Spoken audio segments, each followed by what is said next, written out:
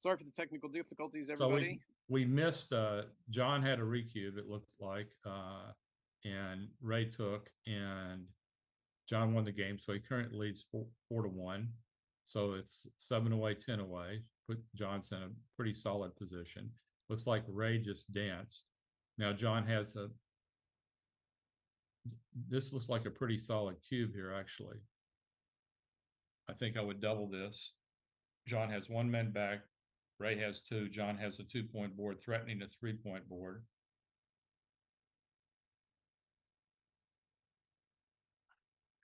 Here are the current standings. Someone's sharing those.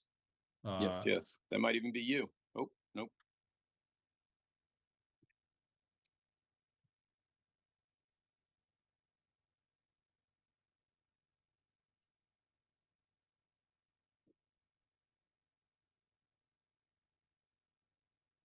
I have a sinking feeling this crashed again. Okay, the current standings are Group C. Well, there we go again. Yeah, the stream crashed again.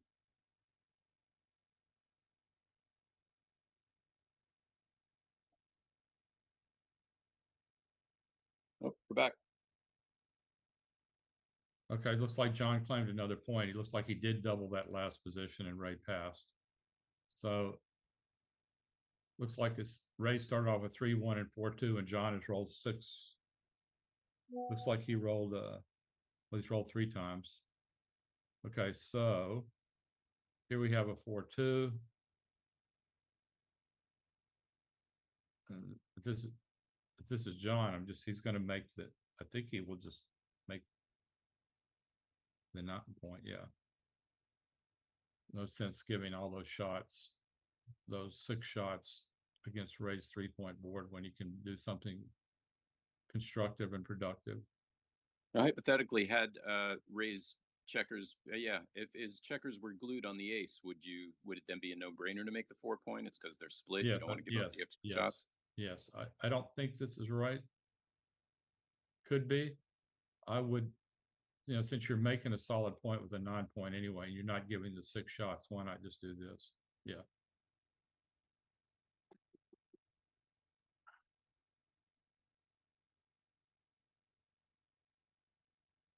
So this is an interesting 4-2 by Ray. An interesting play. He's got a lot of plays. He could come out to the 18, which is a solid play. He can come up and down, which is a solid play. This gives him coverage for his 3-point. Would you want to come up to the 21 point instead of the 22 there, or does it not really matter? Well, it mattered on this roll. Yeah. You would have gotten a direct shot. Yeah, that was I think why I would. maybe... I think I would have done that for that reason. But another interesting play would have been just coming out.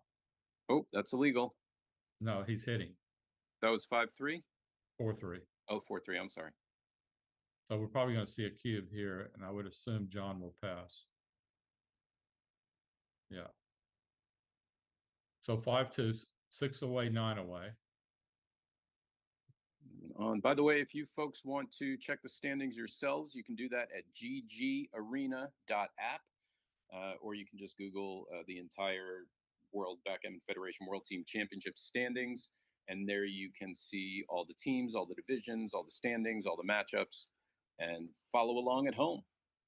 And for any people who just joined us recently, the U.S. is in Group C, and they're currently in 5th place. They have a 2-2 record, but the 2 matches they won 4-1 and 5-0. So you get points for winning an individual match within the match, and so they're in pretty good shape. And they play Bahamas this round, and they play Finland the last round. The 2 teams ahead of them in 3rd and 4th place are Finland and France, who are playing each other right now. So if the U.S. beats the Bahamas, there's a good chance they will catapult into 3rd or 4th place. Probably 3rd, 4th place, because the winner of France and Finland will probably stay in 3rd. But the U.S. plays Finland in the last round, and that could come down to the decision about whether they advance or not. they'll have a very big match against Finland. It's possible for them to lose to Finland and still advance, especially if Finland beats France and then France loses their last round. And once the first, second, third place teams are decided, do they then play each other for a final? For a final? No, the top 4 teams in each group advance, and the top 2 get buys in the playoff round, and the other 2 do not get a buy. But then they mix it up between. They have a draw between the 4 groups, so there'll be 16 teams advancing, of which 8 will have buys and 8 will play. Those 8 that play will come down to 4. Then there'll be 12 teams. So 2-6, John from the bar. So Ray's in a pretty solid position, but not strong enough to double. He should just make this 5-point, which he does. Good play.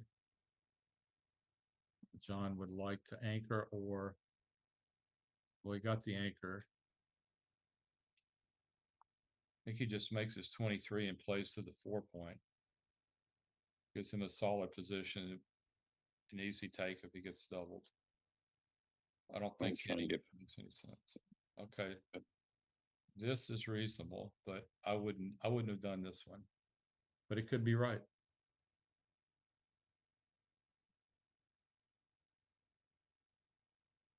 So Ray's probably going to have a double very quickly. 1-6. So John's going to come in and out.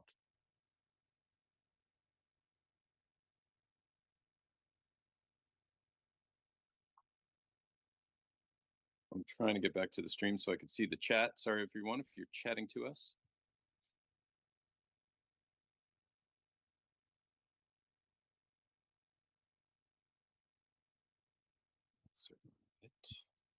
So Ray has 6 men on that point. So he's up 20, 30. Ray's pretty close to a cube here. Oh, someone bumped the camera. Sometimes it's full contact backgammon, people. Yeah, I'll let them know. Oh, I think they'll. Oh, maybe they won't. Somebody bumped the camera, and the board is crooked.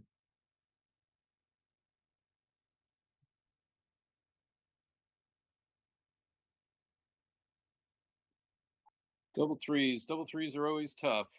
Usually it's a great roll, but for me, I don't know about for you, that to me is the toughest roll. There's always so many options. I can't see the board exactly. That was a tough call. Okay, so now we're probably going to see the cube. Oh, he almost touched it. Did he touch it? I don't know. He certainly reached for it. Now he's probably thinking, is it too good, I assume?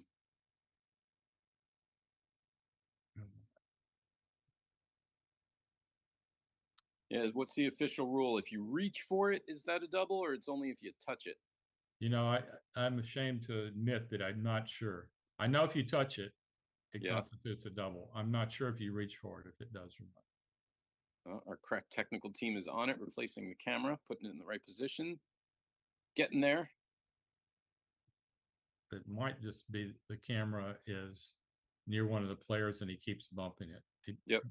He might have bumped it kind of back into better position for us, but yeah, I've never seen quite so many cameras set up in a room before. Some of the tables have multiple cameras, 2 cameras, one for the streaming, one for the players to transcribe. All right, again, thanks for joining us, everybody. Sorry for all the technical difficulties. We are watching USA versus the Bahamas. Ray Lightbourne, otherwise known as Smiley, playing John O'Hagan. The score is 5-3, I think. The scoreboard is temporarily not visible. And this is being brought to you by the WBGF and Backgammon.com. They are wonderful. World champion Joe Russell is my partner currently. And when we can see the whole board, we can talk about the game. but we can kind of see it right now. We can thank backgammon.com for all they do for backgammon, and they're sponsoring the streaming of this event. They're sponsoring the streaming for the WBGF and the USBGF, and they are tremendous sponsors of backgammon worldwide, and they're developing one of the premier, if not the premier, backgammon site. They have tons of developers working on it, and their goal is to become the #1 backgammon site in the world, and I'm sure that they will shortly achieve that.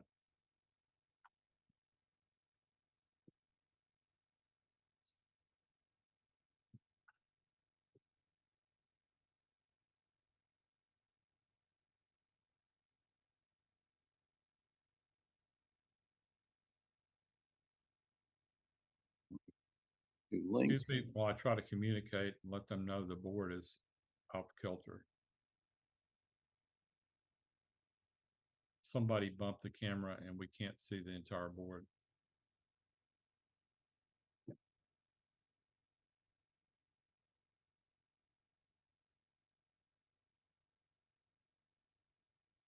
Oh, it looks like double and a pass.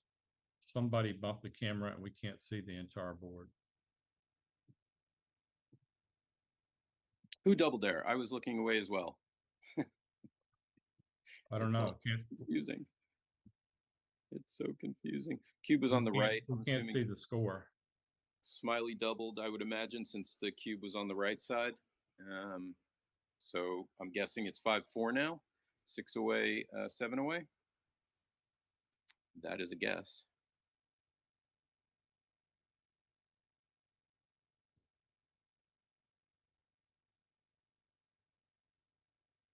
Now I'm wondering if you're Smiley and you know you're going up against John O'Hagan, one of the most amazing players on the planet, what kind of tension or pressure or adrenaline does that add to him? John O'Hagan is obviously cool, calm, and collected professional. What's this? A 5-3? He just makes 5-3. Yeah. Ray's he's a pretty relaxed guy. I don't think he's going to feel the pressure too much. What he should be doing, is like acting a little bit more aggressive, wanting to mix it up because he wants to put as much volatility in it as possible. And if it's a grind out, John's going to win most of the time. So he wants to like double aggressively, when he has gammon chances. Their redoubles, on races and things like that, where it's like, maybe it's wrong by 0.01 or 0.02 to redouble, but it might even be right because of the skill differential. Mm.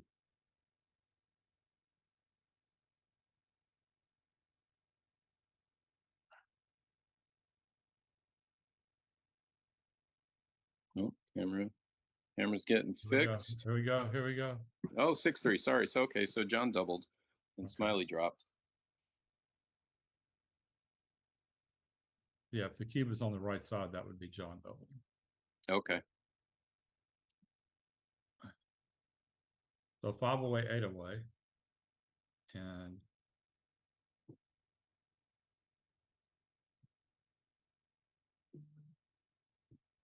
this plays 11-6 here. Gets extra builder on the 4-point. And he just makes his 3-point. John needing to roll an ace or a 4 on this shape.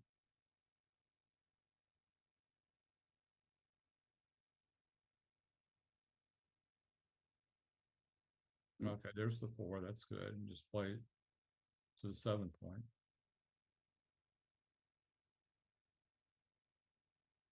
So pretty close game here. John has 3 men back, but an advanced anchor. It brings the man down and makes the ace point with a 5-4. John wants to escape one of those men from the 21 point. He does, just all the way. Duplicating the 3s that Ray has to come up and hit. So Ray will make his 2-point here. So John, very close game, but John has maybe a slightest advantage because of the anchor.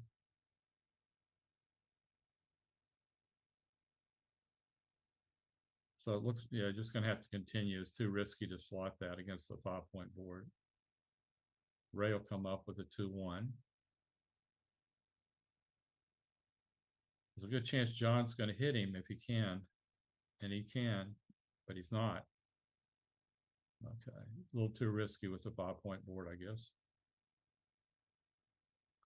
Ray will just come out.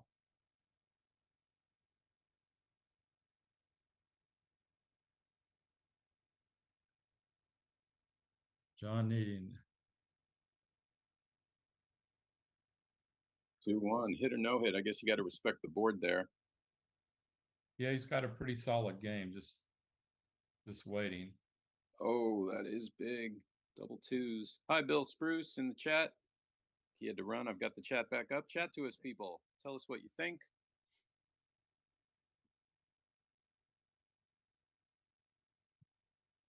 You just tuned in. This is John O'Hagan versus Ray Lightbourne. It's round 5 of the World Team Championship.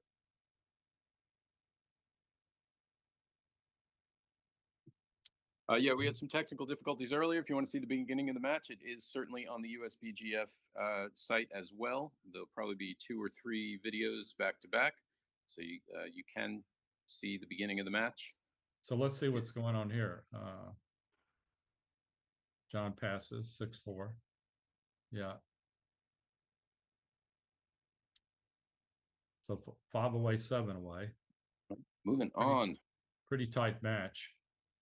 U.S. is currently in 5th place in their group, and the top 4 teams advance.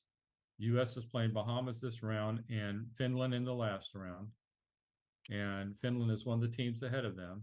Finland, the two teams in 3rd and 4th place are Finland and France, and they're playing each other currently. So if the U.S. wins this match, there's a good chance they'll vault into 4th place. And then if they beat Finland, there's a good chance they will qualify. So, and for those of you who want to see those stats for yourself, if you haven't heard, you can go to ggarena.app and you can find all the standings and matchups there for yourself. Again, we'd like to thank backgammon.com and the WBGF for sponsoring and hosting this event. Thank them. I want to have their children. 23 Gobs, by the way, in the chat says it's nice to see you, Joseph, when you're not kicking his butt. We played each other yesterday in the I guess it was the 12th round of the USBGF championship, online championship. Excellent. And now Odd Burson, Boo Boo from France signing in. Hello, Boo Boo. Boo Boo is a French monster woman taking the French tournament circuit by storm. She's a huge fan of France and of backgammon in general. Oh, big dance. Big dance. Now what? Ooh. This is a toughie. I think I would make the 7 and go to the 5. Making the 4-point is super strong. And if he doesn't hit you from the bar, yeah, this is what I would do. Making the 4-point super strong. If he didn't hit you from the bar, it would be the best. Ooh, look at this 4-6 hit from the bar. Wow, what a roll. And would have danced the other way, but I think John made the right play because getting hit from the bar was just too potent. Yeah, I think I might have made the mistake of making the 4-point there. I've made that blunder too many times of not making the 4-point. It may not have been a mistake. It could have possibly been right, but I don't think so because you achieved a lot with a lot less risk with the play you made.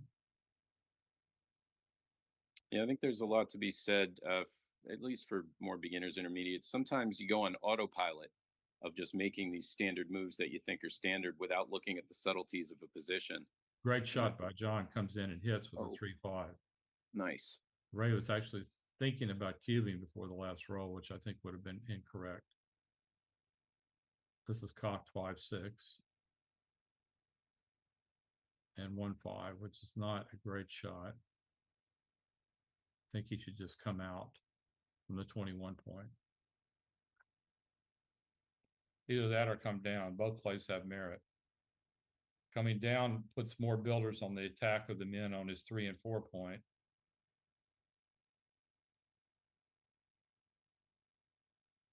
Would this be race dependent? I think this is right. I'm not sure though. Mm.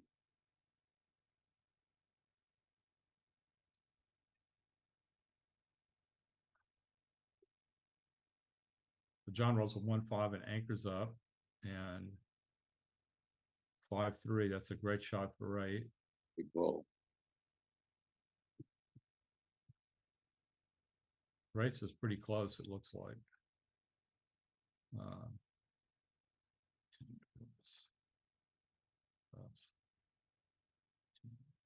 think John was ahead 3 pips before this roll. I think Ray's up 5, I believe. So I just slot 2 points here. 6-2. Very tight game. 2-1. He just slots his 3 point. John's probably going to make both those points on this roll unless he rolls a double to escape.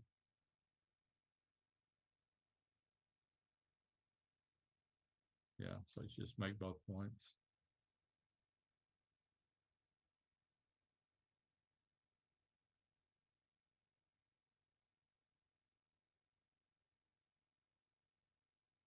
I think Ray will come, break contact here. Give John four game winning shots here, but Ray will have an advantage if missed, and he is. John prepares to make a 5-point board with a 2-1. And Ray rolls a 2-1. It's not a great shake. Pretty close race still.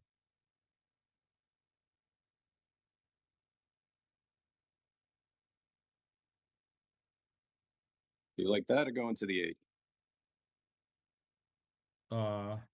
This was probably right. Gives you more numbers to make the 8 or 9 point, right? I mean, the 9 or 10 point. And if you can block the 9 or 10 point, it really improves your game.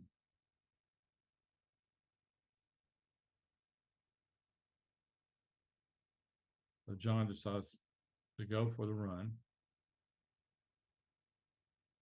That would surprise me a little bit. If you don't have to break anything like that, why would you run there if you don't have to break your home board yet? In fact, you could have strengthened your home board. He had a blot on his 2 point, and it wasn't a huge threat. And John's position was going to begin to deteriorate. I'm not sure it was the right play, but I certainly see the merit of it. Those are always the big decisions, obviously. Hit, no hit, run, don't run. Right. That's a killer. Big roll. John needs to come in on a 3 or this game's over. That should be it. Ray should double now.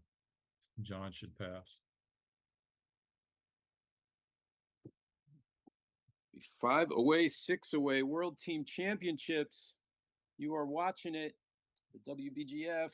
Well, John hasn't passed yet, but I think he will. That's true. I'm getting ahead of myself. Sometimes I do that. Oh, he took. Oh, he took it. Forget what I said. He likes the race enough to take. What's that? He feels his race is strong enough to take. He was ahead in the race. I would have personally passed that.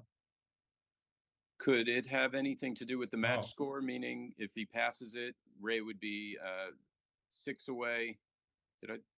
Yes. Yeah, absolutely. Absolutely. But I would have been leery. John has 4 numbers that could even win a gammon here and put him up 10-4.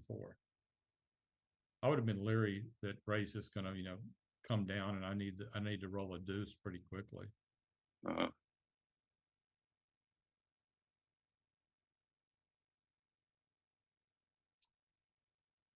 mean, Ray's next shake, he was just going to flood, create builders everywhere. And even if you see, John did roll a deuce, and it still didn't work out too well. I imagine even in this position, gammon dangers are pretty light. Yeah. Yeah, oh yeah, this is probably like 7% or something like that. 7 or 8%, maybe 9%. I don't know. Somewhere between 7 and 9%. They doesn't have a man on his ace points. That hurts. He's got a man on the 8. So, hey, don't do that. Come here.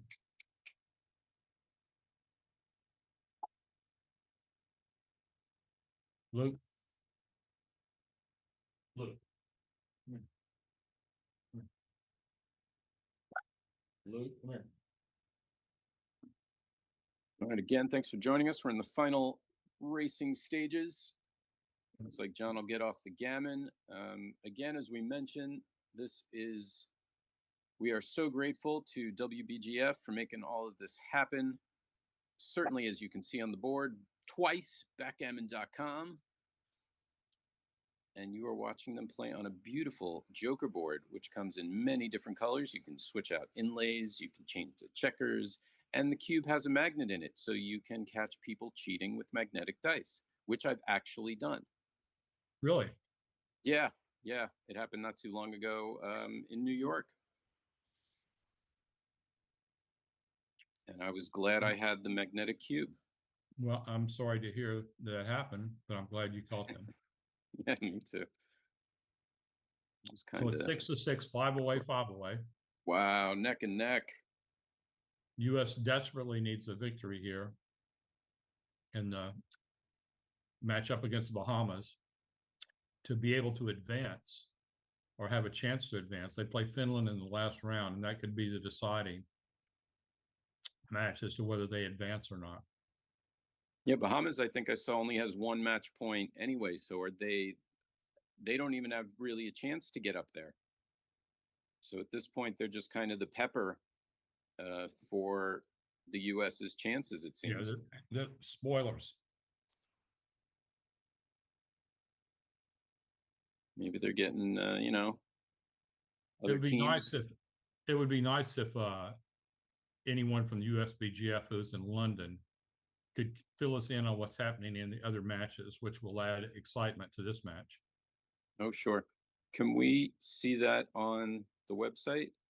Let me see. Do they do live updates? They do updates, but only when a match is finished. They don't do in progress updates. Gotcha. Hi. Don't do that.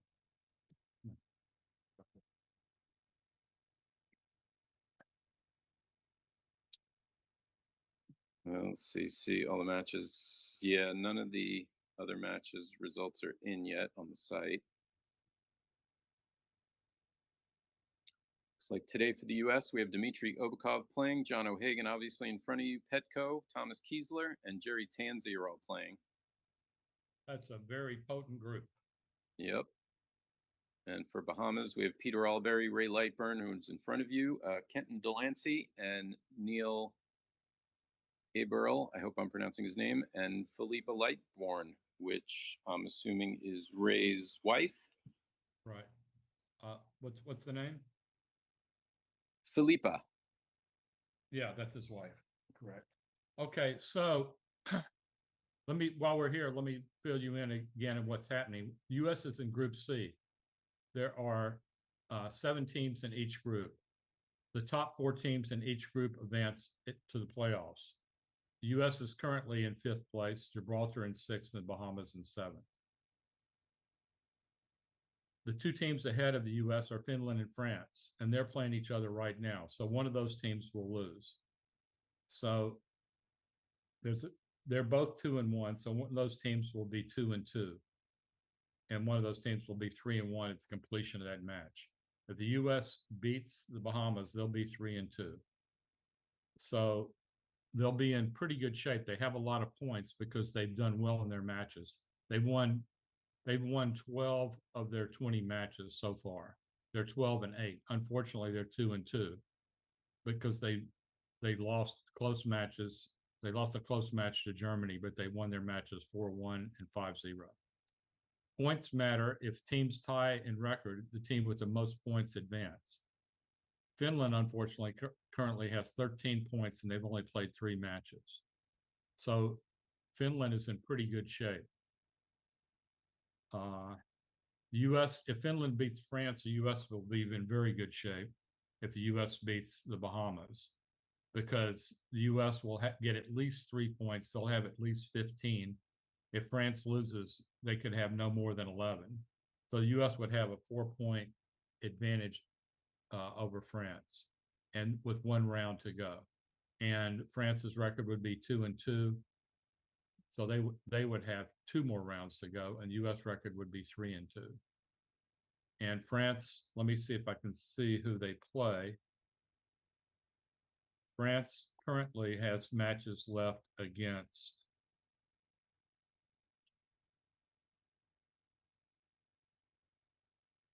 Looks like they're playing the Bahamas as well, and Romania, who's in first place currently. Okay. And Finland has to play the US, and who else do they play? Finland's playing France right now, the US, and then Gibraltar. Okay. So both of those countries have a match against the last place, the 6th and 7th place teams in the bracket. So both of those countries have a pretty soft match. So the U.S. it looks like the path to the great easiest path to victory would be for the U.S. U.S. probably has to win their last 2 matches. They probably have to beat the Bahamas, and they probably have to beat Finland. The only other way that they could get in, I think, would be if France loses to Finland and France loses their last match. You said it was to the Bahamas? Yeah, yes. Yeah. So it looks like the U.S. needs to beat the Bahamas and beat Finland to qualify. There are other ways for it to happen. I guess if Finland or France both lose twice. Could. We are back on. 5 away, 5 away.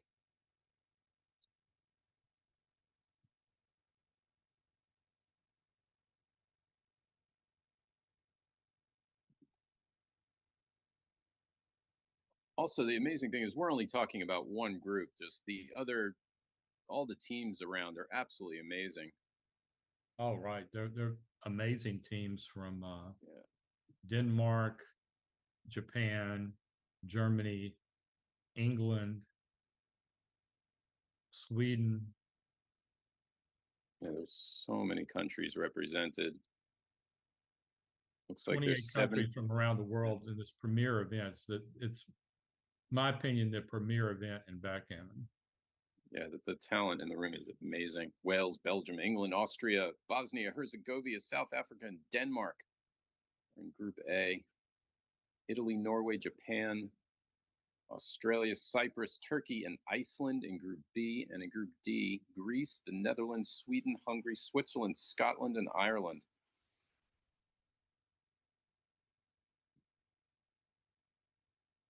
And they're all wearing coordinated team shirts. So Ray rolls an ace-2 here. I think he comes in with the ace, and I think he just hits with the 2.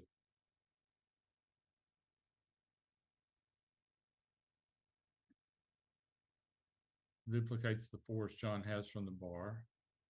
John can take a commanding lead with a hit. And there is the hit.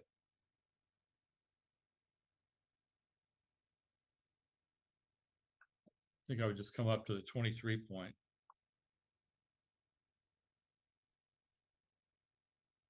Yeah, imagine you don't want to leave good 6s from the bar. What's the advantage of that move? Just keeping it in the checker back for better defense? I would have come up just to freeze them in on the 8 point, and maybe a roll later. Excuse me, a roll later, so that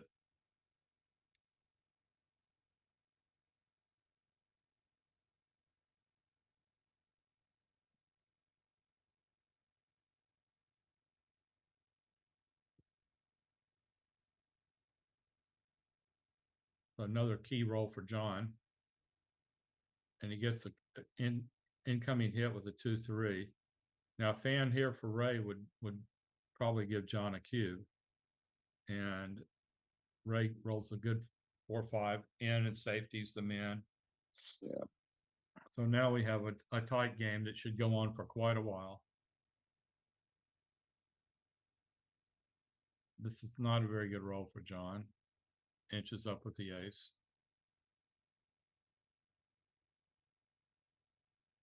It's a great Ooh. shape. Great shape for Ray. A lot of ways to play this. Probably just come up with one and down with three. Come out with all three is reasonable also. That's a tough choice. I'm not sure which one is right here. This gives One's him right. this One's this probably gives him control of both outfields, which is pretty strong. John rolls a great shot, making the 18. Wow. 5-1 for Ray.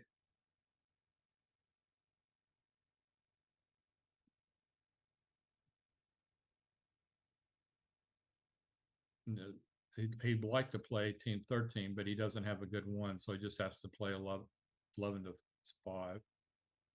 Oh, double Double fives. 5 for John, and two jokers in a row, 4-3 followed by double 5, and all of a sudden John finds himself in commanding racing lead. This is clearly the play, John. If you're counting the pips, you're way ahead. Now, you think he's looking to get rid of that fifth checker on the midpoint before doubling, or does he have such a big racing lead that it really doesn't matter? Well, let's see what the lead is. Yeah. So he's down 4 here. Oh, never mind. Well, this should be the double coming now. Yeah. Just play 8-3 with the last. Okay. I don't know why he did that. Double sixes leaves a shot now. Yeah, I was about to ask why you would split that. It doesn't really make any sense to me. But anyway, he should double now. Now, did he go next level? Did he go superhuman next level and think maybe splitting that weakens his position, so Ray might have a take if he doubles? I don't think so. I think he was just giving himself more sixes, but I wouldn't want to roll double six there. Mm. And I think this is probably a pass. Let me just take a gander here. 10, 20. Yeah, this is a pass. He's up like over 30 pips.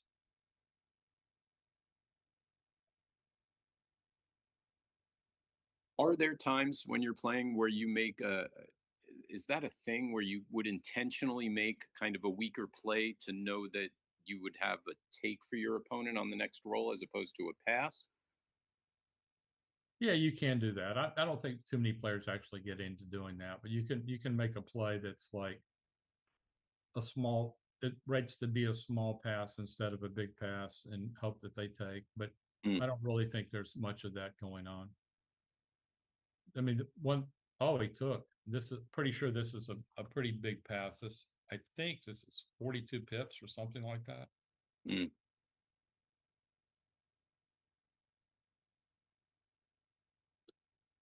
Yeah, that's a big lead.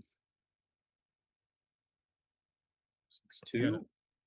He had a lot of timing. He has had a lot of timing to roll the double, and it was 42 pips. I mean, I'm not sure, but I'm pretty sure that's a pass. Mindful, hi from Denmark. Hello to you. And James Painter's in the chat. Greetings. James Painter said, yeah, go ahead. The problem with Ray's position is, he can't win in the race. He has to get a shot. Yeah. And hit it. He could have taken that easily with 25 pips or something, because then you have two ways to win. You can come back in the race, or you can hit a shot. But when you're down 42 pips, I think it was 42 pips. It was certainly near there. If it wasn't, then you only have one path to victory.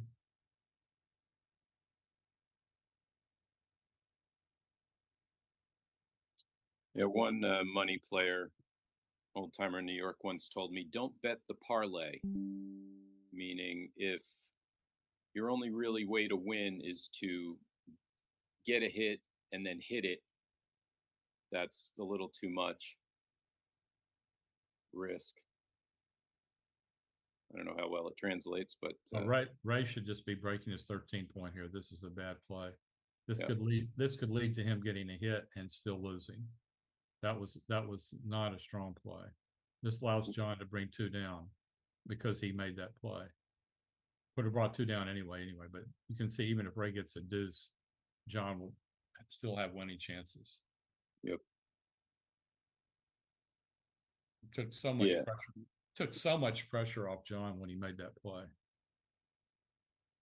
Yeah, anytime your opponent has 2 blots in their home board, for those of you who don't know, that's kind of your license to get creative and take risks. Of course, I think the 5-4 would have been the same even if Ray had made the correct play. But the thing about it is, if Ray had hit with the 2, it's a good, and was unable to fill in those points, then John would have been in pretty solid shape. Even if he filled in the ace, John could still come in with a 6. So in those situations, you don't hold for the double shot. You just, I mean, John had 2 men on the 8 point anyway. So I mean, Ray was going to be breaking his 13 point the next roll anyway. So you might as well just break it right then. Would there have been any advantage to leaving 1 checker on the 13 point to keep contact? I don't think so. I think John had a 4.5 point board, so I don't think so.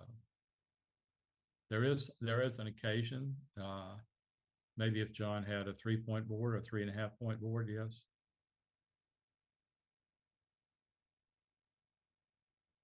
Let's see. James Painter says that Ray once he ran a parasailing operation, and he let him go. He let James go parasailing for a 6-pack of Heineken.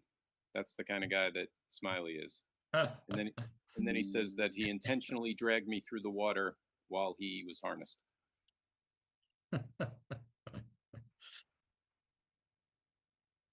Well, I hope he wasn't injured. Yes, clearly he's in the chat. I don't think he's chatting from the hospital.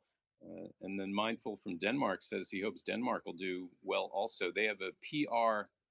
Apparently, Denmark's average PR for the 6 players is 3.31. That is quite extraordinary. Is that in the tournament or is that going into the tournament? I am not sure. Mindful, please elaborate. So here we have John O'Hagan 3 away, Ray Lightbourne 5 away. The U.S. is fighting for their lives to qualify. They need to win this match and probably beat Finland in the last match. That should be a very exciting match.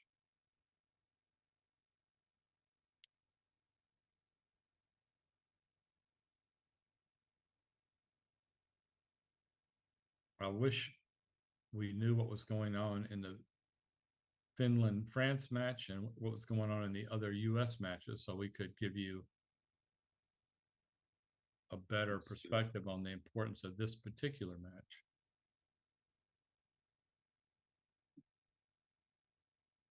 Yeah, still don't see any results. I guess they only post the results when they're all in and not. No, I think they post them as they come in. All right. Yeah, there's nothing in Finland, France. What was the other one you wanted to see?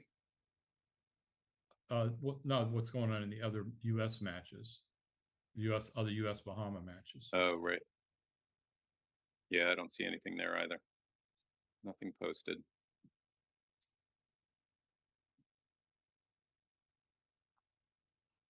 So I think Ray's played a pretty solid match here. Though, like the only play I really didn't like was his 5-4 last game where he broke his 6 point. But he's played a pretty solid game. He's a nice player. And John's playing his usual super standard. He was a machine.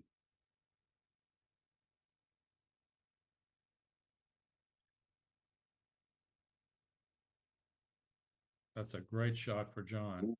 Big. Double 5 has been his friend this match. No, I'm still learning about 3 away, more away from Cube. Yeah, 3 away is a very dangerous score. It's very tricky. 3 away, like 5 away, 6 away, 7 away. Those are all really tricky scores, especially three away, especially 3 away, 6 away or more. But so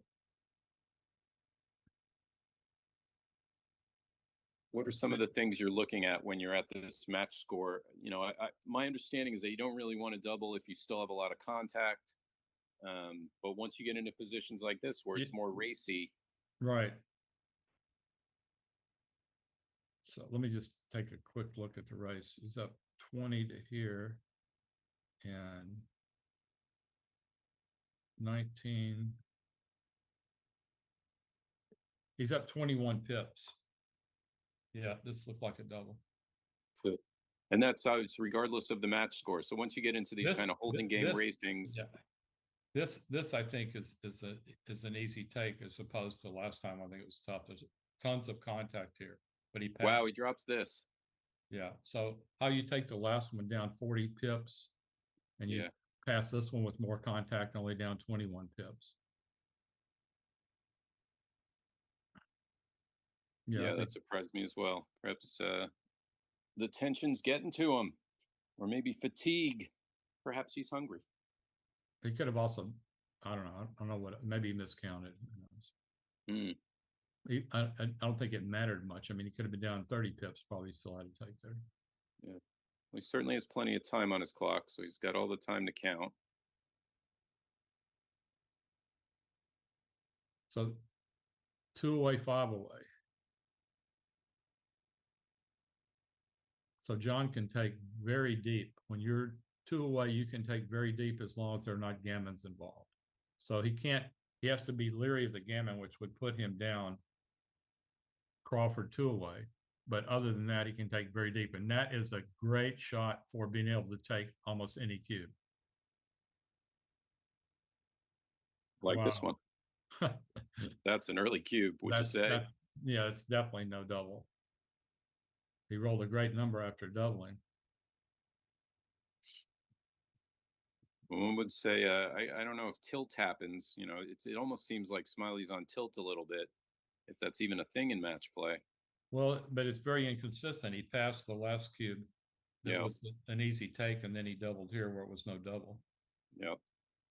I mean, John has a 21-point anchor, and John's take point, if without gammons, is probably like 20% or so. When you can go exactly out and you don't risk being gammoned, you have a very low take point.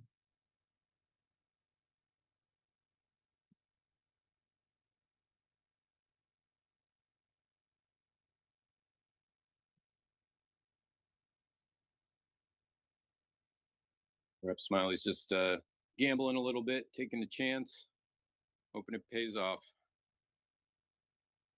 Yeah, well, it's probably not that far wrong with when you're playing someone the level of John O'Hagan. Yeah. I mean, also there's something to be said. He's 5 away now. So does the extra point with that double even really help him? Because he's getting to 4 away, or in this case 3 away. It doesn't seem like it would help him a lot. Right. He's rolling well though.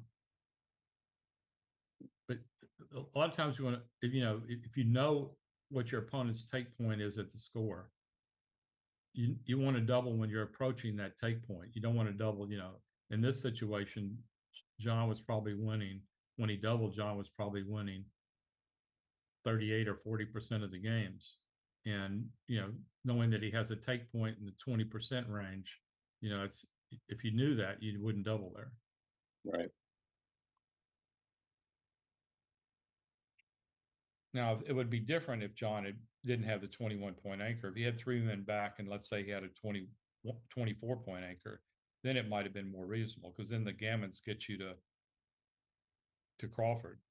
Yep.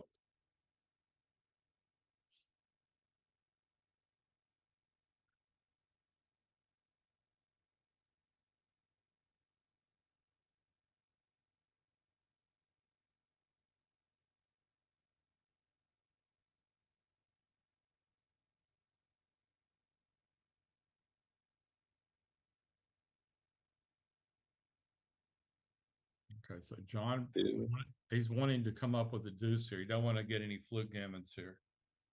Probably just run with a 5-4.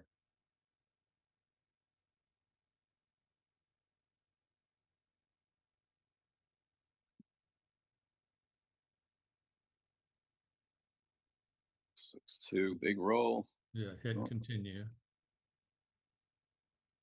So John would like to roll something, a 4 or a 1-3, something like that. 1-5 comes in and covers. That's not bad. Maintains contact. 5-4. That's a great shot for Ray. John needing a 4 here. Doesn't want to face a fluke gammon. Yeah, 2 big 6. roll. Oh, good thing he saved that 6.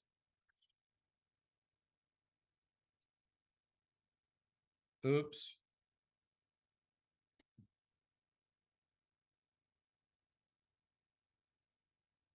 Could that hit even help John? Because he had a couple 6s there who would have had to break his anchor, or No, is he no. This is, he definitely didn't want that.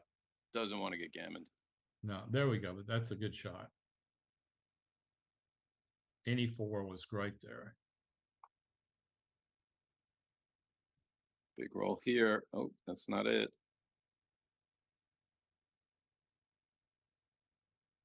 John needs to get out of there. Nope.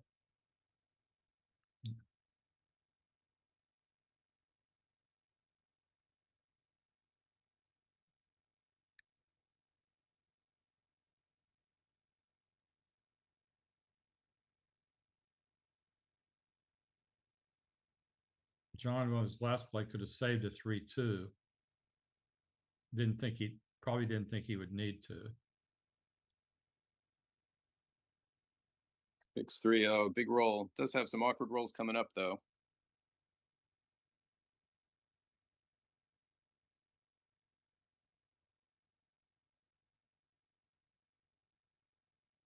Six down, but the other was a 1. When he had the 6 down, he had 6-5, 6-4, 6-6, all left shots.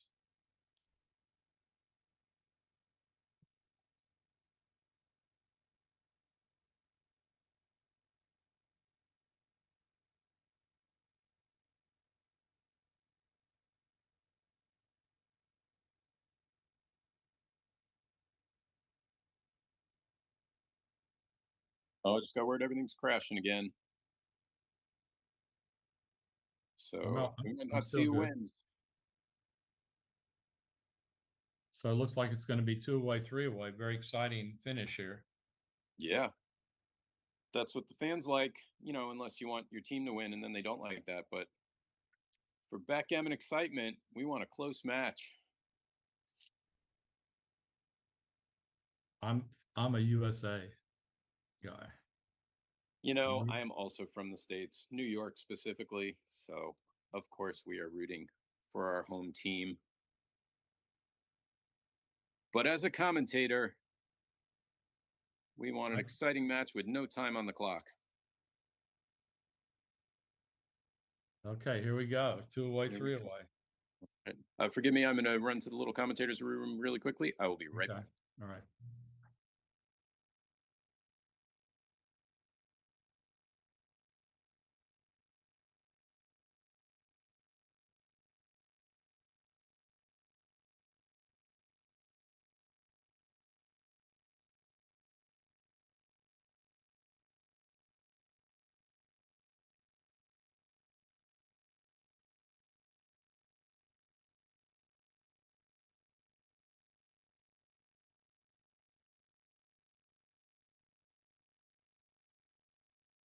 So John Hagan 2-away, Ray Lightborn 3-away, and both sides have started some development here. Ray has shooting at a deuce that would have given him a commanding lead. Probably should come rolls a 6-3. Probably should play 18 and 10. I would have come out to the 18. John makes his 9-point with a 5-4. John has 1 man back. Ray has 2 men back. Ray has a contiguous 3 prime. Rolls a 4-2. Will make his 3-point. Oh no. Oh, it's at a 6. I'm sorry, 6-2. I thought it was a 4-2. 3-1 for John probably can either come up with the ace or the three. No, he doesn't. That's reasonable. Gives him a lot of numbers to make points. Ray can run or make the ace point. I would probably opt for the ace point.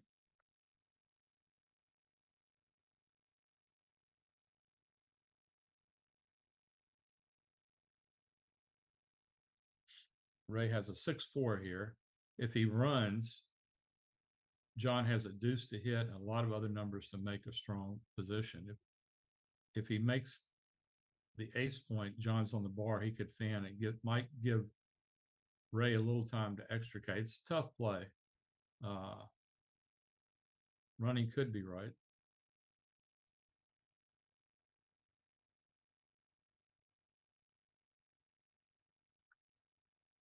John gets the deuce.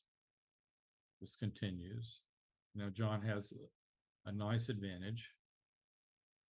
Ray hits the 4-6 from the bar, only number that hits that man on the 10 point. John rolls a 2-5. Okay. Would this be a two-way, three-way cube here? No, Not I don't yet. think so. No. I mean, based on the last game, it's possible, but I don't think so. Excuse me. Looks like he's certainly pausing to think about it.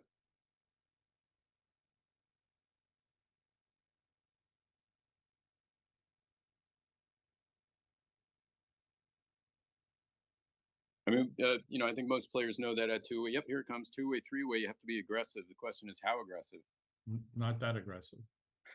Slightly less aggressive. Look at this, a great shot. Wow. All right. John needing an ace deuce or a 3 here. Got the deuce. It's a big 2. Bloody battle time.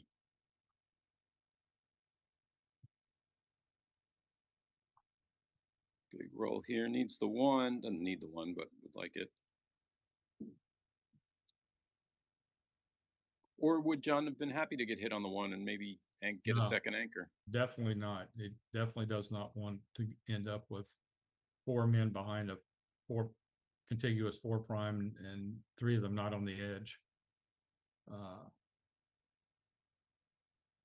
He was happy to get missed. I mean, it's got 2 game plans here. One is to win the game and one is to avoid gammon, and getting hit would certainly hurt both plans.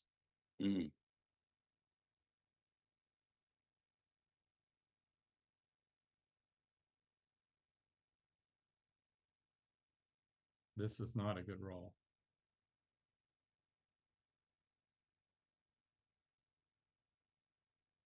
Not at all. Huh?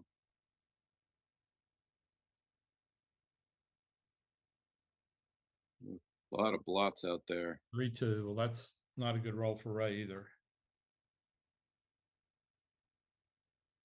I would imagine he'll just make the 9 point and go to the 4 point.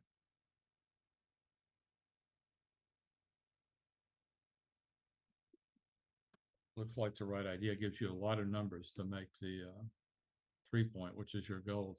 The next goal is to make the escape. You have 2 goals right now: make the 3 point, 8 point, or escape. This gives you a lot of numbers to make the 3 point. What else? What's he looking at? I don't see any other option. Do you?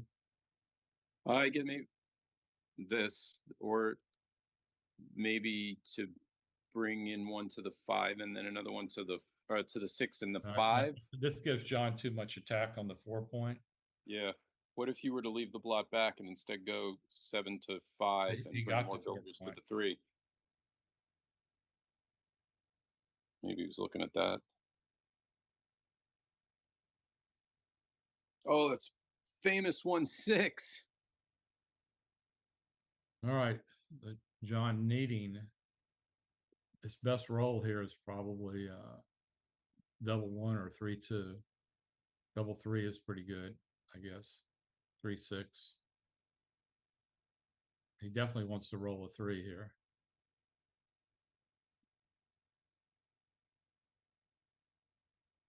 Big roll 1-4. Uh-oh. This is dangerous. Back game with no timing.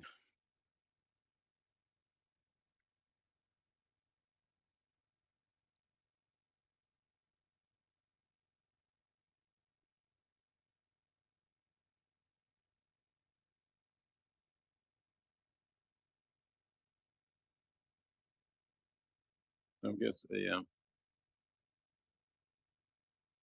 Would you want to stay back on the 18, not only for contact, but to duplicate the 6 that he needs to jump out? Or is there more going on here? I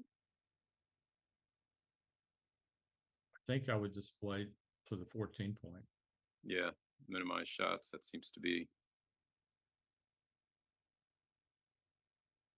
I mean, this does give John some. Well, this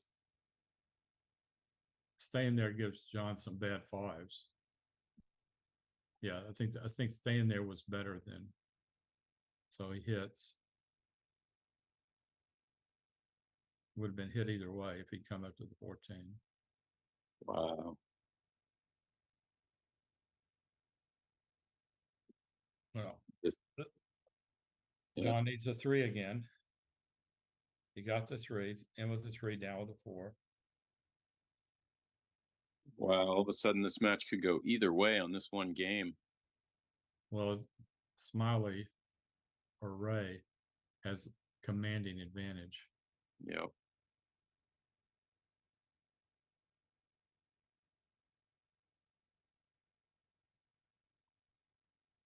He probably should just hit here.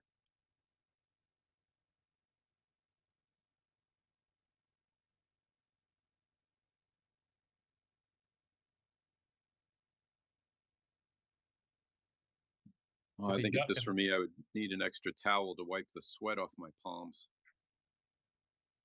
If he doesn't hit, John can roll an ace or a deuce to make the 22 point. Oh, picture time.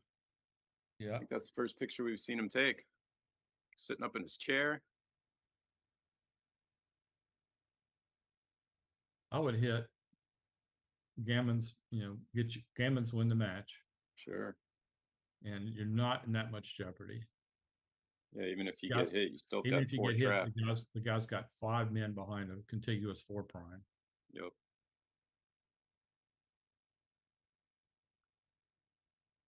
Good word, contiguous.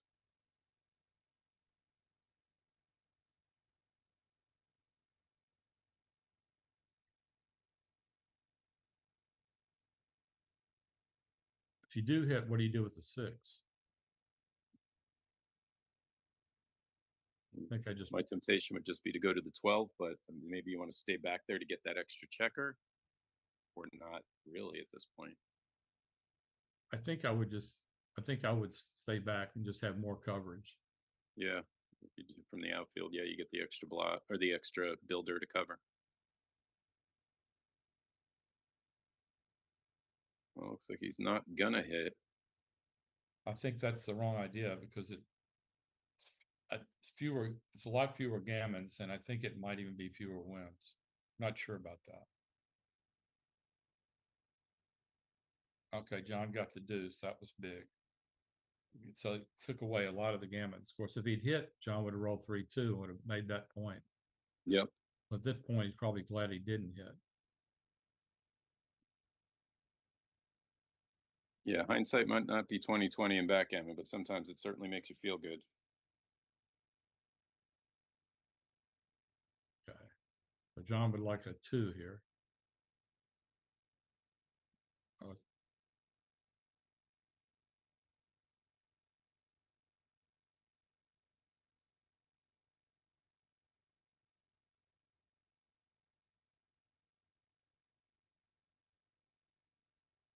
So 1 or a 3. Probably would prefer the 1 at this point. Neither. It's 6-1. So you should hit twice here.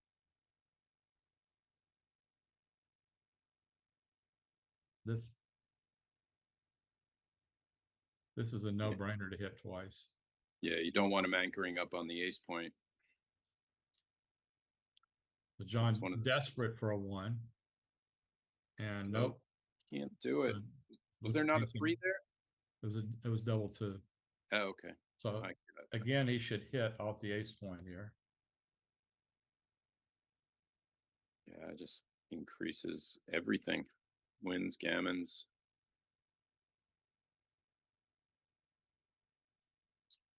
Doing it. John gets another chance at an ace. You better roll it here, John. You're in trouble. Nope. Still no dice.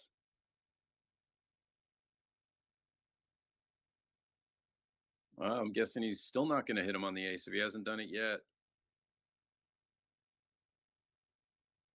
Okay, but this is your last chance for an ace. This is your last chance. You better get it Big here. roll. Ace. Got it. We have a game. Still alive. Wow. All right. And he actually has some timing now. Yeah, we actually have a chance to win, and we have a reasonable chance to get off the gammon, even if we don't win. Oh, why wouldn't you take off the deuce checker there? No big deal about fanning now. Wow. Oh, That's brutal. But still, we've got a long way to go. that's a good roll. Hose could go either way and will. This is why we watch and play backgammon. Is that ace deuce?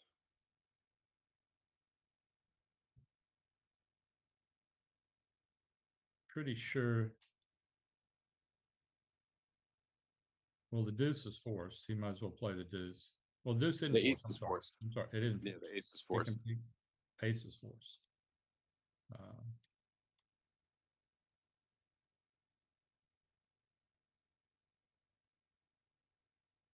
Yeah, I mean, I think we're seeing some small signs of difference in abilities. Not only the cube errors before, but sometimes just in the way you move the checkers, it's kind of, to play the forced move first, you play the sure thing first, and then you worry about the other moves.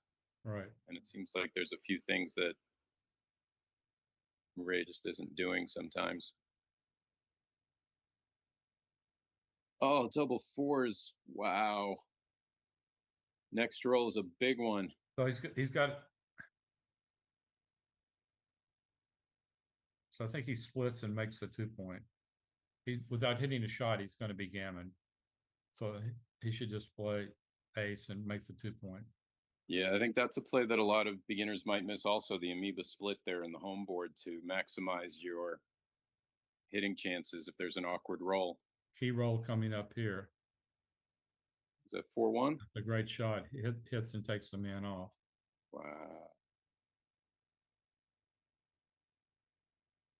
Oh, Smiley might be a cool, calm, and collected guy, but I don't know. I think if it were me, my adrenaline would still be pumping right now at the thought of getting a gammon for the match right now. 6-3. What a roll. Oh. What happened? He was leaving a shot.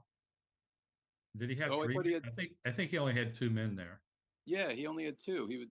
Yeah. So that's a great roll. It was such a great roll. He didn't think he had a great roll. I don't think he set it back up right. I don't think that. No, he should have 5 checkers on. He should have 5 checkers on the 2 point, not 6. Wow, that could be huge. That could be a big mistake. Wow.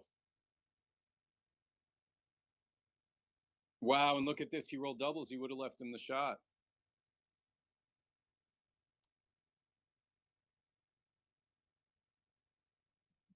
Oh, Ray Lightborn on the verge, unless he rolls a 1 to give a glimmer of hope. That is it. What a comeback. What an exciting match. Hanging on to Ray went into the aggressive mode, and it paid off for him. It absolutely did. Wow, aggressive cube worked out, got John O'Hagan trapped back there and couldn't get out. What a comeback for Ray Lightborn. He certainly will be smiling now. They call him Smiley, and he will be living up to his name. Absolutely. This puts a knife in the U.S. chances. The U.S. has to win 3 of the other 4 matches. They lose this match, their chances of advancing are pretty small.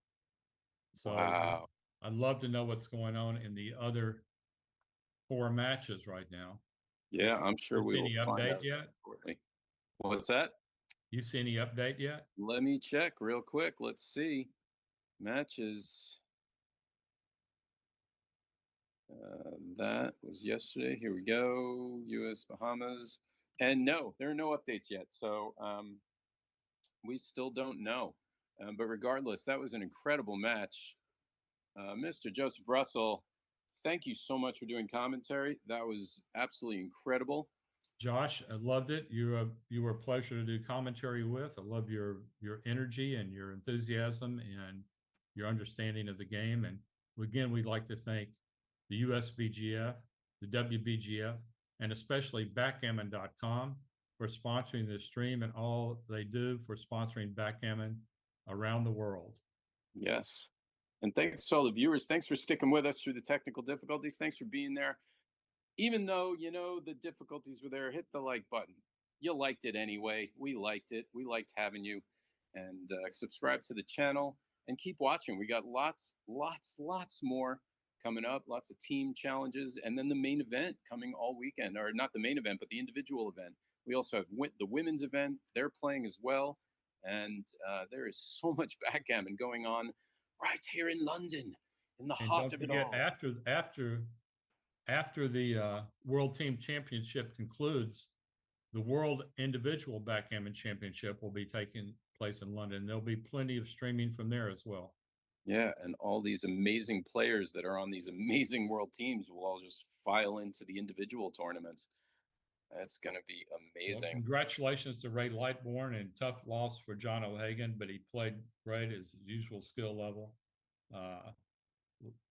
USA now needs to win 3 of their other 4 matches against the Bahamas, or their chances of advancing to the playoffs are going to take a big dive. So let's see what's happening, and we'll be back with you soon. Thanks again. Yes. Thank you, guys. Thank you. The next match coming up, I believe I'll be doing commentary with Chris Trencher. Please join us for that one. We're not sure if it will be this stream or a different one, or who the matchup will be, but I'm certainly looking forward to it, and it's going to be amazing. All right, guys, I'm signing out. All right. Thank you, Mr. Russell. World champion Joseph Russell, bringing you the knowledge. Thank you, sir. You have a wonderful day. You too, Josh. Thank you, everyone. All right. Again, thank you. I'm not sure if the stream's continuing or what's happening, but we will certainly let you know. I'm going to try to update the live.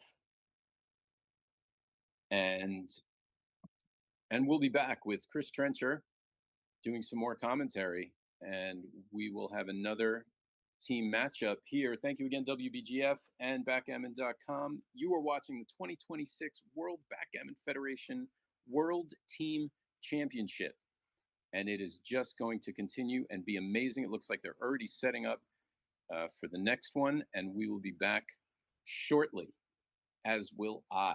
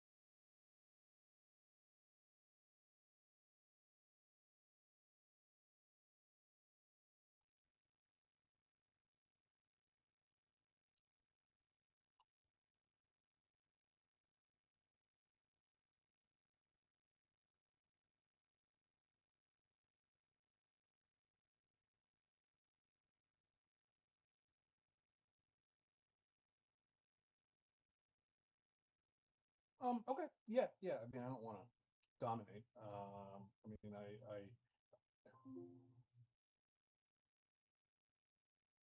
well, are we going to hang up this phone call when we're done? We're going to hang up, right?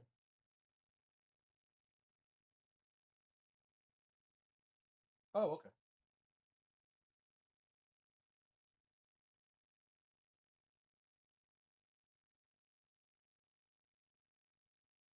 Okay. Okay.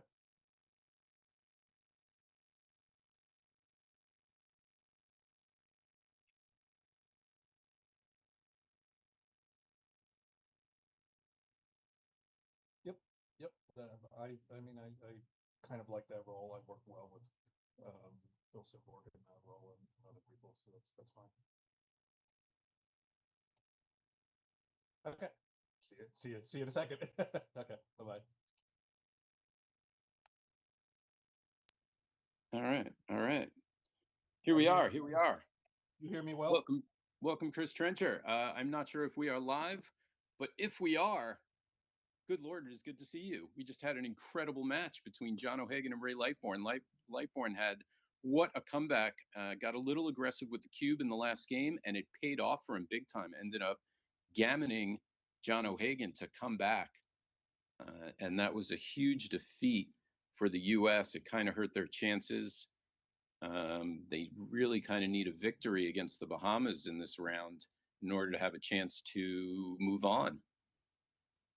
Yeah, I have to admit, it was early here, and I didn't see that one, but obviously have to root for my countryman John. But of course, Ray is a good friend also, and you know, such an iconic character in the backgammon community and a fine player in his own right. So not surprised that it's a highly competitive match, and that Ray is obviously not the guy to ever give up. So if anybody's going to pull off a big comeback, it's going to be him. Yeah. So yeah, but anyway, yeah, looking forward to this next match. And you know, for me, I've just been kind of away from the game for the last 2.5 months. And 2.5 months doesn't seem like a long time, but to not play other than my weekly Shued, not commentate, not go to tournaments, it's actually a fair amount of time for me. But it was my younger son's going to college this fall, and we just kind of wanted to do some kind of last minute, if you want to say, stuff. Had a great summer, but looking forward to getting back into it with this, and then of course the New Orleans tournament. Yeah, that sounds like a wonderful reason to take a break from backgammon. Yeah. But yeah, 2.5 months is an eternity sometimes. If I get a week away from backgammon, I feel like I detoxed. 2.5 months coming back can be rough. Usually the first day I'll come back and play horribly and want to throw myself out the window, but then usually eventually you get back in the flow of things. Yeah. Yeah, I mean, I was looking over some cube reference positions. I think that's the type of thing that can deteriorate a little bit. I think the checker play for me is just kind of more instinct and pattern recognition. So I think that'll, you know, continue to be pretty solid. But the cube, sometimes you have these positions in your mind, and if you just don't use them for a while, the memory fades a little bit. So that's kind of where, if I'm going to study before I get back into it, that's where I would focus. Sure. Do you know what your next tournament coming up will be? Yeah, I think I know my entire schedule for September. I'm going to the New Orleans tournament. You know, of course, Bill and Tar are, you know, probably the class of the business, certainly one of the very top couple. And Yeah, absolutely. they added on the New Orleans tournament, and it took off, you know, in the first year, just the way that it's like a second version of Texas almost. And New Orleans is actually, for me, a little bit more interesting city than San Antonio. So I enjoyed that a lot, and I'll stay an extra day, as a bunch of us will. And then I am going to go to Rory's Boston tournament at the end of October. I will see you The there. the Miami tournament before Thanksgiving, the official Miami Open ABT event, which is thrown by Avi and his team. Another great event, very well attended. And then I am either going to go to Las Vegas in October, also Rory, or go out to the LA tournament in December, which of course has been run by Candace Mayron and Patrick Gibson for a while. Haven't just schedule wise haven't attended that one the last couple times for you know, scheduling conflict reasons, but want to get out there again. Yeah, absolutely. Oh, and I'm going to the Viator Cup. I'm going to the Viator Cup. Oh wow. Uh, John has invited me to that for years, and it's a small event, very much a sort of. I've been envisioning a pool party in which a backgammon tournament breaks out, and so I've always wanted to do that. But it's a long way to go for a short event when the kids are home. But I always told them when I was an empty nester I would do it, and now I'm an empty nester, so I got to keep my word. Yes, you do. I love the concept of a pool party backgammon tournament. Yeah, yeah, so that's I'm great. trying to look up the results. There's still no Hold on for one results from the second. other matches. I'm just gonna step to the restroom. 1 second. You do your thing. For those watching, if you want to keep track of the matches and the groupings, you can go to GG Arena, ggarena.app, app, and then you can see the matchups, the standings, the groups, all the teams. It's just what an unbelievable collection of talent that is here for this tournament. Every country selecting their best players, and then all those best players get on a plane or a train, or they drive, or they just run really fast, and they show up for your entertainment. What a room to be in. I'm fortunate enough to be here in England. I went to the tournament room yesterday, and just walking in the room, you could just smell, you know, humans, but you can also smell the talent. I took a few steps just looking around to see if I knew anybody. And the first person I saw in front of me was Mochi sitting right in front of me, who's a little skinnier in person, I got to say. And then immediately looked across the room, said, "Hey, there's Jerry Tanzi." Oh my God, he's playing Dirk Sheeman. And just the pool of talent in that room is incredible. And it's such a fun room to be in, and everybody is amazing. The camaraderie is great, and they're all wearing matching team colors. They have little flags there. It's unlike any other tournament I've been to. It's really fun. And welcome back. Thank you. Yes. Yeah, you mentioned Candace's tournament in LA. Candace is one of the sweetest, most amazing people I have encountered on the tour, and I love her dearly. She's absolutely wonderful, and I thought it was very fitting that the first person I saw when I walked in the door yesterday was Candace. She was standing right there, and I would love to make it out to her tournament someday. That's the opposite coast for me. Um, Although I guess now that I'm in England, I really have no excuse. But it's usually tough to schedule a trip out to LA. But I I certainly guess would love to. once you're crossing the pond, it doesn't really matter where you're going. But actually, it would almost double your trip, so it is a long trip. I understand that. Yes. Um, yeah, Candace is a character. One of my favorite memories in backgammon, and it's on my Facebook page, and I also reposted it. You know, when Facebook will sometimes remind you of something that happens in the past, and you can repost the memory. Was when we all a bunch of us out there took pink hair dye and we put it in our hair. And so I'm trying to remember the characters. It was me, Carter, Art Benjamin, Frank Talbot, Julius High. Um, uh, Every civilization leaves something behind. Few leave something still in play. Across Persian courts, Roman taverns, and modern clubs, backgammon found a seat at every table. Centuries passed, opponents changed, the game survived and evolved. Every generation tried to master the board, but no one ever quite seemed to master the role. One match, 5,000 years in the making. Your move, roll the dice.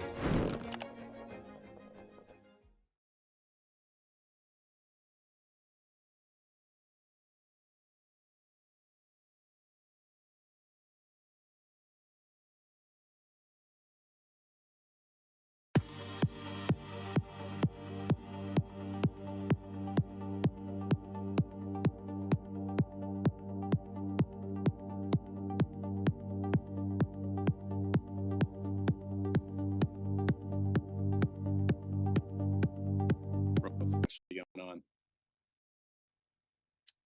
Who's in the chat? I don't know if you're in the chat.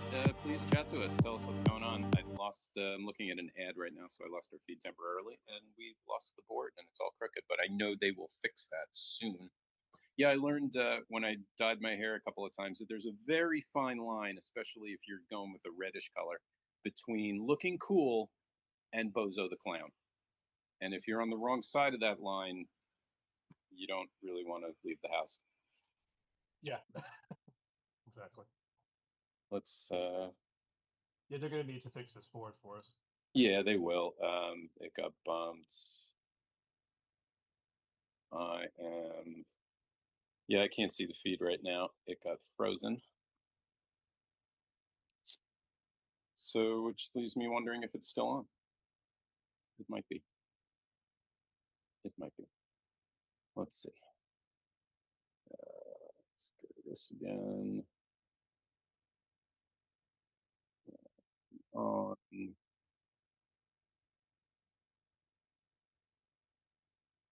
It might. Oop. It might be. I'm not. They might just have a. It looks like they just have a board up. So if you can hear us, hello everybody. If you can't see us, but if you can hear us, welcome to round 6 of the World Backgammon Federation World Team Championship. This has been an unbelievable day and a half of talent and matches. We just had a great match between John O'Hagan and Ray Lightbourne. If you haven't watched that, go back and watch it. I'm not even going to tell you who won because that would ruin the fun. And I am currently sitting with Grandmaster Chris Trencher. You are an incredible player. I was fortunate enough to play with you in a chouette once, and I mostly sat in the corner sucking my thumb, just trying to learn stuff from you guys. It was an incredible treat. Again, thank you to WBGF, backgammon.com for making all of this possible. The USBGF as well. Ben Friesen and Stuart Connolly are frantically sweating and running around, doing the work of 83 people in a small mule to make this happen for you. And we will have a matchup coming soon. This is very important to Team USA. They are trying to hang on to get to the next round. Currently, Romania, Germany, Finland, and France are slightly ahead of them, but all teams are within 2 points of each other. Finland and France have to play each other next, and one of them will win, one of them will lose, and then the US, I believe, is playing France after that, maybe Finland. I can look that up really quickly.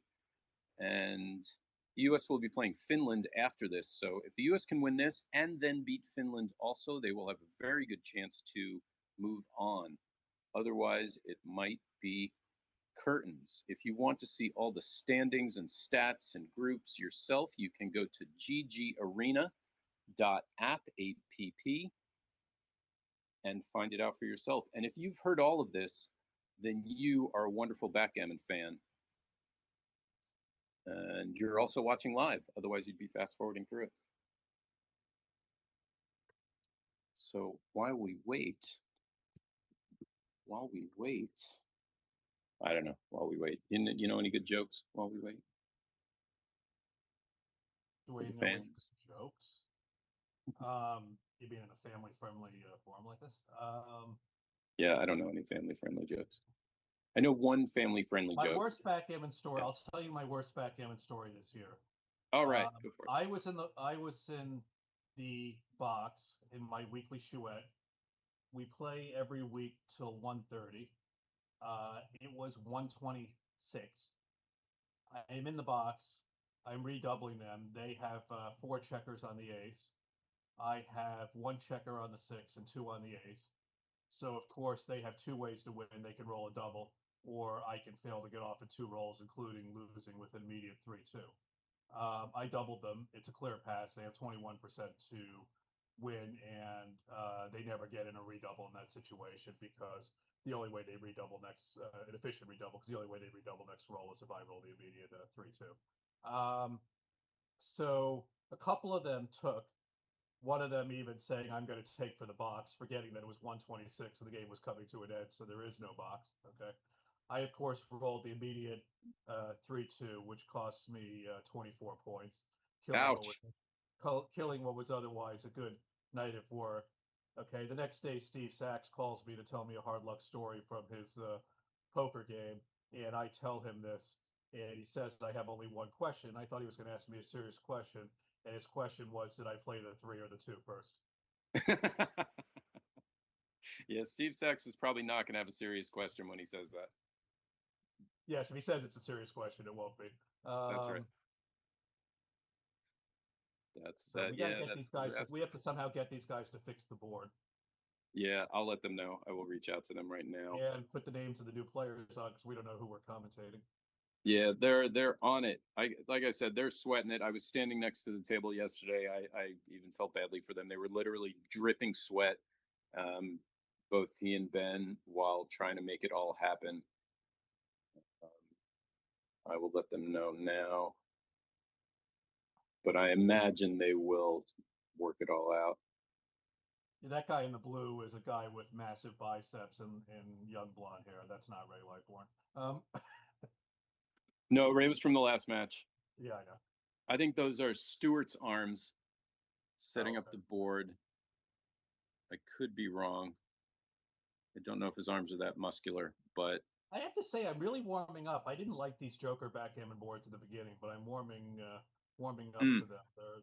They're quite functional, and the price point is pretty good, and you get the second playing surface, so you kind of when you get sick of one color, go with the second one. So I'm definitely warming up to them. I think I completely agree with you. I won one in a tournament a few months ago, and that was the highlight of my tournament. That was I want to win that board, and I won the board. And in my mind, it was just going to be the be all end all most amazing board I've ever had. And I got it. And because my expectations were through the roof, there were a lot of little things, like you said, where at first I was kind of like, it's not really that, but it has grown on me to the point where now, yes, like you said, I really enjoy playing on it. They are visually They stunning. they should make the McGreal tribute color scheme where you have the black base with the green and yellow points and the red and white checkers. They should make one of those. I'm surprised they haven't yet because I think that would be a very popular color. I'm actually asking one board manufacturer, I won't mention who it is, but Mm. there's somebody who I've commissioned to develop the felt surface with that, and including the word the backgammon on the front in the same font as the original book to make me a custom McGreal tribute board because I like that idea. Yeah, I'm amazed no one's done that yet. That would be very cool.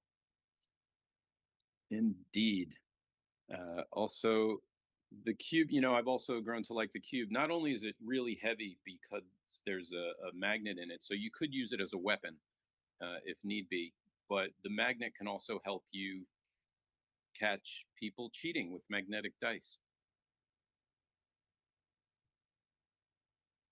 Should we text Stuart just to make sure he knows? I did. Yeah, I You just did. Okay. texted him. You did. Okay, good.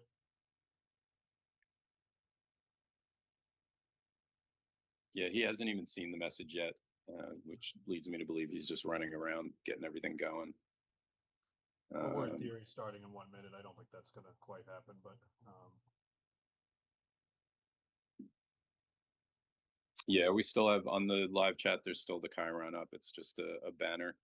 And if people are listening to us, thanks for listening to us. Maybe you're cooking in the other room, you're getting your popcorn ready. If you are on the West Coast like Chris, you're making yourself some coffee and you're waking up really slowly. no, I already had a coffee. I went out to the local market. I've moved on to my midday drink. Not an alcoholic drink. What I drink during the midday. Wow, and it's like 5:30 in the morning for you, isn't it? No, it's 8:30. Oh, you're on the East Coast. I'm on the East Coast. Yeah. Okay. Very, very good. Where on the East Coast are you, if you don't mind? New York City. Oh, of course. Yeah, you're a New Yorker like myself. Even though for some reason New York City couldn't sustain a club until the new Seven Spring, and the other clubs that have opened up recently. Well, there are people who play here. Yeah, no, I'm still dying to go to the Seven Springs Club. I'm waiting until, and just hint, hint, I'm waiting until a member can invite me into the back room. My understanding is that the front room's nice, but the back room is where you want to be. Yep. So until that happens, I'm just going to keep hanging with my boys in Union Square. Shout out to you if you're watching Union Square Backgammon Ruffians. Hopefully at least 20 of you is watching right now. There is something about, for me anyway, the fun and energy of sitting in a park. I used to play chess a lot in Tompkins Square Park, and that whole smack talking vibe and dangerous, you might get killed excitement is kind of fun when you're sitting in Union Square. At least you get to people watch, and it's a good time.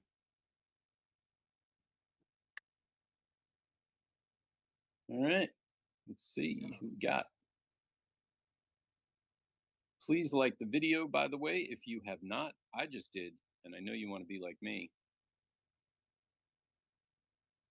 Join us in the chat and say hi. And yeah, here we go. Yeah, do you like that better? I've got the palm trees now. Oh, that's nice. We got space and beach. It's even moving. It's like you're actually there. Oh, they're adjusting the camera right now, it looks like. See, now this would show a level of commitment. If I was actually at this beach to give up enjoying the sun to commentate a backgammon match, that would be That would be great. See, I would be one of those crazy people who would do that.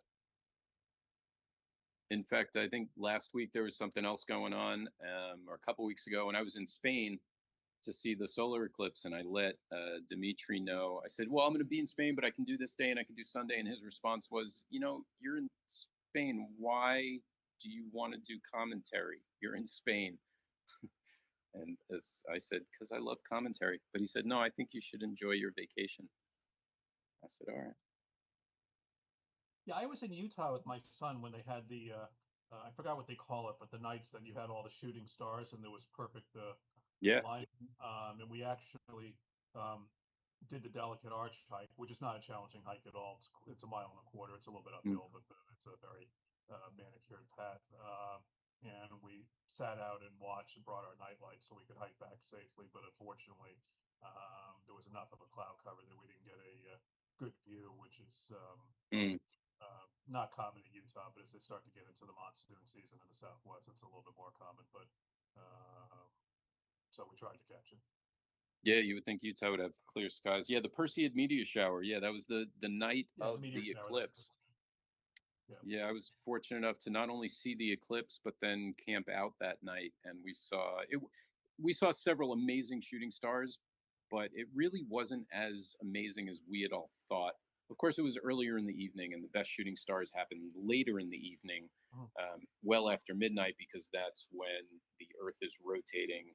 You know, you're on the side of the Earth that's hitting the shooting stars, so to speak. So you get more the later it goes. But it was amazing. What a fun time. But not nearly as fun as this tournament.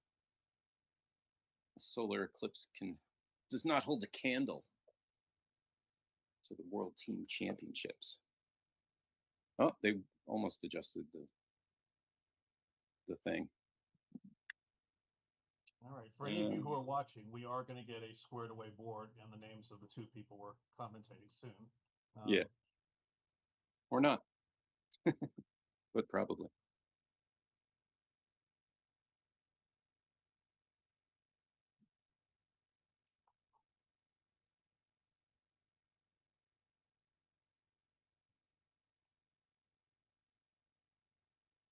Oh, I'm getting a message. They are on the camera. He's on it.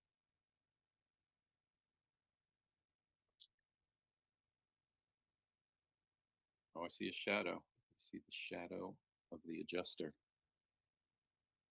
There's a faint shadow here that could be somebody coming to fix the board, or it could be Ben Friesen standing 20 feet away. Ben Friesen is a large, tall person. Yes. Cast a long shadow. Yes. He has his own solar eclipse. If you're standing in the right place, he will also eclipse the sun. I mean, I'm not a short person, but man, do I feel small standing next to him. All right. Yeah, I remember when I won the 2023, I think it was, Cherry Blossom jackpot, and I went up at the end to take a picture with Kit, who I had beaten in the finals, and Ben and I and Kit were standing there, and Kit goes up to about Ben's belly button, and I go up maybe to his pecs, okay, and that's when I realized just how large a human being that is. Yep. Yeah, it really dawned on me. I mean, not just visually, but I think at one point I went to just hug him, thank you, after one match. You know, after a tournament, I was like, dude, thanks, good seeing you. And it's like, wait, why did I even try to do this? I can't even. It's like, okay, don't crush me, please. Thank you. All right, he said he was on it, so they will be on it. Oh, some players are sitting down. Can we zoom in? Can we see who's on the scorecard? I can't. Can't see that yet. Do not see that yet. But I bet they're from the Bahamas.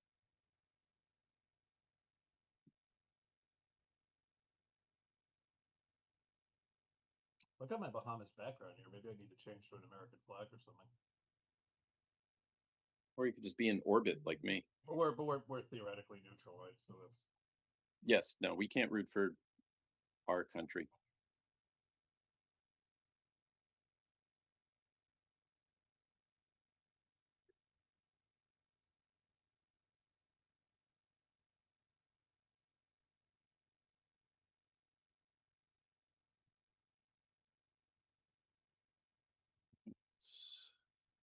I could go in orbit. Maybe that's an option.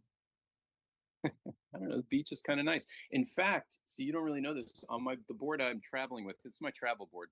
It's not the most amazing board, but I have homemade checkers, handmade checkers, and one of the checkers looks like space and the galaxy, like stars and everything, and the other set is the ocean, kind of the beach. So for me personally, what we got going on here, very cool. Oh, I'm an ocean guy. Oh, that's perfect then. Let's leave it the way it is. Space versus the If ocean. I go to a movie theater and I have a choice between some sort of award-winning, very out there sci-fi movie and a junkie kids romance movie set on a beach, I'm going the junkie kids romance movie set on the beach every time because I'm All just right. not a sci-fi guy. So I think we're both in our elements here. Perfect. I would rather be floating in space, although I do love the beach. We have two people and they need to fix the board and tell us who's playing. Yeah. Yes, we are, by the way, live. He says, great, you're live, just waiting to start the match. So I'm glad we haven't said anything too spicy. In fact, it's been entertaining and wonderful. So if you haven't heard everything, people, just rewind a few minutes and look at the World Team Championship banner and listen to some very informative, well, not so informative, but witty banter and some good stories about Chouette mishaps and even a small little anecdote about Steve Sachs, which is always nice. By the way, we are having a very small tournament. Whoever chimes in first in the chat will get a very small wallet-sized photo of Chris Trencher, and we will mail that directly to you. And you can do what you like with You do realize that's gonna kill the chat. Oh, Okay. I don't think there's anybody looking for a wallet-sized photo of me. all right. Well, we could. Our previous prize was Jerry I'm not even Tansey. sure my wife is looking for a wallet-sized photo of me, to be honest, but maybe she is, or my kids. But it's a small audience. All right, that's what we're shooting for here. If anyone would also like to join in the chat and tell us whose wallet-sized photo you would prefer, we can work on that as well. But in the meantime, well, let's wait till the board's up. No, let's not. In the meantime, thank you again to WBGF, backgammon.com, the USBGF. I was tempted to try and just rattle off some random letters, but I couldn't think of any. LBGTQIA, USA.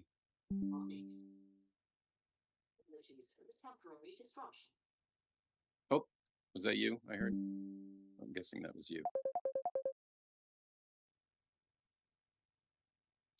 Board will be straight. Well, we're the only ones seeing the board anyway right now, so no one else knows. No one knows the board's crooked, except us.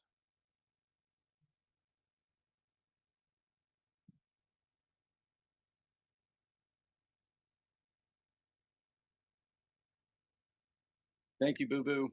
My friend Boo Boo's France is letting us know what they see, but we already know. We already Now, have you been to the World Team event before, I have Chris? not. I did not try out this year because I am taking my younger son to college Right. up in Maine. In fact, tomorrow. Tomorrow we drive up. It's about a 6-hour drive. But next year I will try out.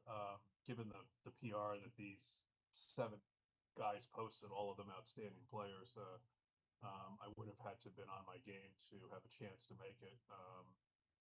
So it's something I will compete for, but by no means do I have great confidence that I'll make it. Certainly could, but certainly might not. Yeah, I imagine the competition is fierce. The players are absolutely incredible. Competition's very fierce. I mean, there were, there was a point where I had made GM2 that I think my trailing 300 PR was typically in the high 20s or low 30s in the database. I'm probably in the 70s or 80s now, having not really improved in the last 2 years. I don't think I've gone backwards, but I don't think I've improved. Mm, And the level of play just keeps getting higher, and the yeah, volume of people who are playing at that level gets greater. So it's people are upping their game. That's the reality.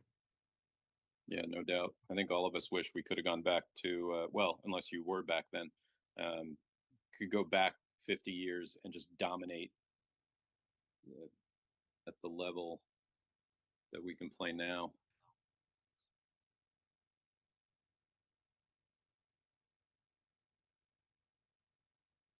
All right. Who's it going to be? Who do you think will be playing? Let me check the standings as well. For those of you listening, again, if you want to check the standings and the team matchups, you can go to ggarena.app and they will have all the information and matchups and rankings and distributions and all the info you could possibly want. Or you could just Google it, WBGF World Team Championship standings, and you will get the link. Let's see. I still don't see any results from the previous round. Oh, this would be a new round, actually. I'm sorry. So this will be versus Finland then. That had not occurred to me. My apologies. So it looks like they're still drawing the matchups. I completely forgot about that. That's right. New round, new country. Well, they haven't. I think they've probably drawn the matchups. Why are these two people, um, two men? It looks like drawing, shaking hands if it's not been determined that they're playing each other. Yeah, I imagine the website might be a little behind.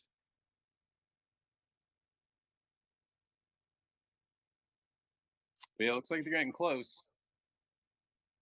I'll remind them about the camera.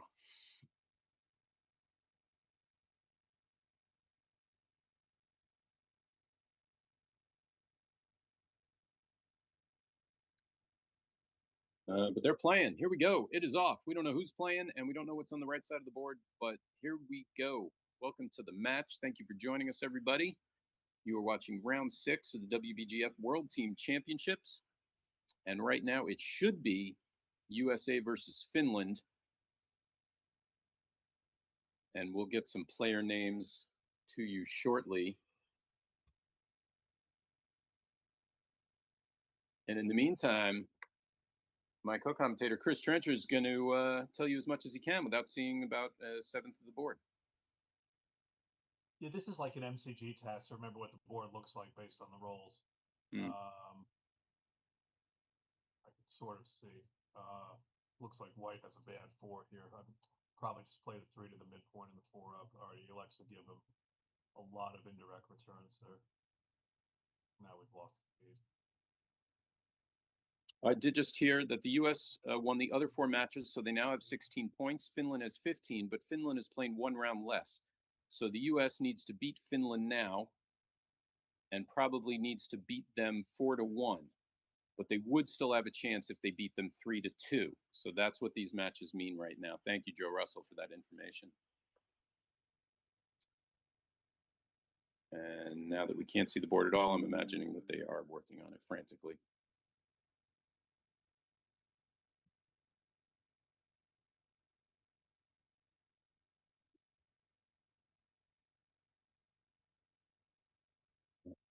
Oh.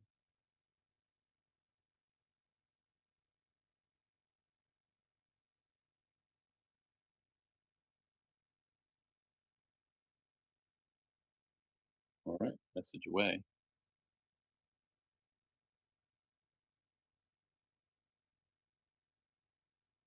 Okay. Folks, if you're looking at nothing like we are, we're going to take this time to say thank you. Thank you for being here. You could be anywhere, but you've chose to be here, listening to us, watching backgammon. And in case you're really confused and took a nap and woke up and have no idea what's going on, this is the 2026 WBGF World Team Championships. Thank you so much to the WBGF, the USBGF, and backgammon.com. And when the dust settles, you will be looking at a gorgeous Joker board. I'm Josh Isaac with Chris Trencher, and you are a cool backgammon viewer. Unless you haven't hit the like button, in which case you are lower than the dust. Please hit the like button and subscribe to the channel. And yeah, hello. It's, I could comment on a blank screen, but that's difficult. I think they're still seeing the banner. Everyone's seeing the banner. There is a match going on. We don't know who it is yet. Let me check the other Tournament Central messages. Hopefully they stop playing, but I don't know. Yeah, hopefully.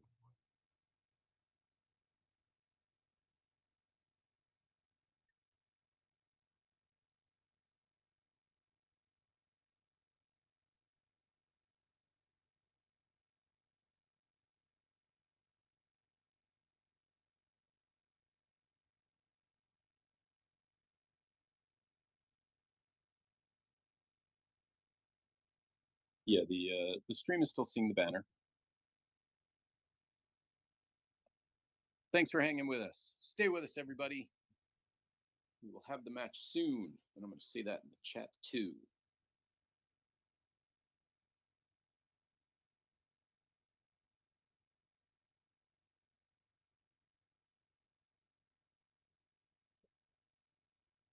All right, and that's good that Joe gave us that information. I'll read that again when it's up and running.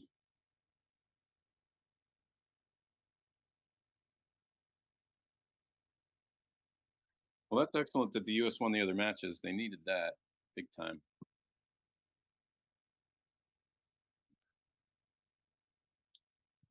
See if the results are in yet. Oops, what happened?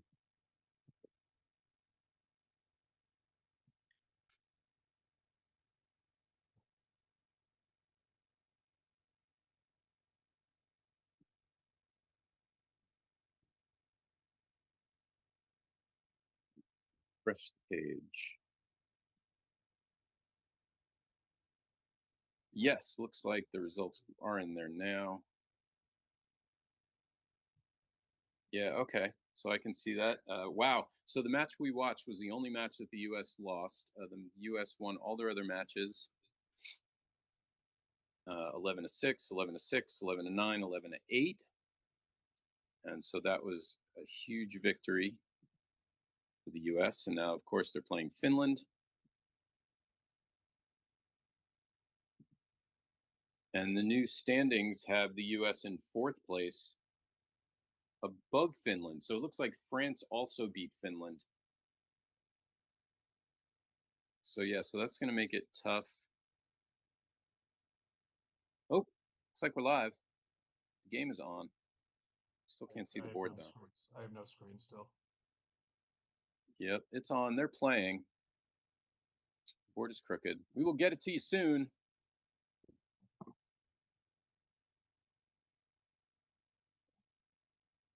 letting them know also.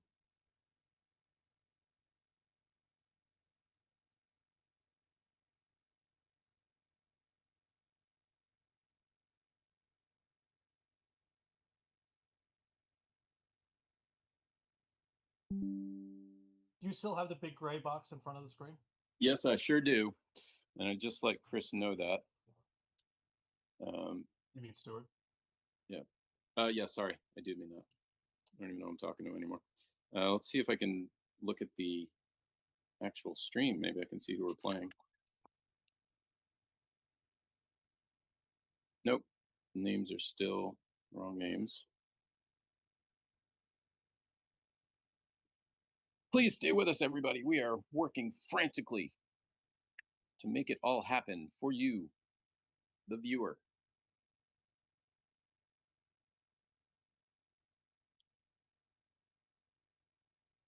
But when it pops up, it will be the USA versus Finland in round 6. If you would like all the standings and information, please go to ggarena.app, APP. You can get the rankings, the groups, the team divisions. You can see who's winning, who's losing, and who's somewhere in the middle, like the US right now. They need to beat Finland. They probably need to beat them by a decisive victory, like 4-1, to have a good chance of qualifying. Romania, France, and Germany are in first, second, and third, not in that order. But Romania and France are playing each other right now. And then Germany and Romania will play each other later. So there's definitely going to be a little movement there. And since in both of those, obviously, someone's got to win, someone's got to lose, there could potentially be some shuffling. It's going to be very difficult for the U.S. to make it, but it's possible.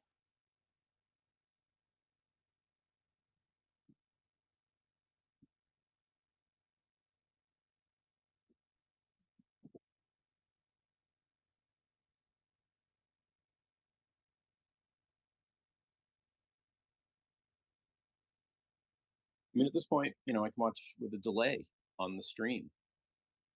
Yeah, I'm doing that. Yeah, it looks like it's 1-0. Whoever's who's ever on the bottom. We don't know who's on the bottom. How good are you at recognizing hands? Not good enough. Yeah, not good enough.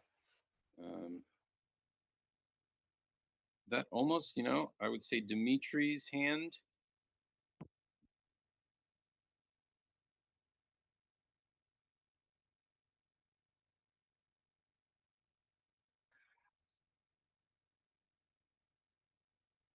I also sent a message on WhatsApp. I'm going to say Dimitri's hand, maybe Steve Sachs's hand, but I'll know by the roll if it's Steve Sachs.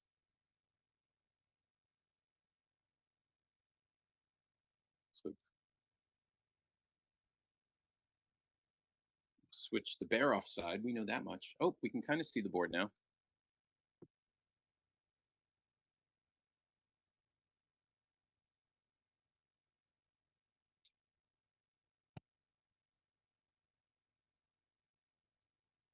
We'll get there, people. Hang with us. Exciting backgammon is around the corner. If you were watching last match, we had some technical difficulties in the beginning, but made up for it with the insanely cool match that we watched.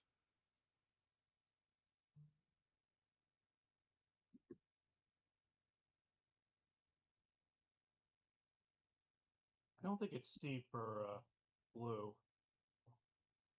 No, it's not. Why. I'll tell you why. Steve likes light-colored shirts, and that person's wearing a navy shirt. I've never seen him wearing a navy shirt. Also, Steve rolls with his left hand, so unless everything's flipped. Yeah, that's true. Let's see. Thank you. More information's from Joe Russell. He says if the USE beats Finland 3-2, they would have a 2-point lead over Finland, and Finland would need to win their last match 4-1 or 5-0. If they beat Finland 4-1, Finland would have to win their last match 5-0. But he's not saying anything about the teams that are in first, second, and third. That's just Finland, who they are supposedly playing right now. So I'm gonna guess Dimitri's hand, but I don't know. Maybe it could be Joe Urso's arm. I'm gonna have to start learning scars and birthmarks on people's hand and arms.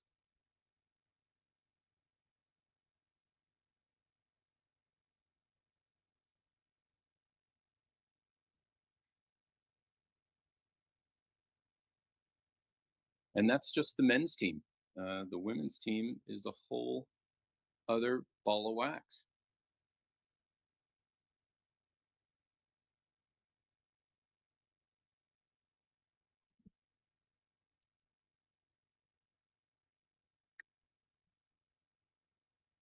Also, I'm guessing that might not even be the scoreboard for this match.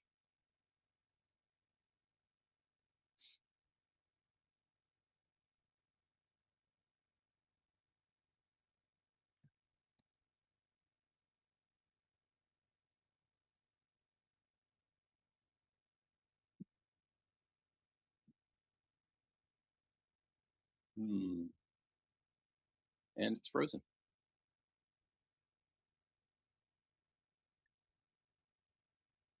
If anyone knows any good jokes in the chat, please put it in. Any fun stories? We would love to hear from you. Everyone's watching. Oh, we kind of have the board. We got the scorecard. It's 2-0. You can see that. Bearing off left here, everybody. What do you think, Chris? Can you see enough of the board to give it a whirl? Yeah. And we'll get player names for you So soon. blue has a 4 here. I like that. I guess the alternative was to play 24-20 just to provide some extra mobility. There's sometimes that checker on the outside gets hit, comes in deep, and then blue becomes a little bit disconnected. But checker wasn't hit here. White can make the ace point. Don't think that's the idea. You might want to just tie up the 2 blots outside with the 5 and hit loose on the ace point with the blot on 3. I think he's going to do that, yeah. White's going to do that. Blue rolls 3-6. That's a great shot. Makes the outside point. Now white can get into the problems here because if white doesn't roll a 6 or a 1-5 to spring the back checker, and roll something like this, here he's probably just going to make the ace point. But if he rolled something that didn't make the ace point, there were a variety of numbers that cracked white's structure. And if white leaves another blot, then blue has some intermediate go forward variations. So here, blue will play the 5 across to the 11 point, I think. And then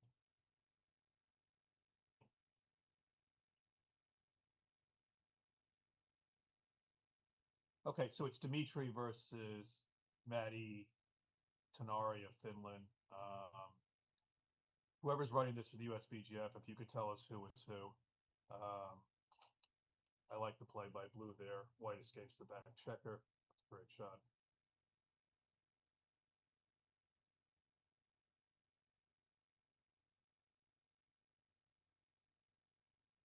I think Dimitri is blue, but I'm not sure based on the hands. What's he got? He's got 4-1. Do you see the second die? Oh, 4. 4-2, maybe. I have a hard time seeing it too. All right. Looks like 4-2, but I could be wrong. So he elects to leave the checker there to give white some bad numbers. Or to force white to hit him to adjust his timing. So white's either got to hit that checker and bring it in or just play 13-7. Elects to hit the checker. Dimitri's hoping to come in on the 5 with a number like that and pop out. He could just make the 3-point here. He's not at much risk of getting prime with only a 3-point prime in front of the spare checker, but he brings it out. Okay, now he'll probably just not hit. He'll play 13-7, 12-8. Yeah.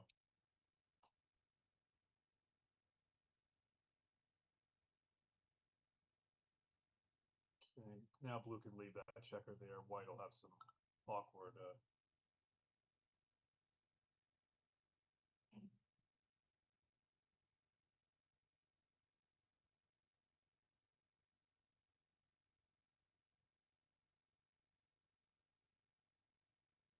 Okay, we'll get the names correct on the screen for you soon.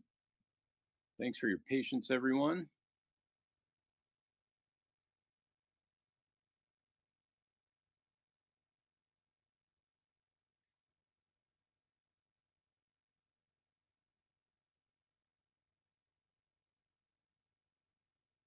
Thank you for the info. I can hear Chris fine. Chris, there was one comment saying your volume was a little low. I don't know if you can sit closer to your mic. I can hear you fine. I don't know what it sounds like. All right, I'll speak up. There you go. All right, 6 goes to the ace point, and 2 will play in.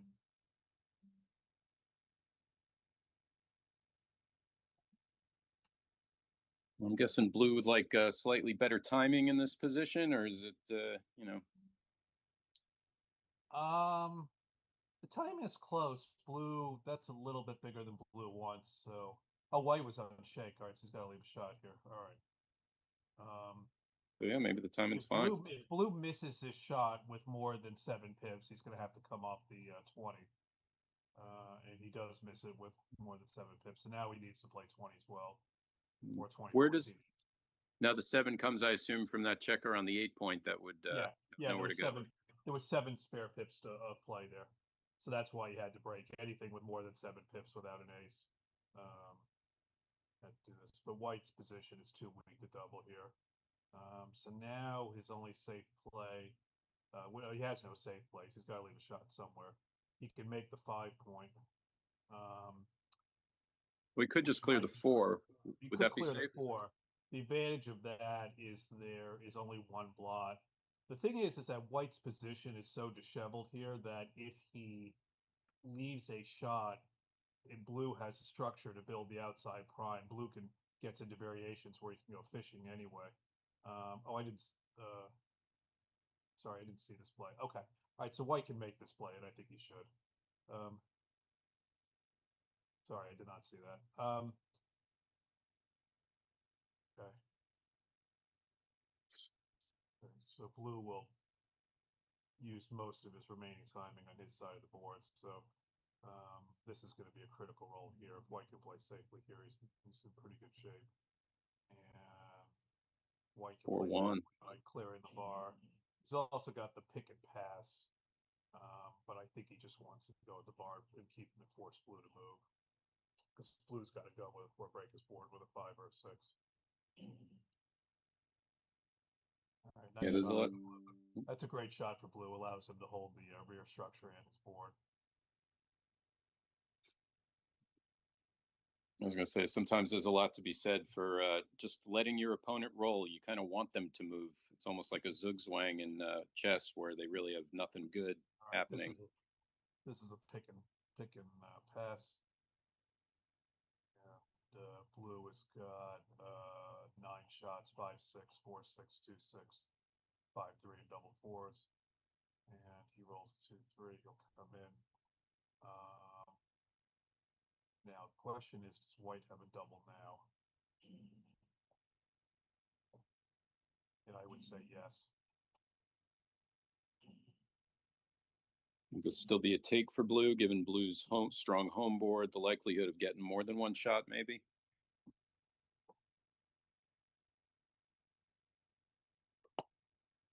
All right, I'm trying to talk loudly. Boris, you can tell me if you can hear me now. Okay, white doubles. I'm taking this if I'm blue, because you're going to get some shots right now, and I think he can run off the gammon. So there aren't enough gammons here for blue to pass this. All right.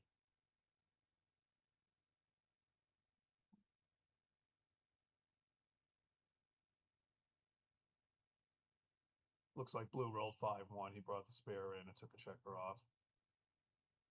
Boris, can you hear me now? Boris is going to be the measuring stick. I mean, I can hear you fine, so I'm not sure what they're hearing. Let me turn the chat on, or the thing on. Hang on. Boris Sekyadar says he can't hear me. I don't know if that's me or his machine or what's going on, but I'm obviously trying to be heard by everybody. All right, now they're fixing the board.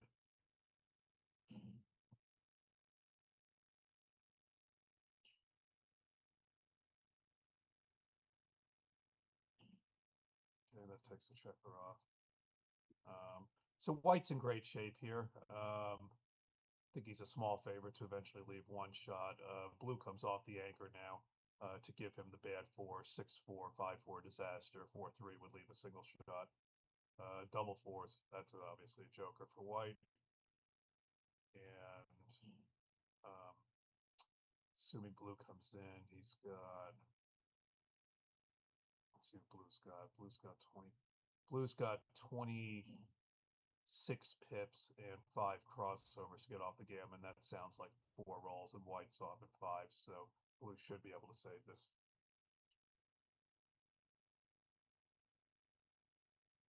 If white doesn't roll a double.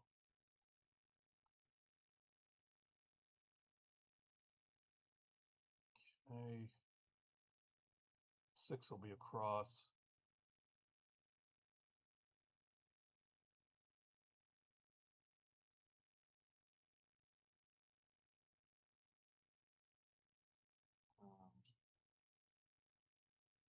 Now, unless we have a double and a 2-1, blue's going to save.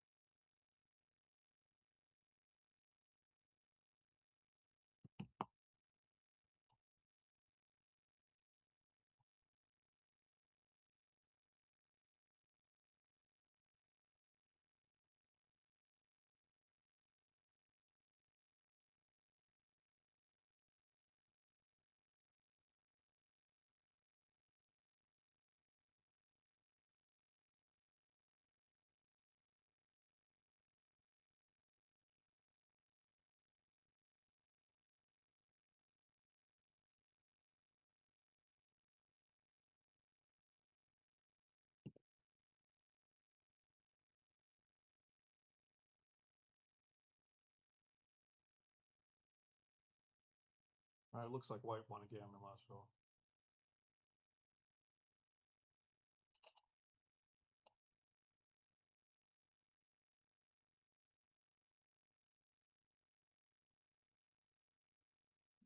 Can you see the whole board on your screen? Yeah, I keep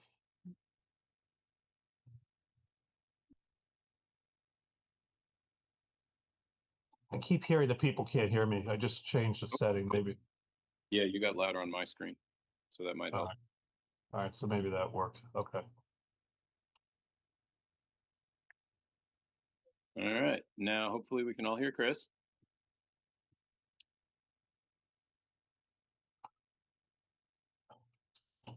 All right, looks like white rolled a double to win a gammon the last roll of the last game, so it's 4-0 white. Again, this is Dimitri versus Matt Tenari of Finland. It's not clear to me who is who. I think Dimitri is blue based on the hand, but I'm not sure. All right, Finland is blue. Okay. All right, so Dimitri is winning 4-0 because he's white. And all right, so we now got this. It's Dmitry Obakov of the United States as white, and Matt Tenari of Finland as blue. And Dmitry has a 4-0 lead, having rolled a double in the last roll of last game to win a gammon. Okay. And blue has a 3-1 here. I don't think we want to play 13-10, 6-5, or 13-9 because we don't want to let white off the anchor with tempo. White will gladly hit with anything that hits here with the nice 4' structure and what would be a racing lead. So I am playing 6-3, 6-5 to just build the board.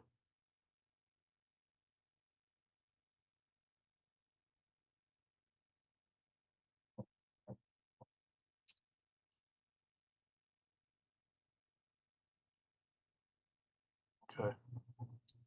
All right. I think that this is a slide error, but we'll find out later. It's been confirmed that they can hear you. Good adjustment. Good. White will hit with anything they can. This is a great shot. It's going to hit with the first 2. And then Dmitry can either consolidate the racing lead by coming out or just making the 5-point. The advantage of making the 5-point is all of blue's numbers that enter with a 5 or a 6 are going to be awkward and not allow blue to hit anywhere. Here, this could become a little bit more difficult to clear. I think Dimitri should double this here. He's now got a big racing lead, even though he's up 4-0 in the match.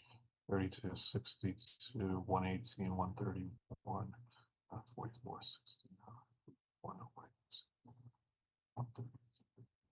All right, so Dimitri's up by 35, and he should not have too much difficulty moving those, repositioning the 5 checkers there out into his outer board on the 10 and the 11 point to ultimately work towards making the 5 point.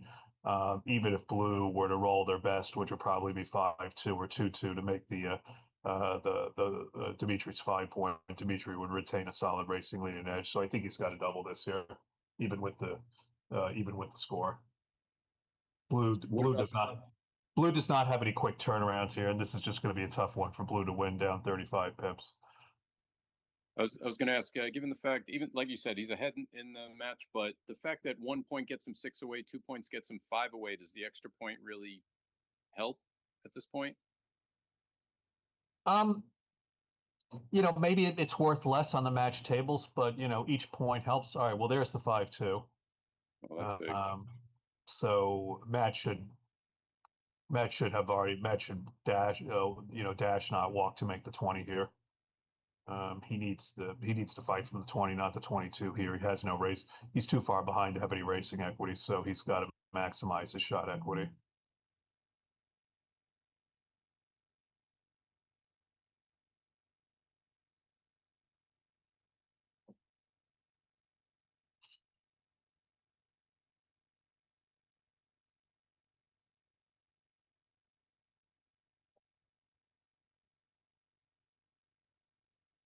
Well,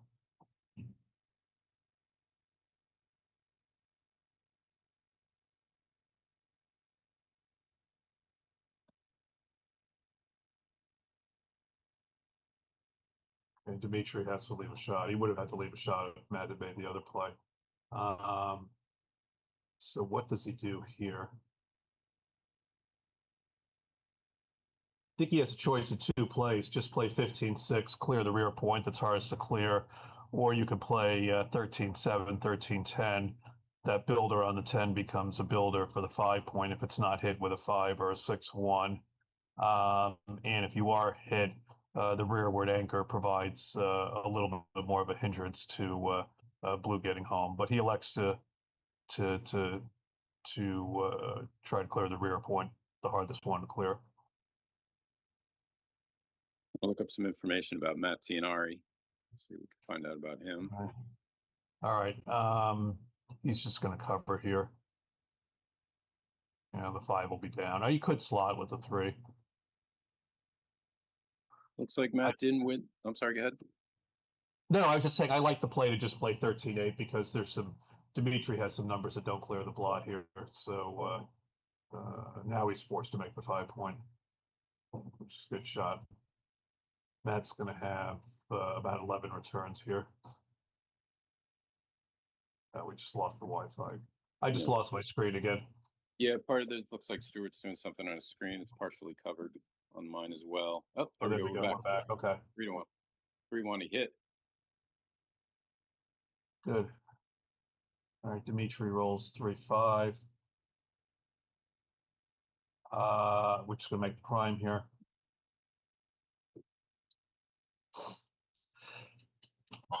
Excuse me.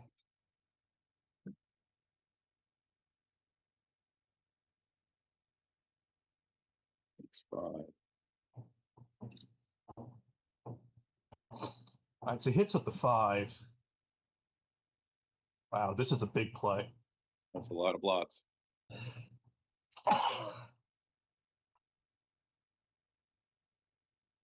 Might be right. I don't know that I would have the gonads to do it. Yeah, would this even warrant a double now? There's so much I think Dimitri has to double this as an action double. And Matt clearly. Now we just lost the feed again. Yeah.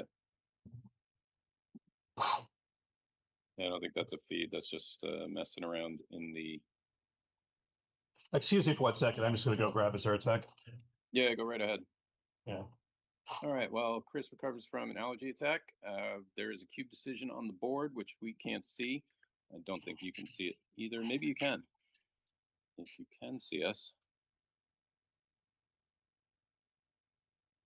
let us know, because we can't see what's on the screen.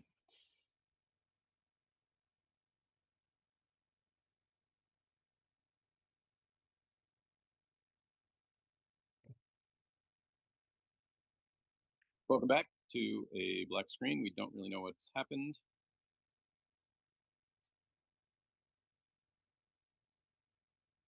The clock is ticking. That much we know. Yep. All right, we're back. Did all right, There was a Dimitri double. doubled, and I assume Matt would take because he obviously played that big six with the idea that Dimitri could double him and he would take. Yeah. And the question like he is, played- Dimitri's thinking about which ace to hit here. I'm generally inclined to worry about getting the back checker out in this position, which would indicate to hit on the 22. I don't think we need to worry about timing for a back game concerns because this is not yet even a back game. Indeed, blue only has 3 checkers back. Now, certainly this could become a black back game and blue could get 4 back, but I think that Matt lacks sufficient timing here. So I like this ace by Dimitri. The last thing we want to do is roll a bad double 4 or double 6 and have that mess up our timing. So we focus on getting out. So there's a 1-6. He'll obviously bring the 6 out here. So now Dimitri's going to hit with an ace and exit with a 4 or 6. And he rolls a 4-3. That'll hit too. I mean, that'll hit that hits as well. He could make the 6 in a row. I would not, because if Matt then hits that outside checker and Dimitri enters awkwardly, he could build a 5-5, some sort of 4 or 5 prime and out time him. I'm not worried about the 6 prime here with Matt having 3 checkers in the same place off the edge of the prime. That's good insight. I might have made that 6 prime mistake. Okay. Just knowing a 6 prime is a 6 prime. Again, Dimitri can keep hitting. All right, now Matt. Now Dimitri's plays could become more of a choice because Matt has a second point slotted. So what did he roll? 2-1. I think we're going to come in on the 2 and play 6-5. We just want maximum flexibility here. Diversify our builders and diversify our exits from the back.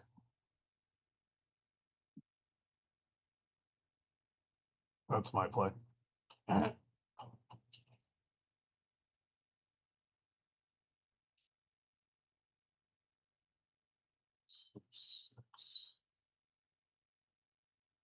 Matty Tianari, by the way, is Grandmaster G3, and his last 300 PR is a 3.6. So, all right, so Matt elects to try to maintain forward flexibility. All right, Dimitri, rather than he had an alternate play, which was to make the 22 and then play 13-7, more or less forcing Dimitri to hit him. But he makes a decision that he's not going to try to recirculate another checker and time a 1-3 game, which I think is a good one because his timing was suspect anyway. And so now he continues to fight for outfield control. And Dimitri's got a big edge here, but he's still got that 1 checker back, and Matt has a lot more timing. So if Matt can somehow detain that checker and fill in his bar, he's got a chance in the game, even though he's playing with 3 checkers back versus only 1. And so now Dimitri rolls a 5-1, and he's trying to figure out: do I come out or do I come in and play with just 1 blot? I don't think it's crazy to come out here because the blots then communicate with each other, and at least you don't run the risk of getting stuck inside immediately. Now I think Matt should just make his 3-point. Yep.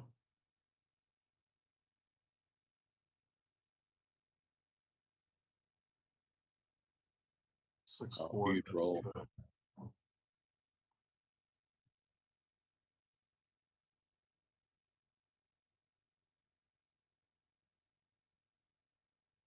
seems to be a case where running would be I would my first instinct. my inclination is to run here.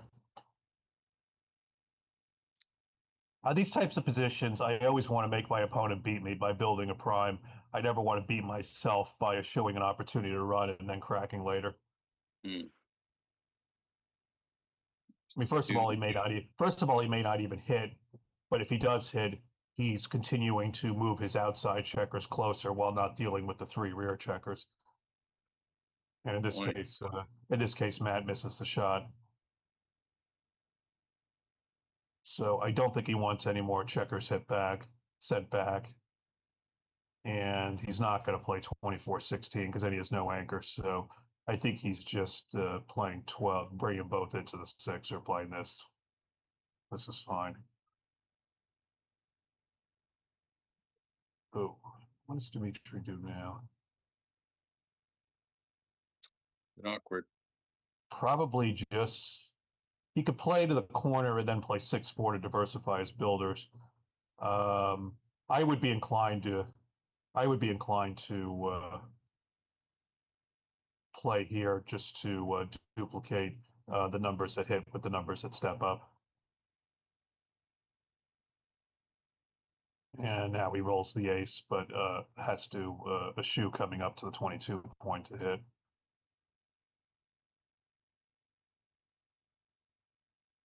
And I don't think this 6 makes much difference here. Yeah, it's always good to look at those duplicating numbers, not just in obvious terms, but sometimes in the smaller terms, like you said, like you can step up. You need to step up with the 1 or 2, so that is a duplication. Yeah.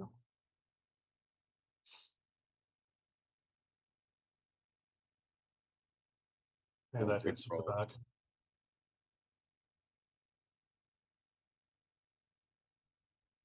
And Dimitri's happy to stay out here. That's not great. Now the question is, does he slot or does he hit? Well, what Oh no, about he that? can play 7-4. Yeah, okay. Matty really wants to block him in. Can't do Oh, it. this is a disaster.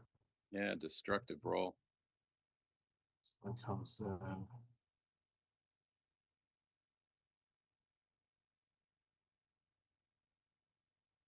Assuming there's no point to hitting with No, he's switch. hoping that Dimitri rolls something like a 5-4 here, or Yeah. maybe he rolls 5-5 or 4-4, and then never gets out. It's a long shot, but that's all he has at this point. Dimitri doesn't hit him. He makes the 3-point, and now Matt's going to be breaking his 5 or 6 point this roll most likely. All right, he rolls 6-3, so he could hit on the ace point. He should hit on the ace point here. Hope that Dimitri hits him back, and he can either make the 23 and then maybe Dimitri gets stuck, or something like that. Obviously, Dimitri's fanning doesn't help him. Yeah, it's just getting worse and worse. And now Matt's just playing to avoid a gammon. At this point, he doesn't want to get any more checkers sent back.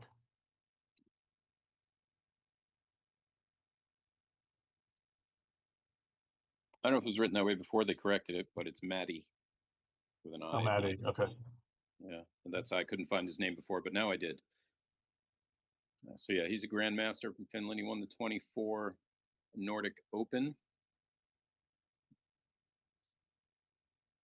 in Denmark. So he is certainly a force to be reckoned with.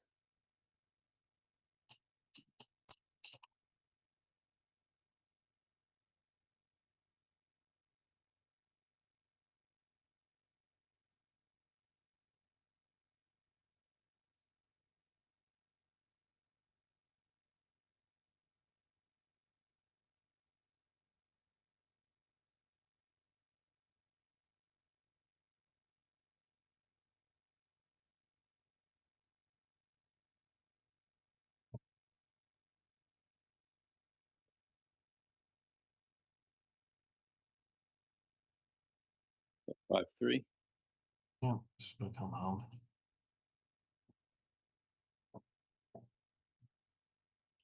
One would put a little pepper on it. Can't do it.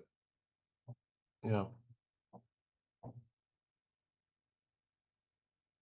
Now, if he So does roll a one and gets the second anchor, are they then looking at a trap play for White to somehow start to let him off, or not till he cracks his board more? well, I don't know if you would call it a trap play in this context because Dimitri's next move is probably going to clear the 8 point anyway. Okay. But yes. I think trap plays is something I need to study. Well, the context of trap is normally you break the 8 point to induce him to come off with a 6 when you have a choice, logical choice of some other play. Here, breaking the 8 point would be the natural play anyway, given Dimitri's structure. So I don't know. It's kind of the normal play that serves a trapping function as opposed to a trap play. So Time to clear the 7. yeah, this is all right. Holds him in for one more 6, breaks the 4 point of the 3. Okay.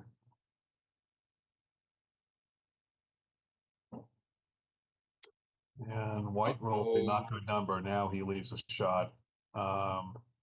Dimitri's almost never going to lose this game, but Matty will save a fair number of gammons if he can hit this 4 here. Misses, but jumps. That was still helpful. A nice shot for Dimitri, 5-2.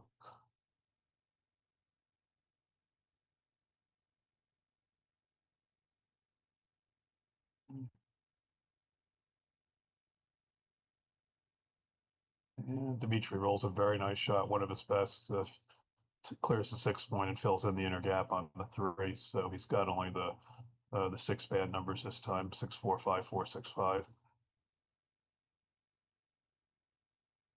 And a checker on the 3. Last time voids a shot. Okay, Matty should not come off the anchor here because Dimitri's got some bad 3s that leave a double shot, which is his only chance, and he's not in severe danger of backgammon yet. So I like that play. Dimitri rolls a 3, but not the one Matty was hoping for. How about now? Do you jump off the ace point or? Yeah, now you would. Yeah, now you. There's no double shots anymore, so you just go now to save the backgammon. You're just hoping to get a single shot. So Dimitri will leave a single shot with most aces or 3s here. And there's the 3. Little bit of hope for Matty.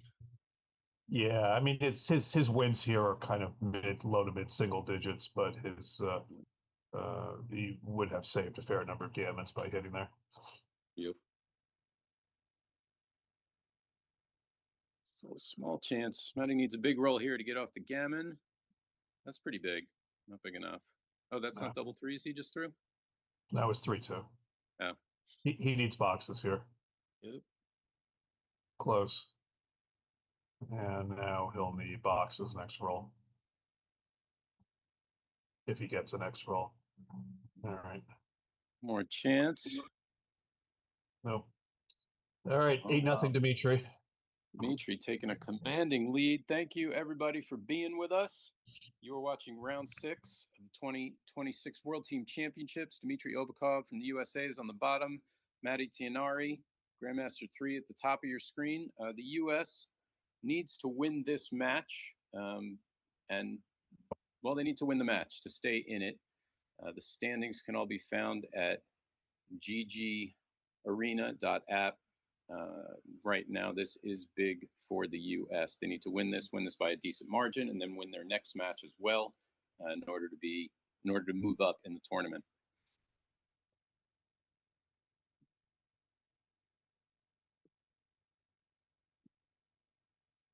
Are they on break? Nope, no break. Sorry.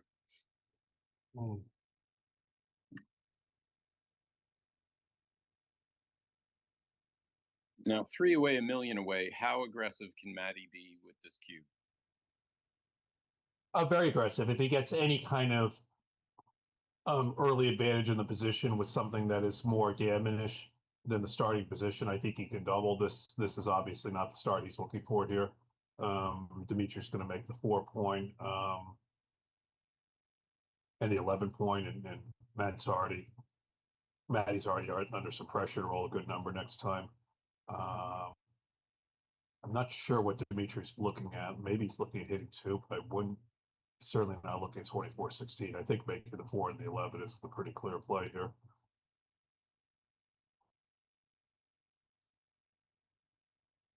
Yeah, and even with this lead, it's not over. Anything can happen. Yeah.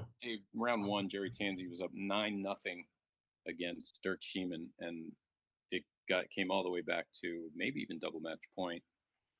All right. All right. So Matty comes in with one.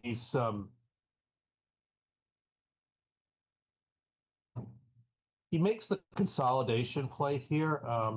This is reasonable. I would have looked at variations in which you hit the ace point and promote a little bit more contact, because Matt wants to get to some positions in which he can double that are more gammonish, and you produce that by making the ace point and giving Dima some bad shots off the roof and playing a more volatile position. Here, Matt's not going to be leading this game anytime soon, because Dimitri's got a sort of stabilized position with a racing lead. So this didn't kind of evolve the way that Matty would have liked. And I would have looked at something that made the ace point and produced more volatility off the double fives there.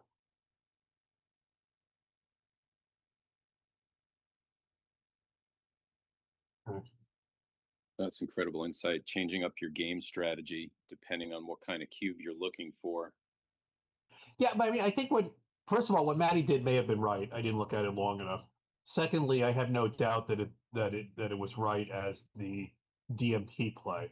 But in the context here where he is losing 8-0 to 11 and wanting to get to a point where he can offer a loosish but still responsible double, that comes from a position that has some volatility, which is more gammonish for him than an opening type position. And the way to produce that there was not to stabilize, but to look at something where to give himself some nice immediate tactical variations by making the ace point.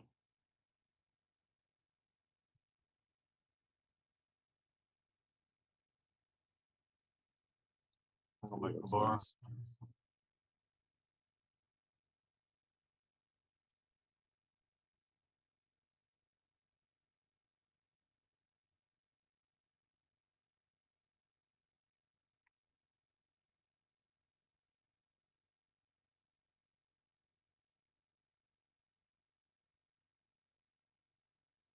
And since we're getting there, at what point, if any, would Dimitri have a cube with this lead?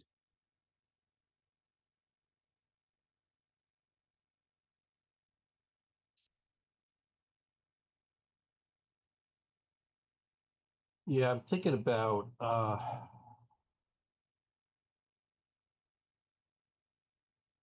John O'Hagan gave me a rule of thumb, I think, that 3 away, 4 away, the take point is about 29%. And for each additional point away, it reduces the trailer's take point by another 1.5 bips. So we're not 3 away, 4 away, we're 3 away, 11 away. So that's an extra 7 times 1.5. So that would get him something down to about 18%, which is, well into the passing zone for cash. So I don't think he's there yet. And that would assume that blue never wins any gammons after a turnaround. If Matt somehow hits a checker here, he will win some gammons with his sort of false prime structure. So let's see. It's clearly what Dimitri's thinking about now. Good think.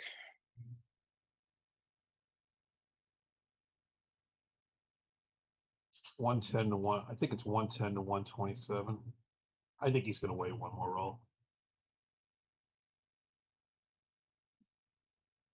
2-1. This is a bad shot. He's got to leave a fly shot or degrade his structure.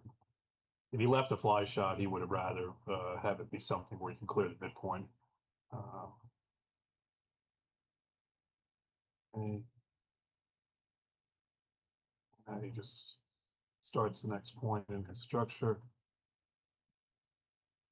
Oh, there's 6-4. Dimitri, it's either got to clear the midpoint and now leave 3 numbers, or he can make the deuce and leave the same 2 numbers. The deuce doesn't help him much, and it takes away one of the builders for the 5 points. So even though he made a point, that was by no means a good shot. Certainly not optimal. Matty is ready for a hit. I don't think Dimitri's better than he was 2 rolls ago, so I don't think he's going to. If he didn't double 2 rolls ago, I don't think he is here. I mean, he gins this out by making the 5-point cleanly. If he's less likely to do that now than he was before. The only numbers that do that are double threes, 6-3, and double fours. And double twos is obviously a great shot. A lot of his numbers force him to either bury a checker or come down with the midpoint and leave 3 or 4 shots. All right, he does double here. Guess as Matty, you kind of have to take this. I mean, what if not now? When? Or am I wrong? I would take it. Yeah. Let me take a picture of this and put it. Let us know what it say. Let me go to the chat. I haven't checked the chat. Sorry, people. I'm dealing with some technical difficulties, and I've forgotten about you in the chat. Don't hate me.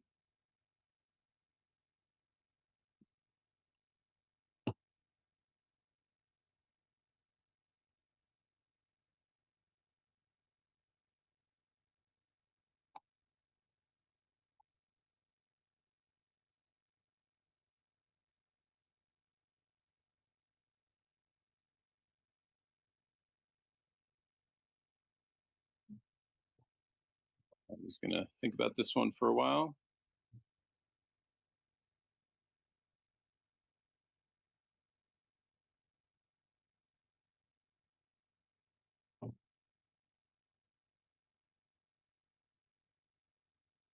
Thanks, Abby. Thanks, PBMSU, for being in there.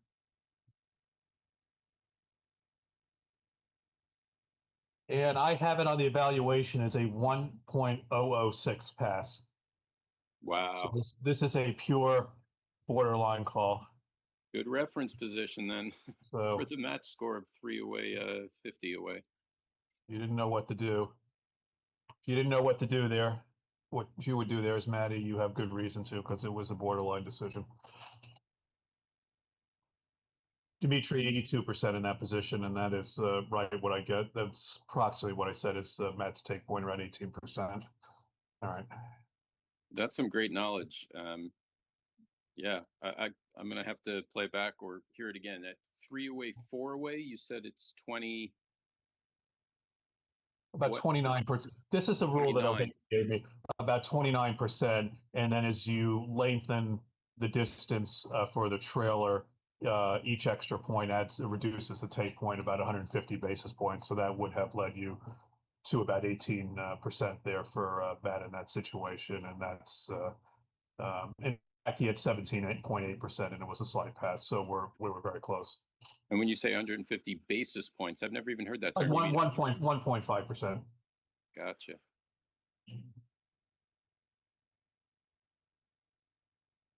Now, if Matt gets an edge in any kind of position with any kind of volatility, he's doubling. Okay, I'll double this for Matt right here. He's got some good shapes, double fours, double threes, double ones, 3-1, 3-4. And Dimitri has a stacked position, and the worst that happens is Matt makes the 4, Dimitri comes in and makes the 20, and Matt eventually makes the anchor, and he's giving away a cube in a 50-50ish type position when he's down 9-0. He's just got to make sure he doesn't lose the market here. So I'm doubling with Matt for Matt right here. All right, he didn't double. So let's just play 13-5 and hit again. We're certainly not going to play quiet and play 13-8 and make the anchor.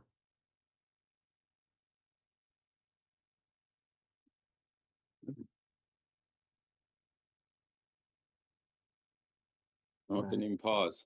He didn't double.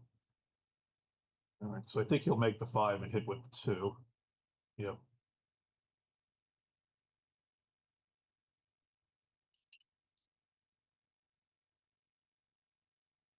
It's a big hit. It's 2. He should bring the 6 down. No reason to provoke on. Give Matt good 6s off the roof when Matt has just a stripped forward 8 anyway. Is it 2-1? Yeah, it's 2-1. What I do? Okay.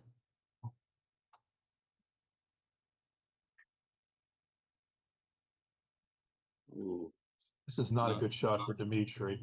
He yeah. probably has to play 24-18, 13-7 and make the deuce point. Again, if I'm Matt, I'm doubling this here. Dimitri's exposed on your side of the board. He's got a very awkward forward position. If you hit him and it doesn't work out, you're going to wind up with a 1-3 or a 4-3 or a 3-4 type of back game that has plenty of residual playability. Okay, I think Matty needs a double here. There's enough volatility in this position and there's enough residual play. Okay, there we go. And Dimitri takes it. 1-4. Just bring the 4 down. Bring the 4 down. Play big here. Maddie's in full gammon go mode. Yeah, of course he's down. Down a lot. Why would he do this? Yeah, I think you want to bring the 4 down to build This the is 4-point. this is just a play for outfield control, okay? But Dimitri has a good 5 off the roof anyway. I mean, it duplicates the 5s, but so what?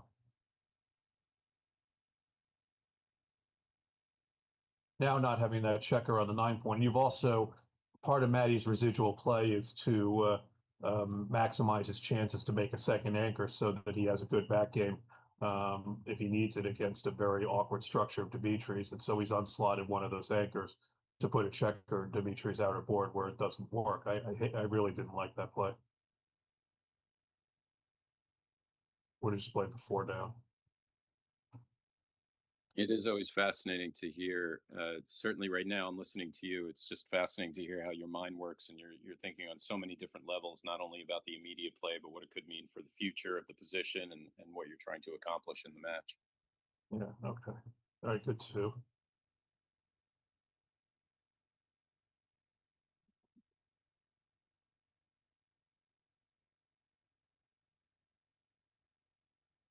Ouch. All right, so he's to hit that. He's gonna make the ace point, and then probably play 13 or 17-11. Now Matt needs to roll a 4.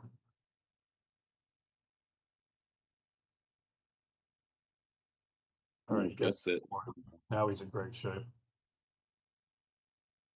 This is turning into a slightly weird one.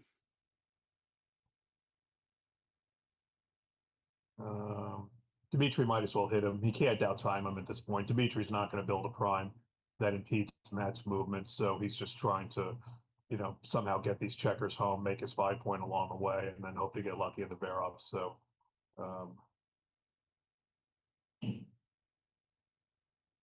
I would not play 21-20 here because it gives Dimitri a chance to make the 5-point, and then maybe you don't come in for a bunch of rolls and it makes it easier for him to come home.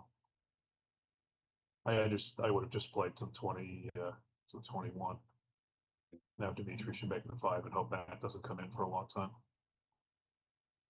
I would not play 11-8 because Matt could roll a 2 and make a third anchor, and this just gives you a chance. I mean, there's some opportunity for Dimitri that Matty will stay on the board for 3 or 4 or 5 rolls here, and Dimitri can get those checkers home and stack them up on the 6 and 5-point, which is the best he can do with this position at this point. And how Dan? It's not. It seems like it's not terribly dangerous if Dimitri gets hit. Obviously, with 3 blots, you want to be careful, but would that only really help his timing a little bit?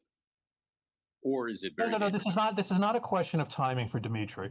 Yeah. Time when you worry about timing when you have a chance to build a prime that meaningfully impedes your opponent's movement and degrades their structure. Okay, Dimitri is not going to impede Matty's movement at this point because he's going to have a 3-point prime at most, and Matty's got the 3 checkers on the midpoint. Dimitri's optimal outcome here is for Matty to stay on the board a bunch of times, and then for Dimitri to stack all the remaining checkers on the 6-5, and then not leave a shot or get missed or the bear off. Okay. That's why I didn't like Matty playing the ace 21-20, because he played into what Dimitri would like to do to get home. And this variation that's playing out right now, if Matty doesn't come in, is exactly why I think 21-20 was wrong.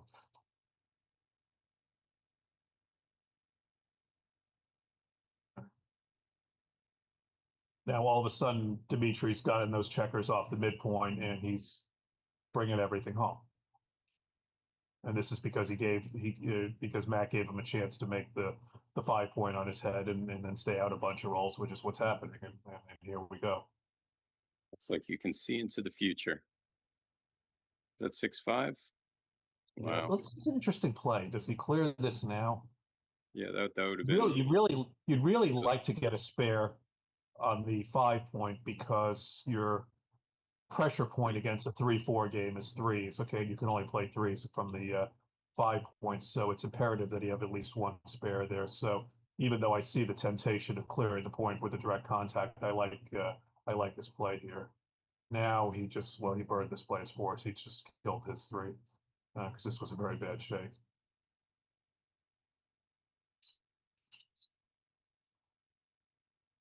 All right, finally he comes in. Let's just play 5 down. There's no point not to keep one spare in each, so he doesn't have to break a point to hit at this point. So Dimitri's got to play 6-1 here. Oh no, he could play 6-5, 6-2. This is better for the reason I said with the threes.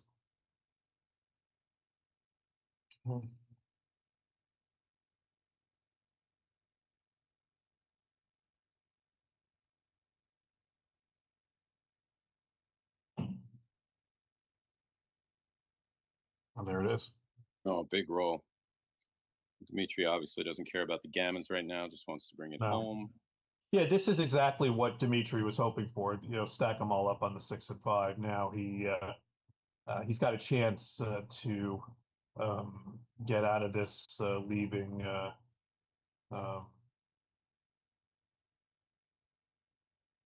leaving just maybe 120 number shot.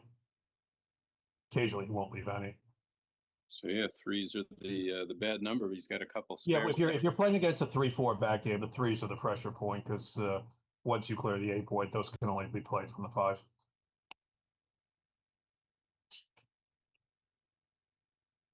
You just have a list in your head of, depending on the back game points, 1-2, 1-3, 1-4, that kind of thing, that you know what the bad numbers are immediately. Well, different back games have different structures. Like, for example, against a 2-3 back game, the 6 is the pressure point because it can only be played from the bar. If you're playing a 1-3 back game, the 5 needs a lot of spares because 5s and 3s can only be played from the 5 point.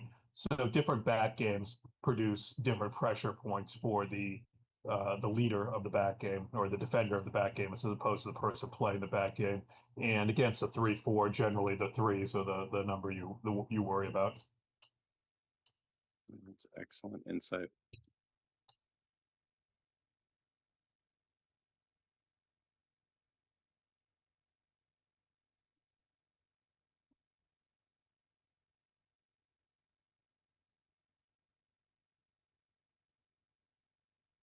So here we go. This is it. Game deciding roll right here. Match deciding roll right here. Just over 50% needs to hit. Match is over if he misses this shot. Pretty much. No, taking the extra shake, rolling it, hits it. All right. And he is alive. And we remain on duty. And that's and then more backgammon fun for us. More fun for us. All right. I hate to root against my countrymen, but we would like a longer match, a little more excitement here. So yeah, we want some fun. We still want to win. We'll root for that to make it interesting. That's right.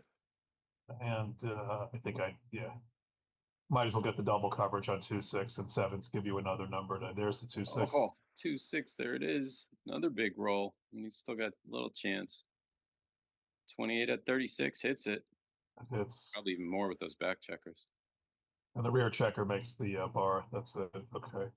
And now Matt is 6 pips away from locking this game down with the 6 prime.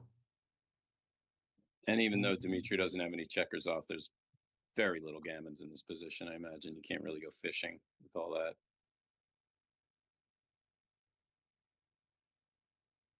Or does he have checkers off? Does he have checkers off? I think he has, looks like he has 2 checkers off. Yeah, or is he just stacked up and we can't see it? Well, did he pull stuff off? I'm not sure if he has two checkers off. Um, assuming Matty gets home and completes the closeout and puts the spares on the high points without an accident, he's going to be about 90, 91%, I think. Looks like Dimitri tried to play a 1-7 there with his 1-6, but can't do that.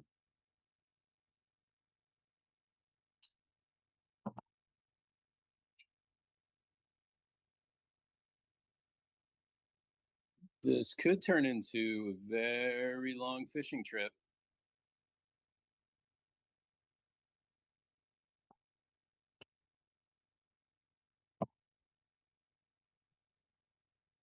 Dimitri needs to roll 27 ones. There's one of them.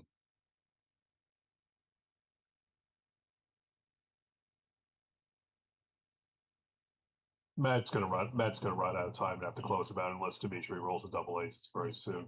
Well, now he's got five there. He's in position to lead a shot if he rolls double aces. So Matt should bring his checkers home on top of the prime to be able so that he can hit Dimitri if he rolls double aces.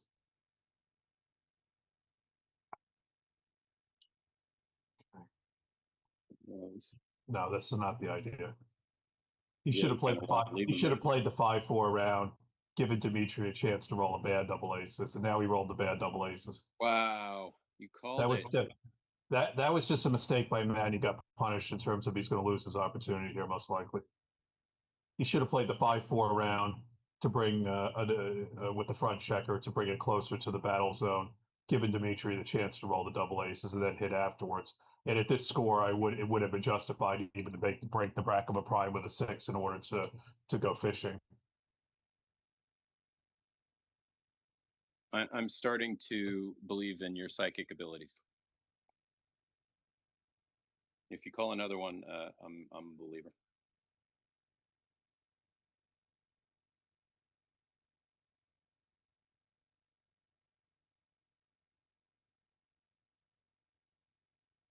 Well, I think sometimes these little things on the technique matters, and it's look, we all make sloppy plays. Okay, I mean, I can have a brain fart as much as anybody else, and it's easier to commentate than to play. But it was just a little bit sloppy there with the five guys on the deuce point.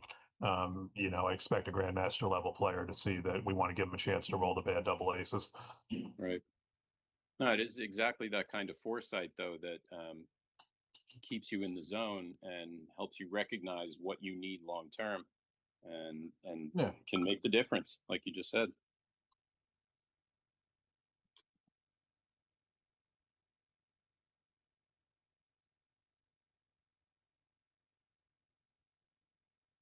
Thank you, Matt. Matt just sent us a lovely private message. Appreciate that. I know, I saw.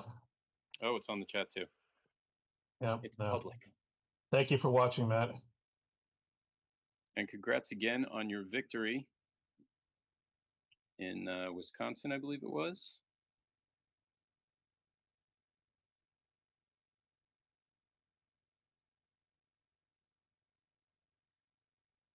Right. Getting close to that successful fish story. Yeah, this is now he's got to hit him. Oh, I thought that wasn't that double fives? No, yeah, no. Oh, 6-4. All right. So if Dimitri doesn't roll an ace here, Matt probably needs to close him out. Matty needs to close him out. 6-4. Yeah. Ooh, this is gonna leave a miracle thing here happening. Not gonna say it out loud. The famous. No, that's not. There's the famous.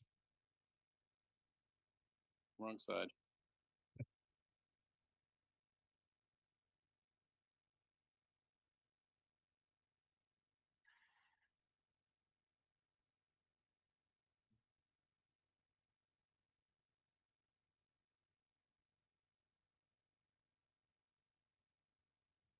Matty looks like Matty's going to have to roll a lot of aces to lose this game. Well, there's one of them.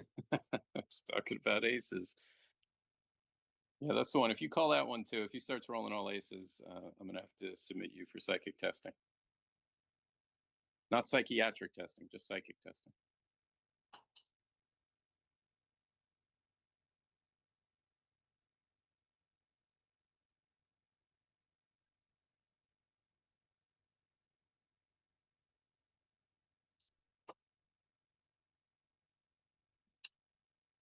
All right. Looks like Maddie's going to get on the board, and we get a little more backgammon. Thank you guys, as always, for joining us. Please hit the like button, subscribe to the channel. You know, I get tired of saying this. You should just show up and do it, so I don't have to say it anymore. But thank you so much to backgammon.com. Thank you to WBGF for making all this possible. Thanks, Ben Friesen and Stuart Connolly, sweating bullets, putting out fires, dodging curveballs, and any other good old USA terminology that makes you realize they are working hard to bring this to you. Absolutely. You know, it's a thankless job to be the tech guy here and put on the show. It's kind of like being the field goal kicker on the football team. If you make the kick, okay, everybody says you're doing your job, and if you miss the kick, then everything that went wrong in the game is your fault, and they forget all the execution errors made by the quarterback and the defense. So it's one of those, you That's either right. did your job and nobody notices, or you screwed up and everybody did notice jobs. So even though we had some technical issues earlier with the screen and the names, these guys are busting their butt, and you know, a lot of times you know, they're not dealt the best hand in terms of the Wi-Fi capabilities of the venue they're in. So kudos to them for you know, keeping us on schedule and you know, making sure that Well, everything's working relatively well. yeah, well said. Couldn't have said it better. It's kind of like being the drummer, or in my line of work, the sound guy. If you do your job right, nobody knows you're there. Looks like they're going to take a short break. All right. Let's see if I can get an update on any other match scores from the other matches. Let me check. If you'd like to check them yourself, ggarena.app, APP, is where you can find all the standings and rankings and all of that good stuff. Let's see what we can find. No other match results are in just yet. Joe Russell has provided us with some excellent information. Let me pull that up again because he told us what needs to happen. USA needs to win this match, and if they beat Finland 3-2, they would have a 2-point lead over Finland, and Finland would need to win their last match 4-1 or 5-0. But if they beat Finland now 4-1, or I imagine 5-0, if they beat them 4-1, Finland would have one. I can't speak English anymore. Finland would have to win their last match 5-0. So that's the story with the U.S. and Finland. Currently in their division, we've got Germany, Romania, and France in first, second, and third. Germany's in first. Romania and France tied for second with 7 points, and the U.S. has 6 points right now. And Germany, Romania, and France are all going to be playing each other in the next in this round and the next, which might create some shuffling. So it is still possible for the U.S. to move up and proceed to the next round. You know what? I'm also going to take this opportunity to run to the mixers room. I'll be mixers room. I'm so used to saying that. The commentators room. I'll be right back.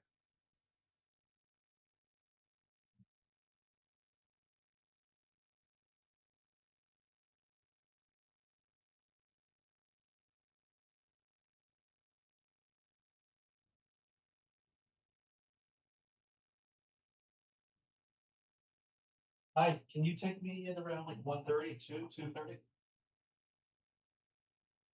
Sure.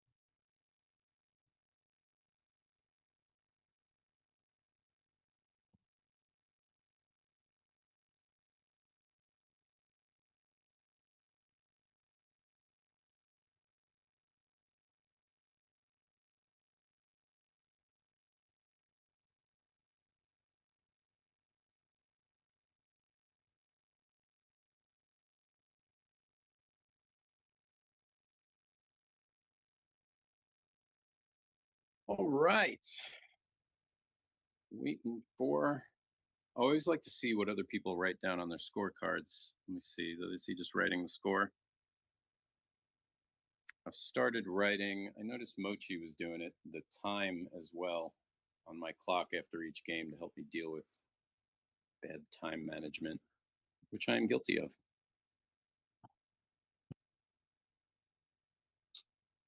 I got to say, Chris, it's insanely cool doing commentary with you because obviously one of the fun part of commentary is you get to hear how people think out loud. I kind of touched on it before, but more than most other people, I think I'm being woken up to a different level of recognizing what your objectives are at any one moment. Obviously to us, not obvious to everybody. That's kind of the key in finding the right move is knowing what your goals are in any moment, knowing what you're trying to achieve.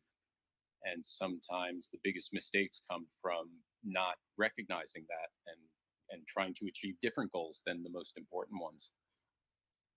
Yeah, I mean, I think, we're all guilty of that at certain points, but just kind of sort of saying, how am I winning this game? And then take it one level deeper of, what do I want the board to look like 3 rolls from now in terms of how I'm, steering this. It's, um, I don't analogize it to like driving or being on a highway because that's monotonous. Maybe like, if you're running a raft in the river with the rapids, okay, there's various lines you can take through the rocks and the twigs and all that to, make sure you keep the passengers safe and the boat doesn't capsize and all that. And you're going to have various choices and given the information in front of you, which is in this case the board and the dice, what's the best way to go. I love that analogy So, of the raft. It seems like you even take it one further, and not only are you trying to get through the rapids, knowing what the next rapids are, and after this rapids, you want to be on the left side of the rapids, but then after that rapids, there's a waterfall, and you don't want to fall over it. yeah.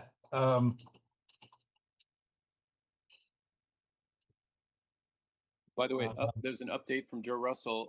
He says he might have been wrong before. He says now, if we beat Finland, we are 4-2, and the best Finland finish would be 3-3, and we will win. So according to him now, he says if we beat Finland, we're in. So Well, good. Let's. I mean, we're not supposed to root as commentators, but let's hope we beat them. Yeah, we are from a country, and we're supposed to root for our country. So there you have that. Certainly, Dimitri has positioned himself to do that part, but obviously we've seen some big comebacks. Oh yeah, Maddie's gonna fight on. Can we get specific? Can we just root for New York? Is that a thing? I don't know. Sure. Sure. Go New York. Team New York. I abandoned. I was hoping to do all my commentary today with an excited British announcer's voice, almost like we're here at Wimbledon or a very excited golf announcer. Hello, everybody. Welcome to the WBGF World Team Championship. And I couldn't really get more than a few minutes in, but because it hurt my voice, and I was trying to do that. I thought that would be fun. It's like the players are back. The dice are in the cup. Here we go, people. Thank you so much for joining us once again. Coming to you live from London. Josh Isaac here with the famous, wonderful Chris Trencher, and we're off. Score 6-9. You do a good British accent. Thank you. I personally think my British accent is crap, but the energy of the. Well, my wife worked for a British company for 20 years, and it's like I say to her, you're bilingual, you're fluent in British and American. Sure, that's important. And anybody who's been in that situation knows that distinction very well. All right. Again, Maddie would like to get an early lead and something more gammonish in a win, but that's not happening because Dimitri's off to a fast start with 3-1 and 5-3.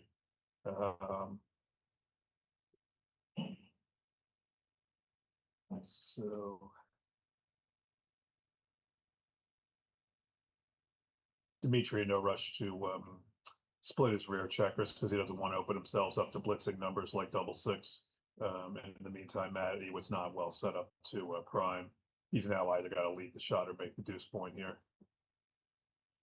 I assume he'll make the deuce point.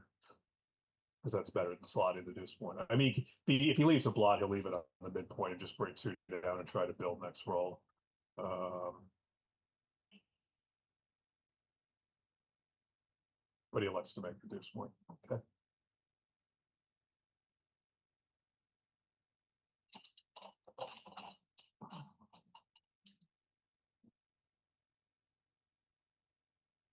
Is this a running play? Maybe based This solely on is the a fact tough that one. This is a tough one for Dimitri.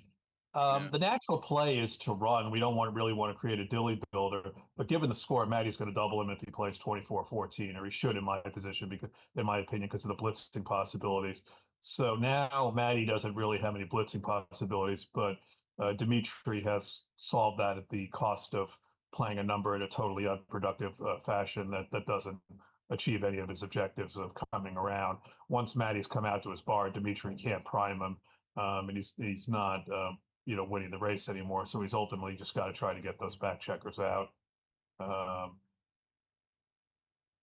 I think this position is sufficiently involved that Matty can take a roll. He rolls a nice number 5-3. Now what does Dimitri do? If he splits, now it's far more dangerous last time than when he eschewed the split.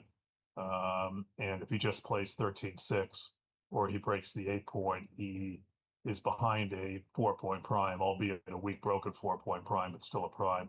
So I think Matt should double this at this score. Double ones, double twos, double threes, 2-1. There he goes, 3-2. Just give yourself some upside if you roll a joker here. Okay, and I play big, 5 down, hit 2.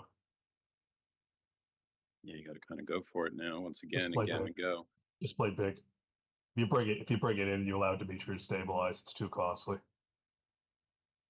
Oh, he got what he needed. Oof. Dimitri fan. Big dance. And he cannot cover, so he's going to hit with the ace. I think this is an easy play. 13-8-6-5. Nothing else makes any sense.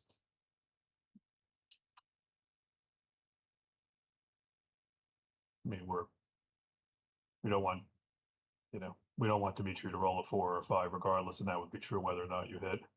Yep. Big roll coming up. Double ones is nice. Not what he wanted, but Nice nice. shot. Well, I don't think Dimitri would throw this back. No, no, sure. Because now with the hit, Matty doesn't have a lot of covers, and any 5 or 6 is just ghastly for Matty here. He's got 4s and 3s and 2s to cover. Dimitri's duplicated the 4s outside, and there's the 5. So now he's just got to play that out with the bar and hope that Dimitri misses this double shot.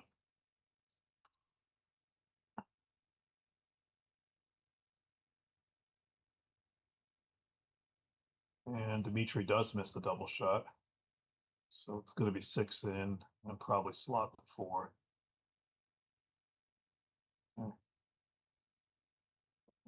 Matty's going to hope to roll a 3 or a 4 here. Oh my God, another awful shot. Wow, both. And Dimitri misses again. Wow.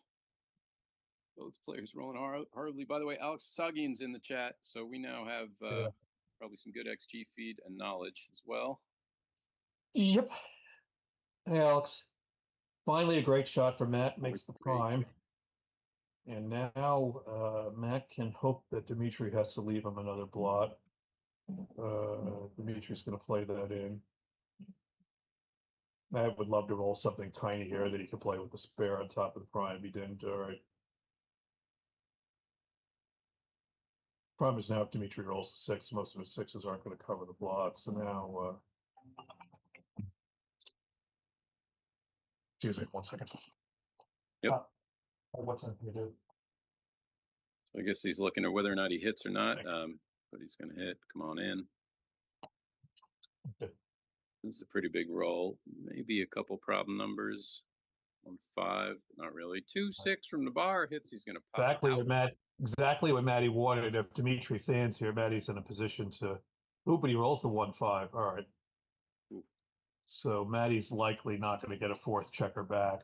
The advantage is, though, now is that Dimitri is going to keep moving, and likely going to have busted his board by the time Matty starts bearing off. And so Matty will be able to play the bear off more aggressively. Dimitri is wisely giving up on any kind of sort of science fiction horror show variation for Matt to get counterplay here, and it's just hoping to run off the gammon with only 3 back instead of 4. We'll see if Dimitri can roll small enough to still have some sort of board left when Matty starts bearing off.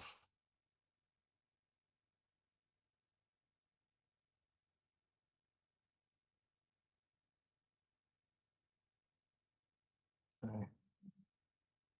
That's actually a bad shot for Matty because it just gets him home sooner, as I said. So Dimitri will have more of the board. So the 3 is going to be. I think he would rather play 6-4 than 5-2, or just make the board like that. There we go. And how huge would this be? Getting the Now, if gammon. Dimitri can roll a 6 here, he can get to a point where he's kept his board for the most part. All right, he didn't roll a 6. All right. One more chance to do that. Oh, great Ooh. shot for Matty. Clearly a favorite to win a gammon now. That's a big Okay, roll. good for Dimitri to get out, keep the board, the 5-point board. Oh, Matt leaves a shot. Oh, turn it around. Gets it. Dima hits. That could save the gammon. Could do more than save the gammon, but still a long way for Dimitri to win this game. Matt has 6 off, and Dimitri is almost certainly not going to make the 6-point naturally, so he's going to have to slot it, which will likely not be correct. So he's going to have to just kind of get all the checkers home, run off, and beat him in the race. Big 6. Yeah, plenty of hits though, 5s, 6s, and 5s and 6s. There's your 5. I should play to the 13 here. Yep. You're in Matty's shoes. How do you feel now? You're just tasting the comeback, tasting being at a score 6-9, and now you're facing just losing the whole thing again. Now the question is, in a lot of these situations, the protocol is to slot the 6-point, but I don't think Dimitri's going to want to do it here when he's in gammon save mode and he's got those 2 checkers buried on the ace. So I suspect he will not do it. He's just going to try to come into the 5 and 4 point and win the race.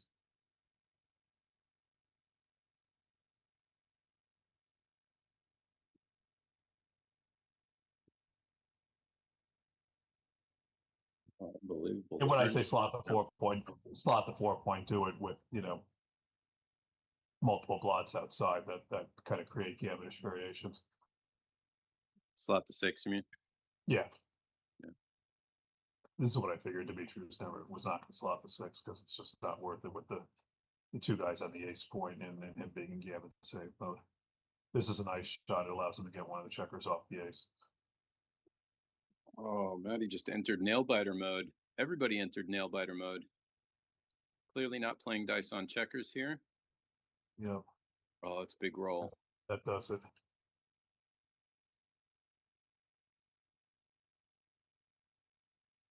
And Matty's got 11 crossovers and Dimitri's got 12 at this point. I agree on the ace.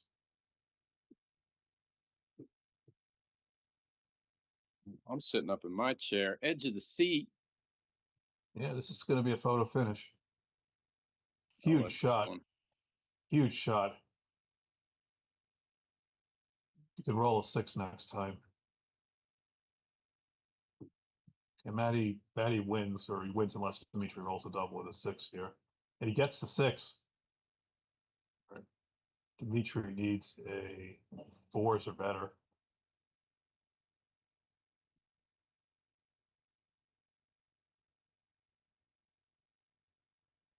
Either way, down to the wire. Matty still could roll an ace, but Don't blink, anyone. There All it right, is. not taking any chances. Moving on. Wow. 2 away, 7 away. All right. And now Dimitri's probably, all right, that was fun. Let you have your points, but it's time to kind of end this. End this. And Maddie has got the taste of comeback. There's a joke in there somewhere, but let's not say it. The taste of I can't even say coming from behind. A taste of winning in a match that you are losing. I think we know what you mean. Yes, thank you. I think Yeah. the concept is well understood. Sure. Yeah. The taste of victory when you were beforehand losing. Yeah. Yeah. Here we go. Thanks for watching this, what is turning into an incredibly exciting match, everybody. Thank you for being here.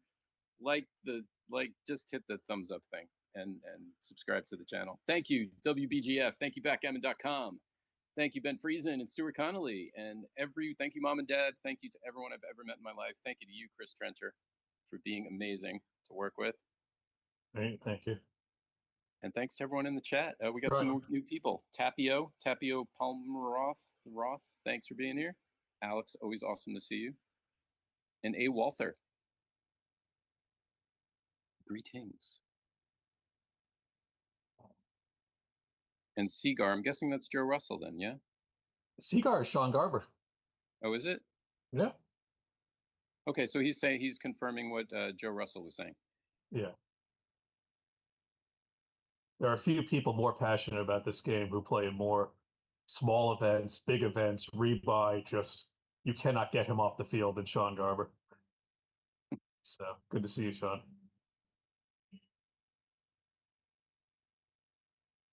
And of course, Matthew Patterson, thank you again. All right, moving on. Here we go. Did I just miss a quick double pass? I just missed a quick double pass. We missed a quick double pass. We missed a quick double pass. And now 6 away. Well, that's a big point. Now he's within 6. So one more gammon here will get us to a 50-50 situation. But at the moment, Matt is not doubling because Dimitri is off to a fast start here. And that looks like Neil Kazaros has joined us. Excellent. The chat just keeps getting cooler and cooler, people. Yeah.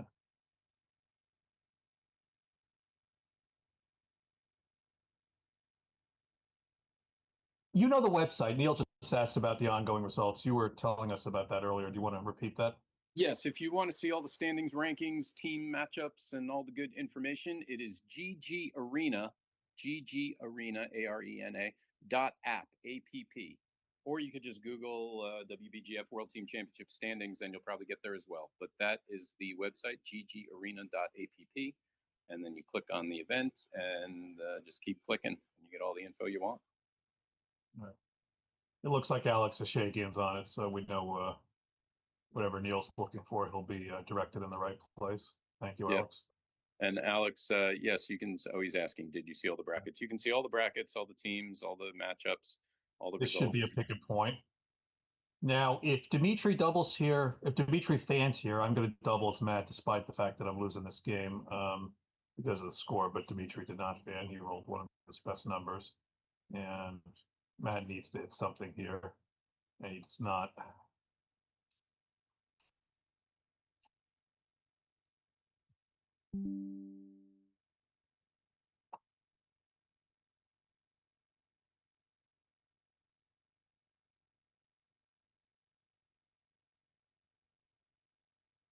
Oh, interesting.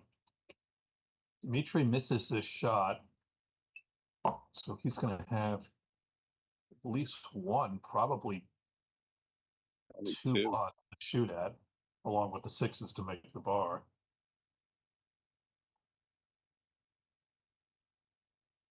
I think this and 5-5 were the only numbers that missed. You make the 2 points. 4. You're leaving 2 blots. So is there a reason to play 17-13 instead of making the points? And Dimitri decides, no, there isn't. I'll just go with the structure and leave the 2 blots if I have to. And Matty hits it. I suspect he's going to split the last rear 2 checkers because Matty desperately wants to fight from Dima's bar. And another awkward number. It enters, but he can only hit awkwardly by creating a lot of blots, and he can't safety the blot on the 15 point. So what does he do? I think you come in on the 20 and play 15-11, duping the 4s. This seems not as good because you're giving him 3s and 2s as well. I don't like that as much.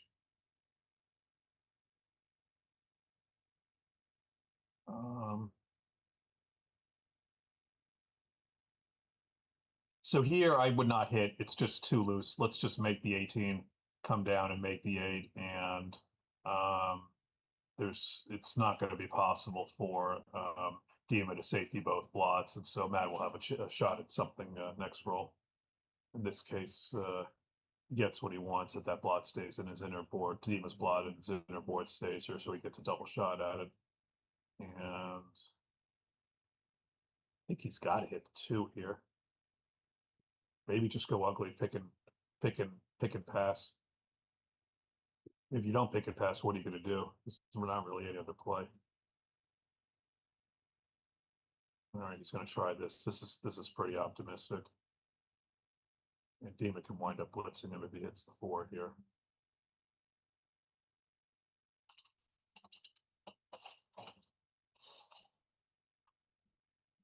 Big 2.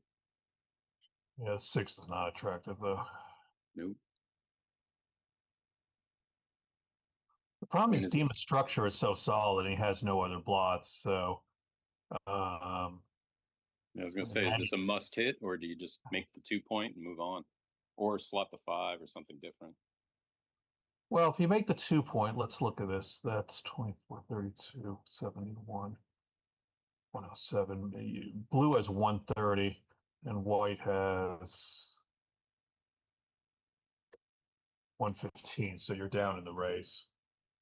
So you're basically playing you're basically playing to bring the straggler out to the bar point and play from the 18 behind in the race.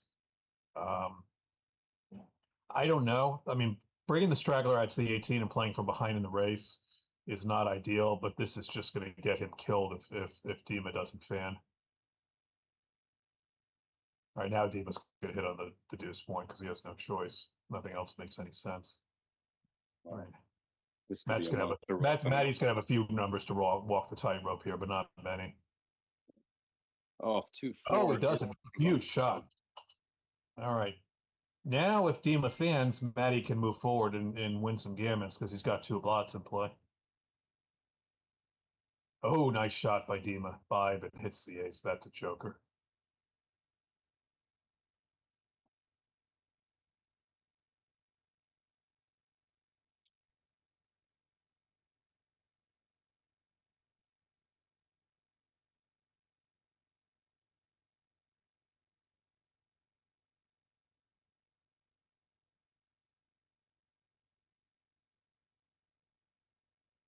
Matt's got to hit here. Got to play big. You hit. There's another blot 5 away. And he can't. He has no way to play safe here with all the blots he has. He's got to. His safest play is to hit and hope that Dima fans. It's just nothing to look at here.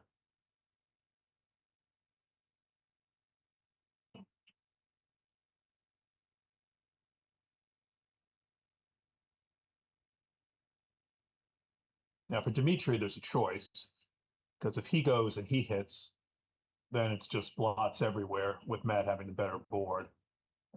So he could just play 12-9. This is a really tough play because Dima doesn't want to get into a blot inning contest when he's outboarded and he's fading gammon go versus gammons don't matter. But on the other hand, 12-9 is very passive and lets Matty consolidate a position in which he's got 7 blots. So I don't know. This is a tough play.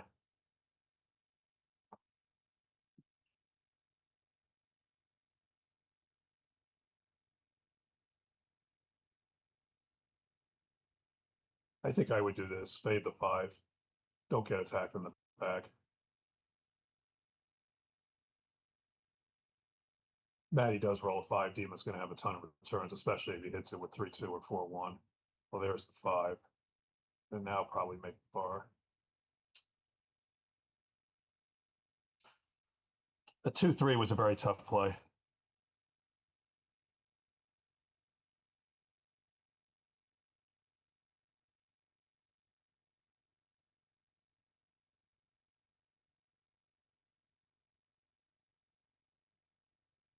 The good thing for Dima is with Matty moving the blot off the 18, he's now kind of disconnected his army, and he doesn't have the ability to make the 18 to circulate it through. And now we've lost the feed again.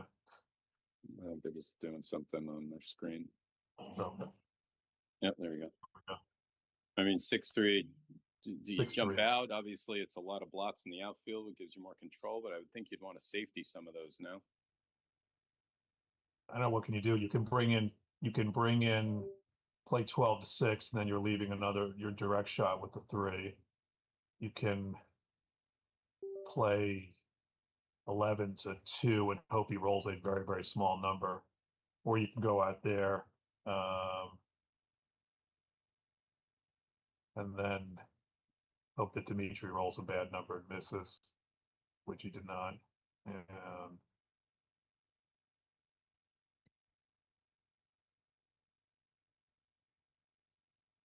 Roll. now Dimitri's in great shape because he controls the outfield, and Matty's just very disconnected. I think he's just gonna make the bar here. Yeah. Oh, Matty holding on, tooth and nail, clawing away.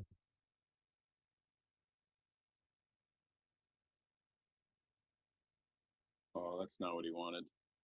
Yeah, it's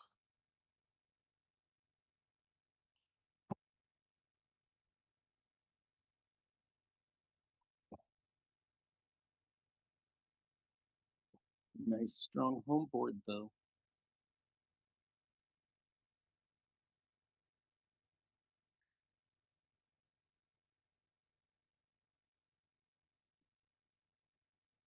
and that's gonna just about do it. Anything can happen, and usually does. Well, But this is a tough ask because yep, Matty's not going to have a board by the time Dimitri bears off, so this is going to be a very tough ask. at this point, it's Dimitri's even dreaming of the gammon to win it all right now, right? Of course he is. He can leave one checker there in case Matt enters with 1-4, 1-5, 2-4, 2-5.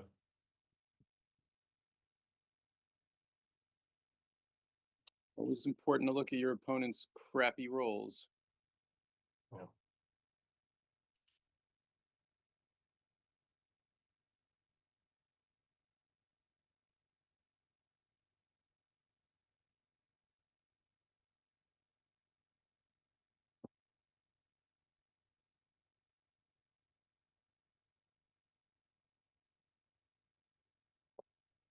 It's cracking time. Marty Store, welcome to the chat.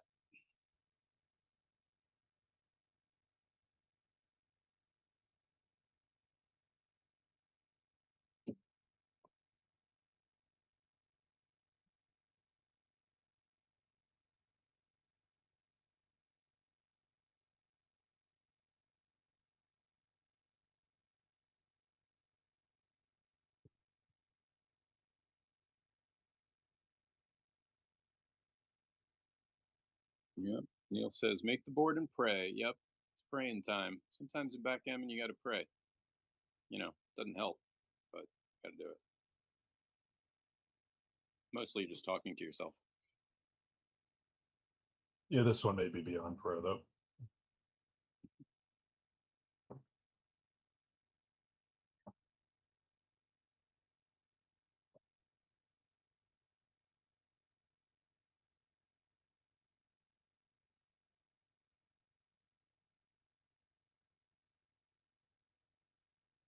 Ooh, really? That's ugly to my eyes. But I Yeah, but guess you want the gammon. the other play is ugly too. You have a single spare on top with everything else on the three. Also true.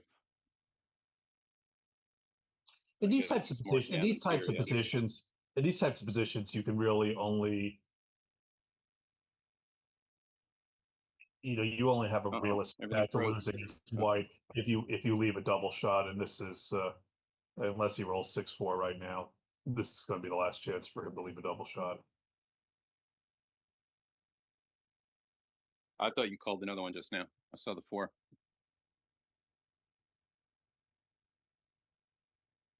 Big roll, lots of bad numbers.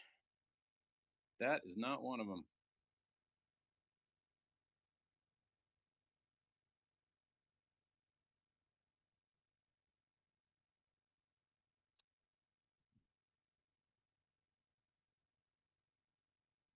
I mean, I'm guessing he doesn't want to get rid of the checker on his 20 right now because he'd like that for extra shots. Yes, or is it time Well, to you're go? not going to play inside. It's probably right to. I think you want to split from the anchor and then Yeah. move the 5 off of. No. Well, he would have been better off splitting to the 21 and playing 20-15, because then he would have gotten a double shot on a number on the deuces like this. Oh, The five was an error. He should have played 20-15 to keep the second checker back further. yeah. Wow, that's funny. I didn't even glance at that. And there you go. That's exactly what happened. But he gets the hit. Well, he got the hit, so it's not gonna affect the game. But I think it was a mistake. The 5 had to be a mistake. Yeah. This could save the gammon if he can hit him again. Keep him back.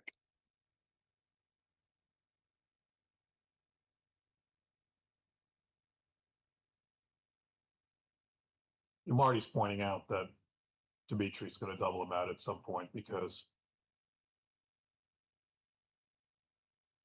Dimitri will not allow this to get to a point that Matty can take it, even at this score. Yeah, I forgot all about the cube. Haven't seen it in a while. Started to forget about it.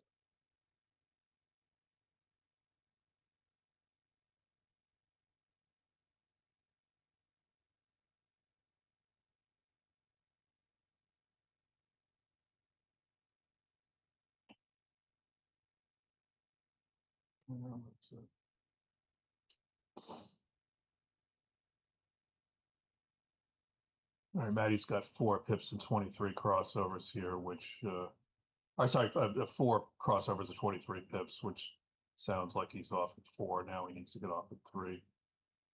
Gotta run. Oh, that'll do it. Well, not do it, but do it. No, Almost do it. no, Demon needs a double for the most part. Not that double. Uh-oh, one more chance.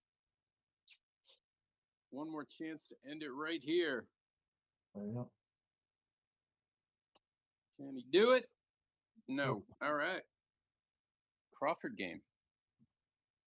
All right, our chat is growing. We got some super players in the chat, super players in the room. Thanks for joining us, everybody. The United States is waking up. It's wake up time. And now it's Crawford time. Thank you again, WBGF, backgammon.com, Joker Boards, Ben Friesen, Stuart Connolly. So just to review at this score, Matty's 6 away. So Dima will be in gammon save mode because if Dima loses this game, he very much wants Matty to be 5 away, not 4 away. So you will see Matt take some chances to gammon him here if the situation presents. And conversely, Dima makes some conservative plays to avoid getting gammon. Yes, for those of you who don't know the backgammon 101 Chris is talking about, if you're an even number away, you want a gammon. If you're an odd number away, you don't really care because it doesn't change the number of games you need to win the match. Yep.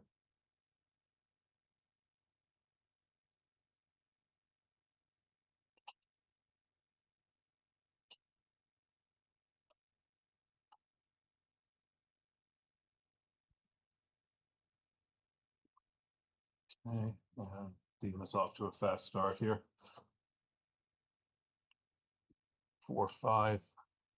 So Dima can run the back checker out, which is probably right, or he can make uh, a play to bring some more ammo into the zone with a play like 13-11 with a 13-8 with also 13-9 or 15-11. He elects to run the back checker. I think that's fine, especially where gammons don't count for him.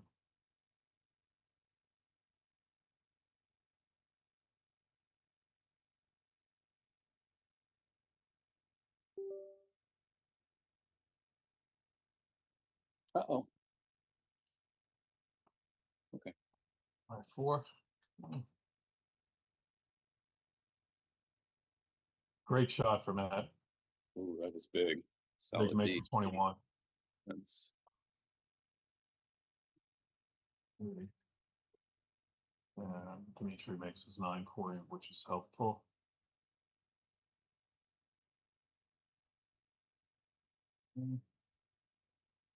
This is a big roll. If Dimitri can clear one of the 2 rear points cleanly or with only an indirect, that will help a lot.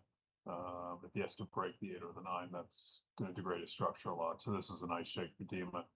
He consolidates, and now he's got those 2 spares to play with until he has to focus on clearing the 13.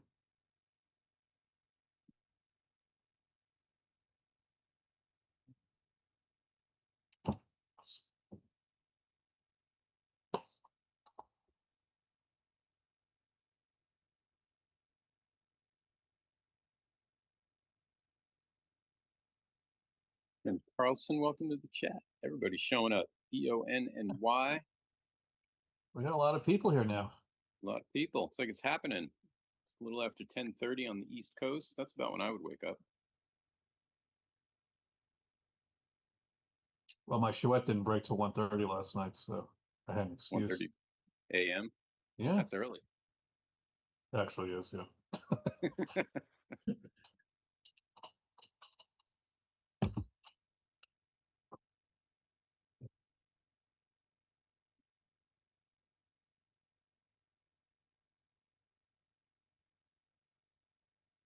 Hey, what's he do here?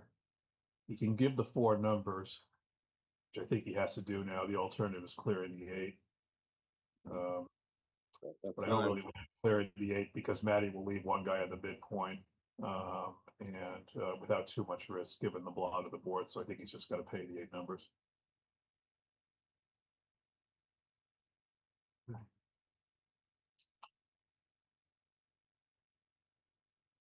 That guy comes in. So Dmitry I Obukov. like the flexibility there. I'm not going to worry about Big doubles. I'm not going to worry about the double sixes. Yeah. He's inching closer to the victory line. That clears the 9.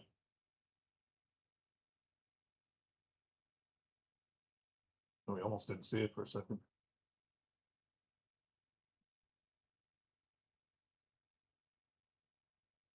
What else Mont- should you be looking at? Is he Monty. counting the race, maybe? Yeah, he must be counting the race. So he's got 82 and Monty has got 98. I think that's enough to make this play. Is there a cutoff? Is there an official number that you're looking for? It's a good question. I don't really have a good answer. But I guess a mid-teens number where Double Yeah, fives, double sixes kind of hurt. yeah, where it's kind of a 50-50 game if they roll that, but I'm comfortably ahead of against any other number. Mm.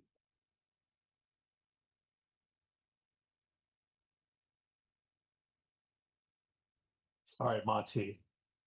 Here we go. All right, Monty Dice gods. just rolled at 11, so he's gotten a little bit closer. Off to the races, and that's not what you want to follow it up with. That's not what you want to follow it up with.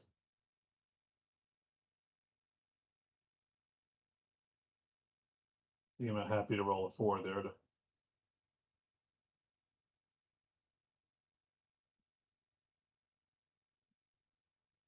Okay, I'm getting lots of tutorials on how to pronounce his name for Marty Store. Oh, how do you pronounce it? It's apparently Marty. Mati. Yeah, which All could be right. which could be the way you say Marty in Marty Store if you're pronouncing it with a heavy Boston accent. Mati. Not that Marty would know anything about that. All right. Well, better late than never. Sorry, Mati. Apologies. Apologies.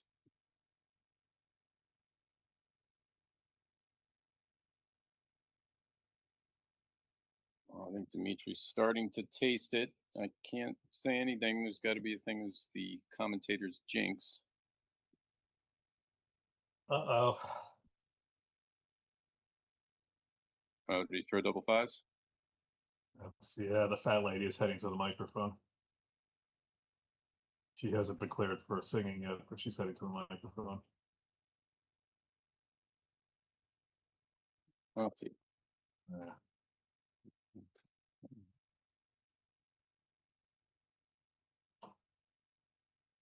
What's up, Todd Obadal? So I think, Josh, we're doing another thing starting at 11 o'clock. So We're keeping it going. we're keeping it going. That's it. What happened to those union work rules about a mandatory break? Nah, I'm a scab. Let's go. I'm a rat. All right. Crossing those lines. All right, we're crossing the line. We're crossing the picket line. Yeah, I'm working till I'm bleeding out my eyes. I think this whole thing about Mati has raised an important issue that Marty Store needs to tell us what the correct pronunciation of his name is, whether we want the heavy Boston accent, some sort of European accent, how we're supposed to handle that. I think we just start calling him Marty. Yeah. Don't put the emphasis on the wrong syllable. All right. Closer and closer. The miracle needs to happen. And soon. Oh, Marty took my joke. The emphasis on the wrong syllable. I've been saying that for decades. Yes, Marty. Marty. Great minds think alike.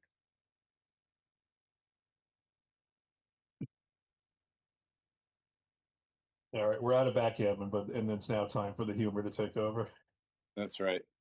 All right, good match. Was a pleasure doing this with you. Yes, indeed.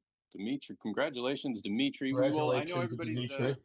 I know everyone's trying to find out what's happened in the other matches. We're certainly trying to find that out for you, and as soon as we know, you will know. Or we'll withhold the information until we get the proper payment. But I am trying to find that out. Are we staying on this particular stream? I do believe we are. So Okay. everyone hang tight. We got more coming up. Again, you can see the standings and everything at ggarena.app. It does get updated, just not as quickly as everyone might want. But eventually the results will be there. I don't see them yet. And in the next round, the US will be playing. I don't know who they'll be playing. Maybe this says they have a bye. So I'm not sure who we're doing. Maybe it's, hang on. Oh, so we're going to be commentating a non-US match. Or it might be the women's. Let me see. I have the schedule right here. Yeah, we're doing women's. Okay. Oh, no, we're not. We're doing 7th round national team. All right. 7th round national team is coming up, but it says the US have a bye, so I have no idea what's happening according to this schedule.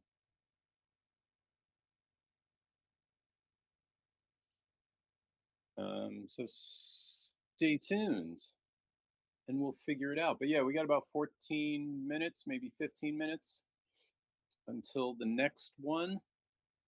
So make some more popcorn. You know, it's breakfast time. Make some eggs. Put the eggs on your popcorn. Get a drink.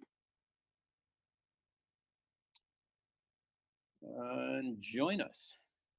I don't think I'm doing that. I think it's just time for a sandwich for lunch.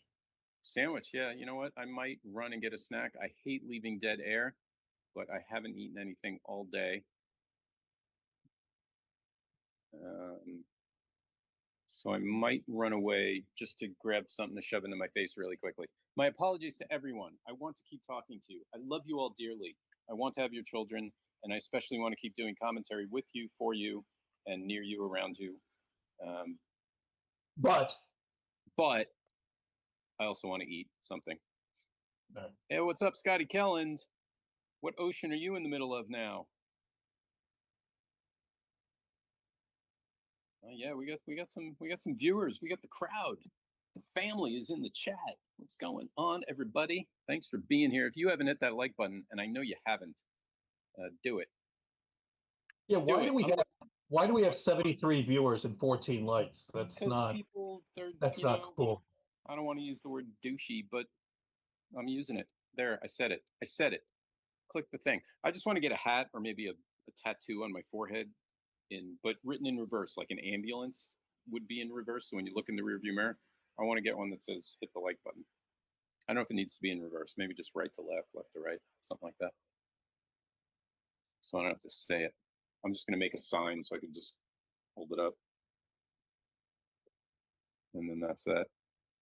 It's a All right. PR. Okay. All right. All right, we're gonna break for like 12 minutes. Turn off the mics for 12 minutes, and then 12 minutes. I'll be back in less than 12 minutes. So if anyone wants to hear more, I don't know, witty silence stuff, I'll be back soon. We'll be back soon. Okay. Thanks for All right. joining us. We'll be right back. All right. Thanks, everybody. Yep.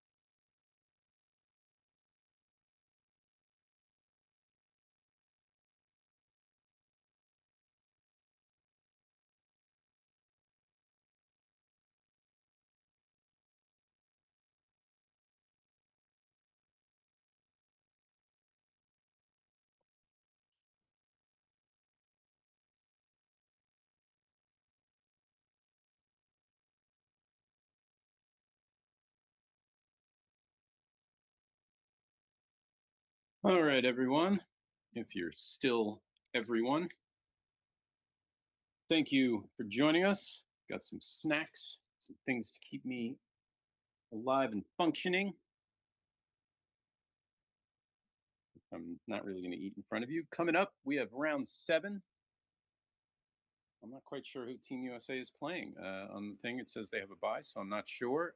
But in case you're very confused, this is round 7 coming up of the WBGF World Team Championships. What an incredible place to be. I'm fortunate enough to be in England, and I was able to go to the tournament room yesterday. I'll be there again tomorrow.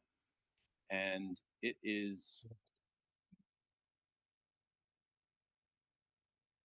a treat. I got to tell you, I was trying to decipher Marty's. None of this will be tolerated by the magic by my in my magical kingdom. Marty peeks the CNA in garage. Oh, they're chatting. This is chat stuff. Let's see. I'm gonna read the chat. I'm gonna be quiet and read the chat while I eat a banana to see what you folks are talking about.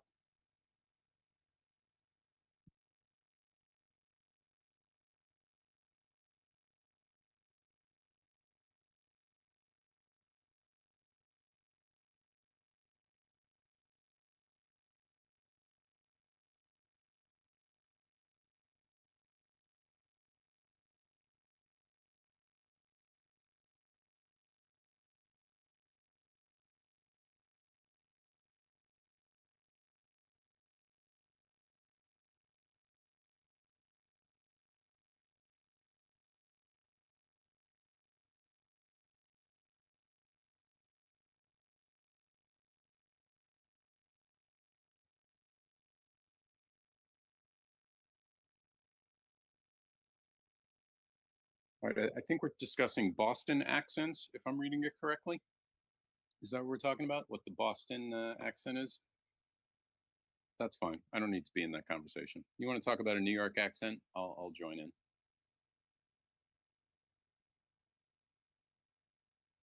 Oh, they're talking about A versus ah. Well, that's more like Canada and Boston. That's what that is.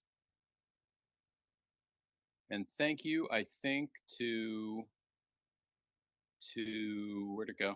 Where'd it go? I lost it. Someone said, "What's not to like about Chris and Josh?" And the answer is nothing. Nothing. There's nothing to not like about us. No, darn thing.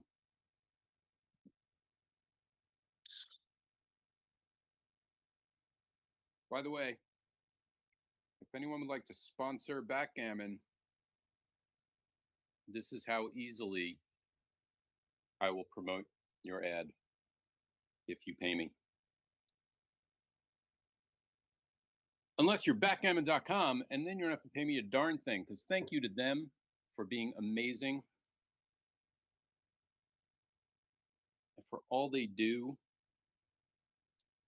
to help promote this game. They have an amazing website. They got amazing backgammon software. And thank you, WBGF, for making this happen. Thank you again to Ben Friesen and Stuart Connolly for busting their butts and running around like crazy people and sweating bullets and smelling badly while they do it to try and get all the streaming action to you. I'm kidding. They smell lovely. But yeah, they've been putting out fires for a few days. They're dealing with so many hoops to jump through, and we're getting it going, and we're bringing the backgammon action, all of it. This will be a women's match. We don't know. We don't know what this is going to be. There's a women's match on the other stream, I believe. Just a moment. But I do believe the other stream is going to have the women's match. Let me see. I was given the schedule. And that could be possibly with Art Benjamin and April Messick doing commentary, is my understanding. My schedule says 7th round national team, but I think the U.S. team has a bye. So yeah, maybe we'll be doing a women's match. We don't know. That's the excitement. It's the unknowns that make things wonderful in life. If we knew everything, that would be boring. Kind of like backgammon. It would be boring. You need the unknowns, the surprises.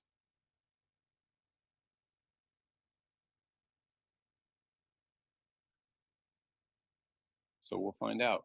And we're still talking about accents in the chat, which kind of translates when it's the written word.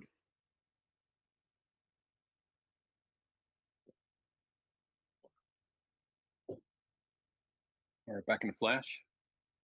Forgot napkins. Napkins. Napkins are important, people.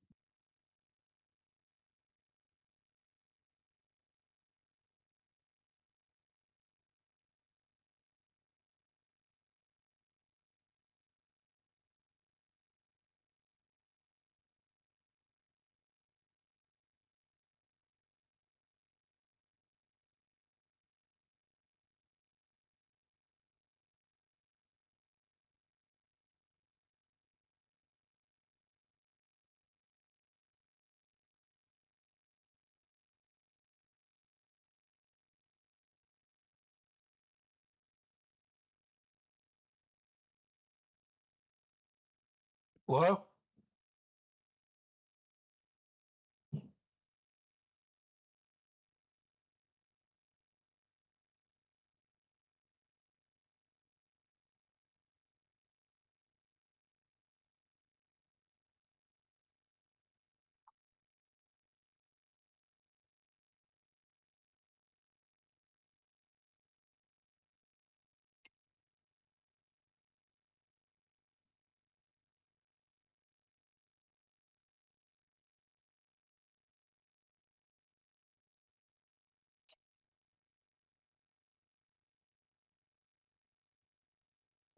We are back.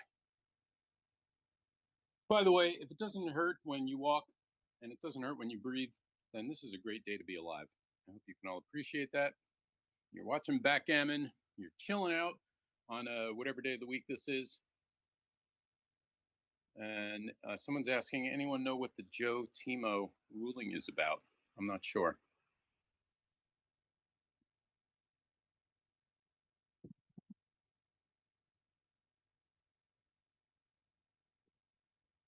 We've got possibly some new information.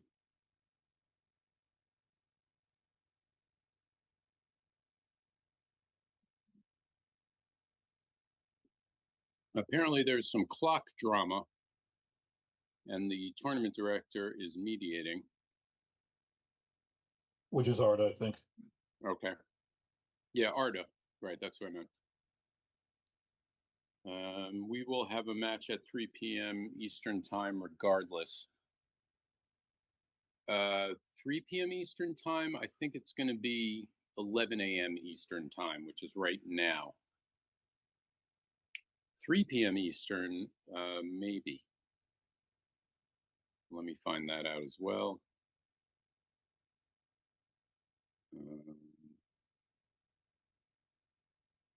Yes, 3 p.m. Eastern. It's on the schedule. We have playoffs national team and playoffs women's team.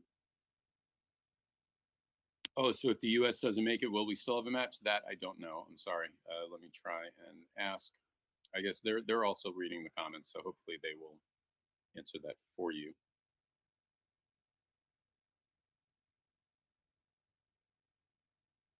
And I'm told women's is a full 8-team round robin. Well, I guess you're all being told that. U.S. is playing Gibraltar. Both teams are 5-1. Oh, U.S. is playing Gibraltar. Or maybe that's women's. I'm confused.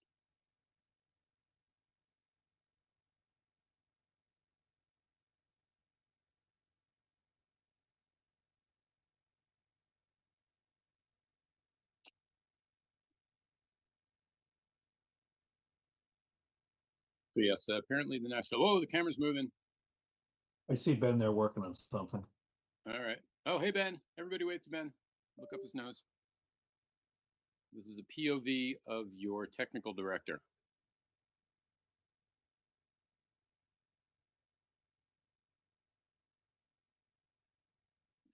Let's try to get some word of who you will be seeing next.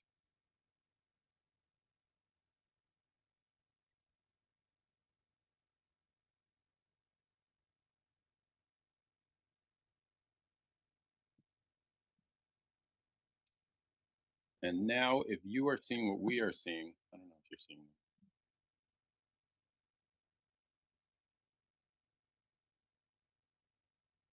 Let's go live. I'm not seeing it yet. If you're seeing what I'm seeing, then maybe it's time for acid.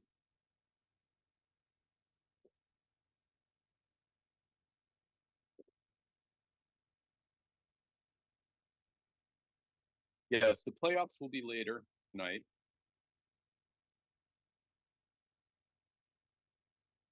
Forgive me while I mute my mic because it's potato chip time.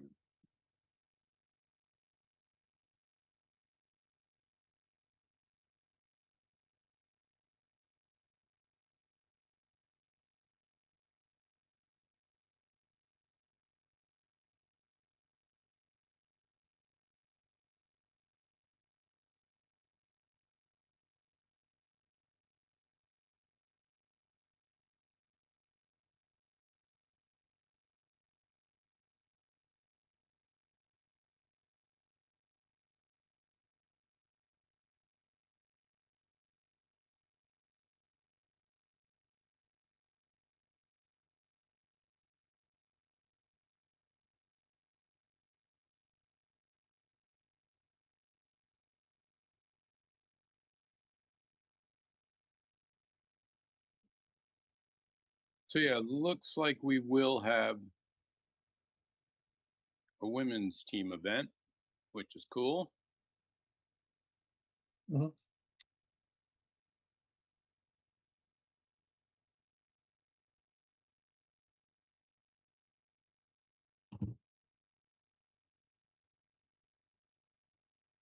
All right, so it's now final that US beat Finland 4-1.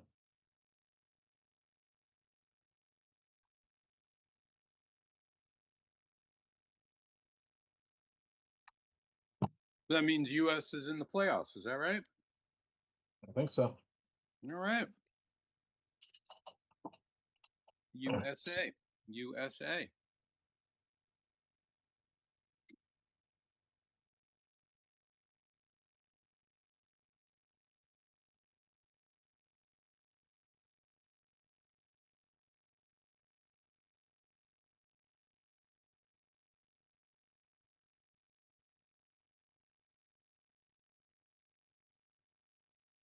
All right, everybody.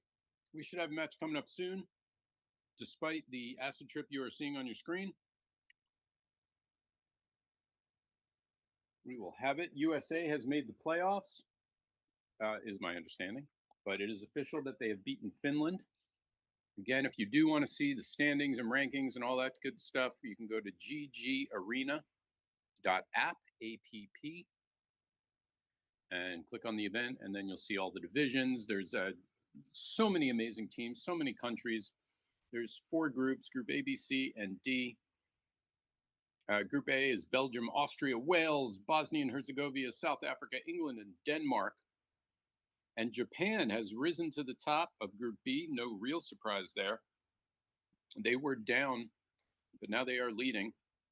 In first place, Japan, Norway, Italy, Austria, New Zealand, Cyprus, Iceland, and Turkey. And then the U.S. is, of course, in Group C, which is Germany, Romania, France, and the U.S. Finland, Gibraltar, and the Bahamas. And then Group D is Greece, who is currently in first place, with Hungary and Switzerland, second and third, the Netherlands, Scotland, Sweden, and Ireland. And I'm telling you, if you're here at the event, it's really cool because they all have matching shirts.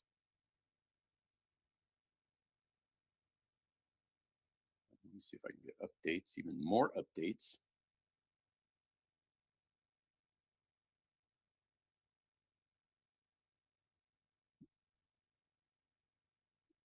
So we have standings. Okay, Belgium has won Group A. Japan has won Group B.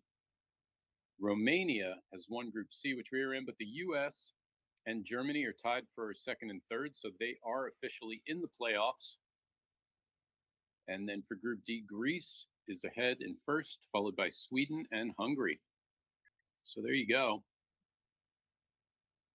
And the playoffs will be later. So maybe we are doing playoffs. Oh, that's later at 3 p.m. So 3 p.m. Eastern time, you'll be seeing a playoffs match.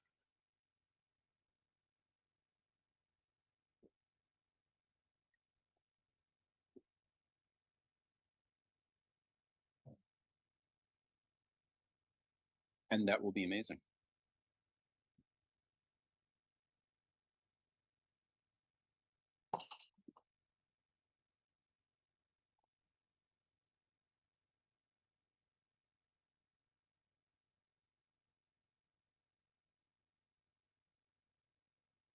So let me look at the women's divisions. And that's just the national team. Let's look at the women's.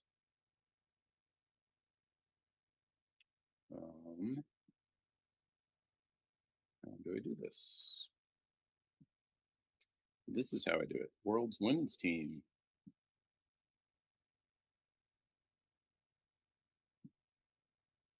All right, in the world women's team, U.S. is in first place, tied with Gibraltar, and Hungary is in third. And then Italy, Denmark, Greece, Germany, and Sweden are in their group. Group B is Norway in first, Iran and France are in second. Oh, Iran is in second, France is in third, followed by England, Scotland, Iceland, Japan, and the Republic of Korea. And it looks like there's just two groups. So the U.S. women's team in first place, tied with Gibraltar actually for first place. Although they were tied with 10 round points each, but because the United States had 12 match points, and Gibraltar had one less at 11, the U.S. took first. So congratulations to the women's U.S. team for being in first. Let me see if I can. Is there any matches coming up? It looks, yes, the U.S. women's teams will be playing Gibraltar, as I believe many of you in the chat already know, coming up next.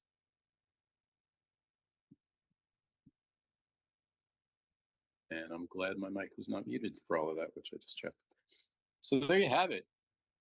Team USA having a wonderful showing at the 2026 World Team Championships.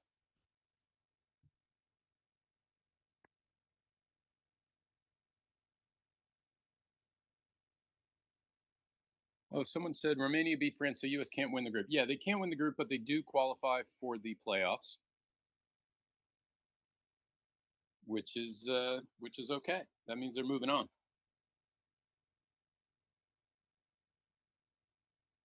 So no, they never could be the first one, but they did have to win their last two in order to clinch the playoffs, and they did that. So they had a phenomenal showing today,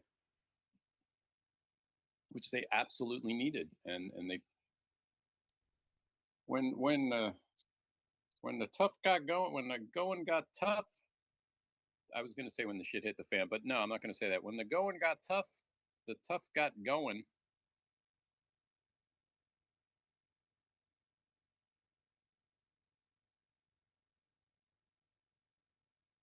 So yes, the U.S. has a bye in the last round. Yeah, we heard that. So I don't know. Maybe we'll see when. Maybe we'll see a different country.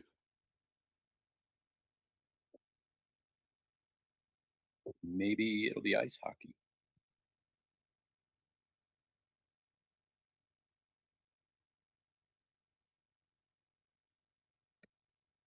I'm trying to make something of this psychedelic screen we're all looking at. All right, it's a Rorschach test. Everyone in the chat, please tell us what you see when you look at the screen.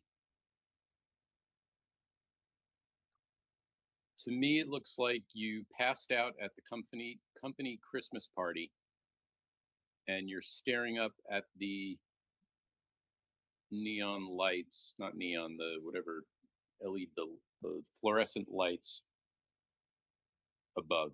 That's my caption. Let's have a caption contest. Caption contest. What do you see when you look at the psychedelic thing on your screen right now?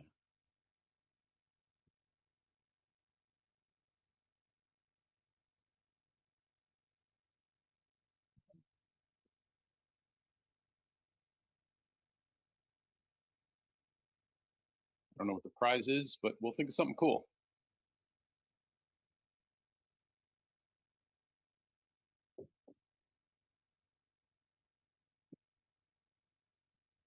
Prize can be one precision die.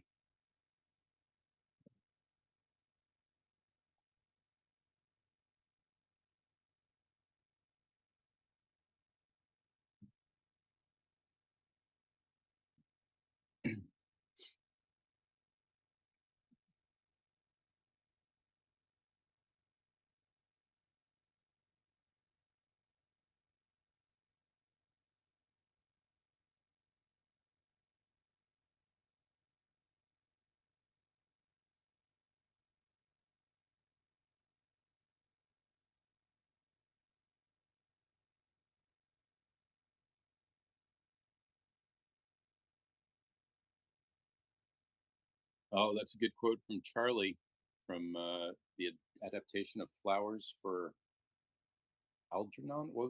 Is that the name of the book? I can't remember. It's so long ago. Flowers for Algernon. Dmitry Obakov, welcome to the chat. We watched your match before. Congratulations to you. Dimitri's got info for us. USA has a bye next round.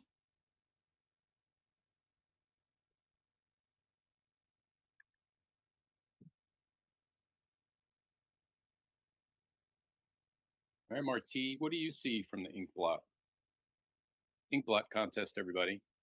Chris, you want to take a stab at it? What I see here? Yeah, what do you see in the screen? Passed What's that? out lying on the ground, staring at lights on the ceiling. Well, that's what I said. That was my guess. You got to think of something original. Oh no. It's good. Great minds think alike. That's what it looked like on Saturday. Yeah.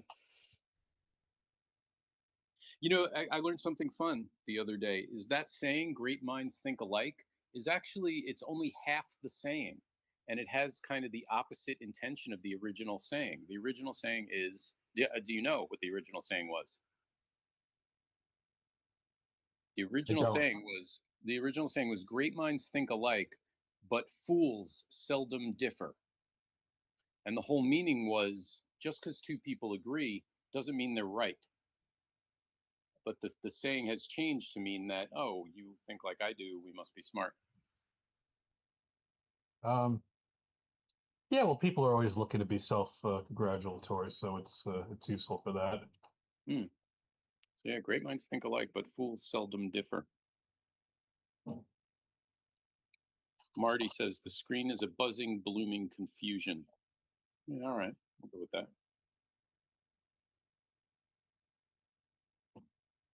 And yeah, all right, cool. Glad I got that little bit of trivia. Flowers for Algernon. Got your quote. I told him I see a ink blot. I like that you said a ink blot and not an ink blot. Can it core a apple? Of course it can core a apple. There's a quote for you. Who can guess that one? That's a famous quote. Who knows that quote? Can it core a apple? Of course it can core a apple. If you can get that one, you're old like me.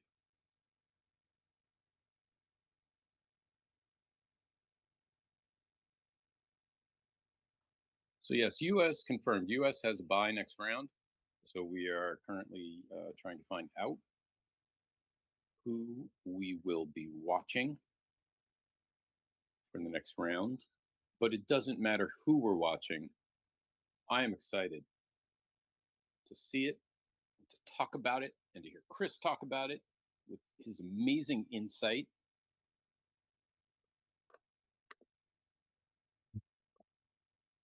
That's how we learn. There's actually, I have a few friends who are into poker, and maybe many of you know, there's a good poker kind of YouTube show thing called In the Mind of a Pro.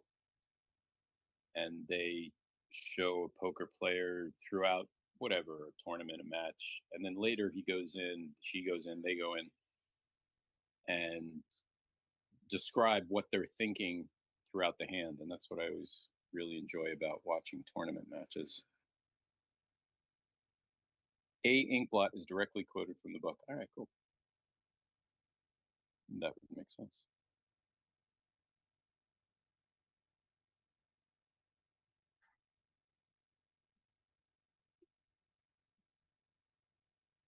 Oh, Marty got the quote.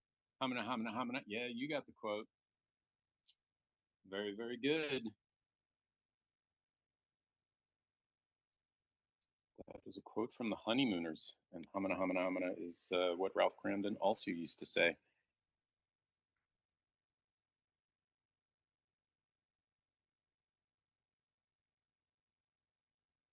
All right. More games in the chat. And who, pray tell, are you? Oh, I know that one. Is that also from the Honeymooners? No. And who, pray tell, are you?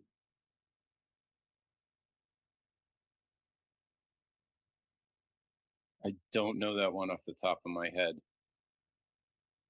Is that also from the Honeymooners? That's also from the Honeymooners.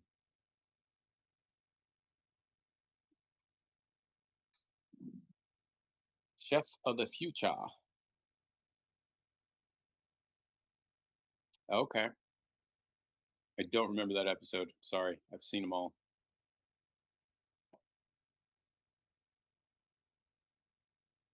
Chef of the Future. Is that when they were? Oh, that's the same thing where they were trying to. They were selling the utensil for coring a apple. Got it. Old TV quotes. We need Jerry Tanzi in here to do the trivia. He would know all of that. Jerry Tanzi and I and a couple other people were talking about the trivia, the Mandela effect, where you remember things. And here's the trivia: who had the monocle? Was it Mr. Peanut or the Monopoly person, the Monopoly guy? Who had the monocle? Mr. Peanut or the Monopoly guy? ¿Quién es más macho?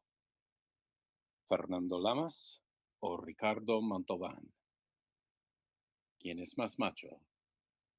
¿Fernando Lamas o Montalban?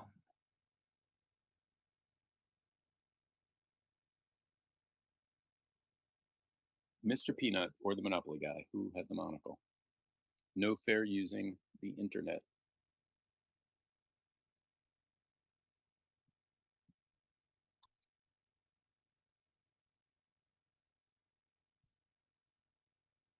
All right, let's talk backgammon.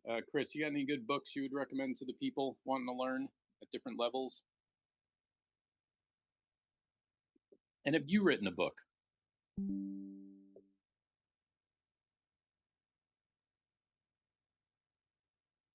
Every civilization leaves something behind. Few leave something still in play. Jerry knows everything. Across really does. Persian courts, Roman taverns, Although I and think we modern stumped him with clubs, that one, Mr. Peanut or- backgammon found a seat at every table. Oh. Centuries Tournament passed, Central. opponents changed, Oh, the game survived it looks like we're done. and evolved. Every We've got the generation message. We tried to can master close out the and board, sign off. but no one ever quite seemed to master the role. Thank you, everybody. Looks One like match, because the US 5,000 team has a years bye in the of making. stream, Your move, sadly roll the today dice. breaks my heart. Thank you for joining us, though, everybody. It's been a wonderful, fun day. Thank you, Chris. That was a great, great round. Thanks to Joe Russell from before for doing that. And thank you again to the WBGF for making this possible, to backgammon.com, to all you viewers for actually being here and listening and watching. Thank you.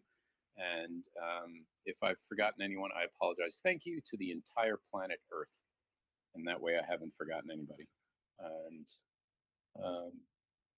it's been a treat. I love you all. And we're going to go. We're going to go. I don't know if Chris, can you hear me? Are you there? I don't think Chris is listening anymore. Chris turned down his volume because he's got Chris Trencher things to do. So now I could just wave and maybe get his attention. I'm going to hold up a sign. Hang on a second. This is going to be good.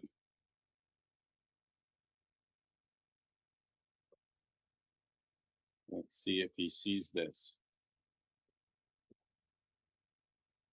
Oh, no, it's just going to show outer space. It's just going to show outer space. Can you read the sign? Chris, can you read the sign? Oh, there it is. Can you read it? Can you read it? What does it say? Hey, there you go. He's back. I figured you muted me. We are told we can close out and sign off. So we're saying goodbyes and thank yous and how awesome this has been. All right. Well, thank you, everybody. I had a great, we had an exciting match to commentate with Dimitri and Yeah. Mate Tanari. And I look forward to being back either for a future event here or at any of the USBGF events, either ones that I'm attending or ones that I'll be home because I can't attend. And looking forward to working with you again. Yeah, you too. I think they already stopped us, but so just between me and you now, that was fun. Okay. All right. Thanks, man. Catch you later. Bye-bye. Bye.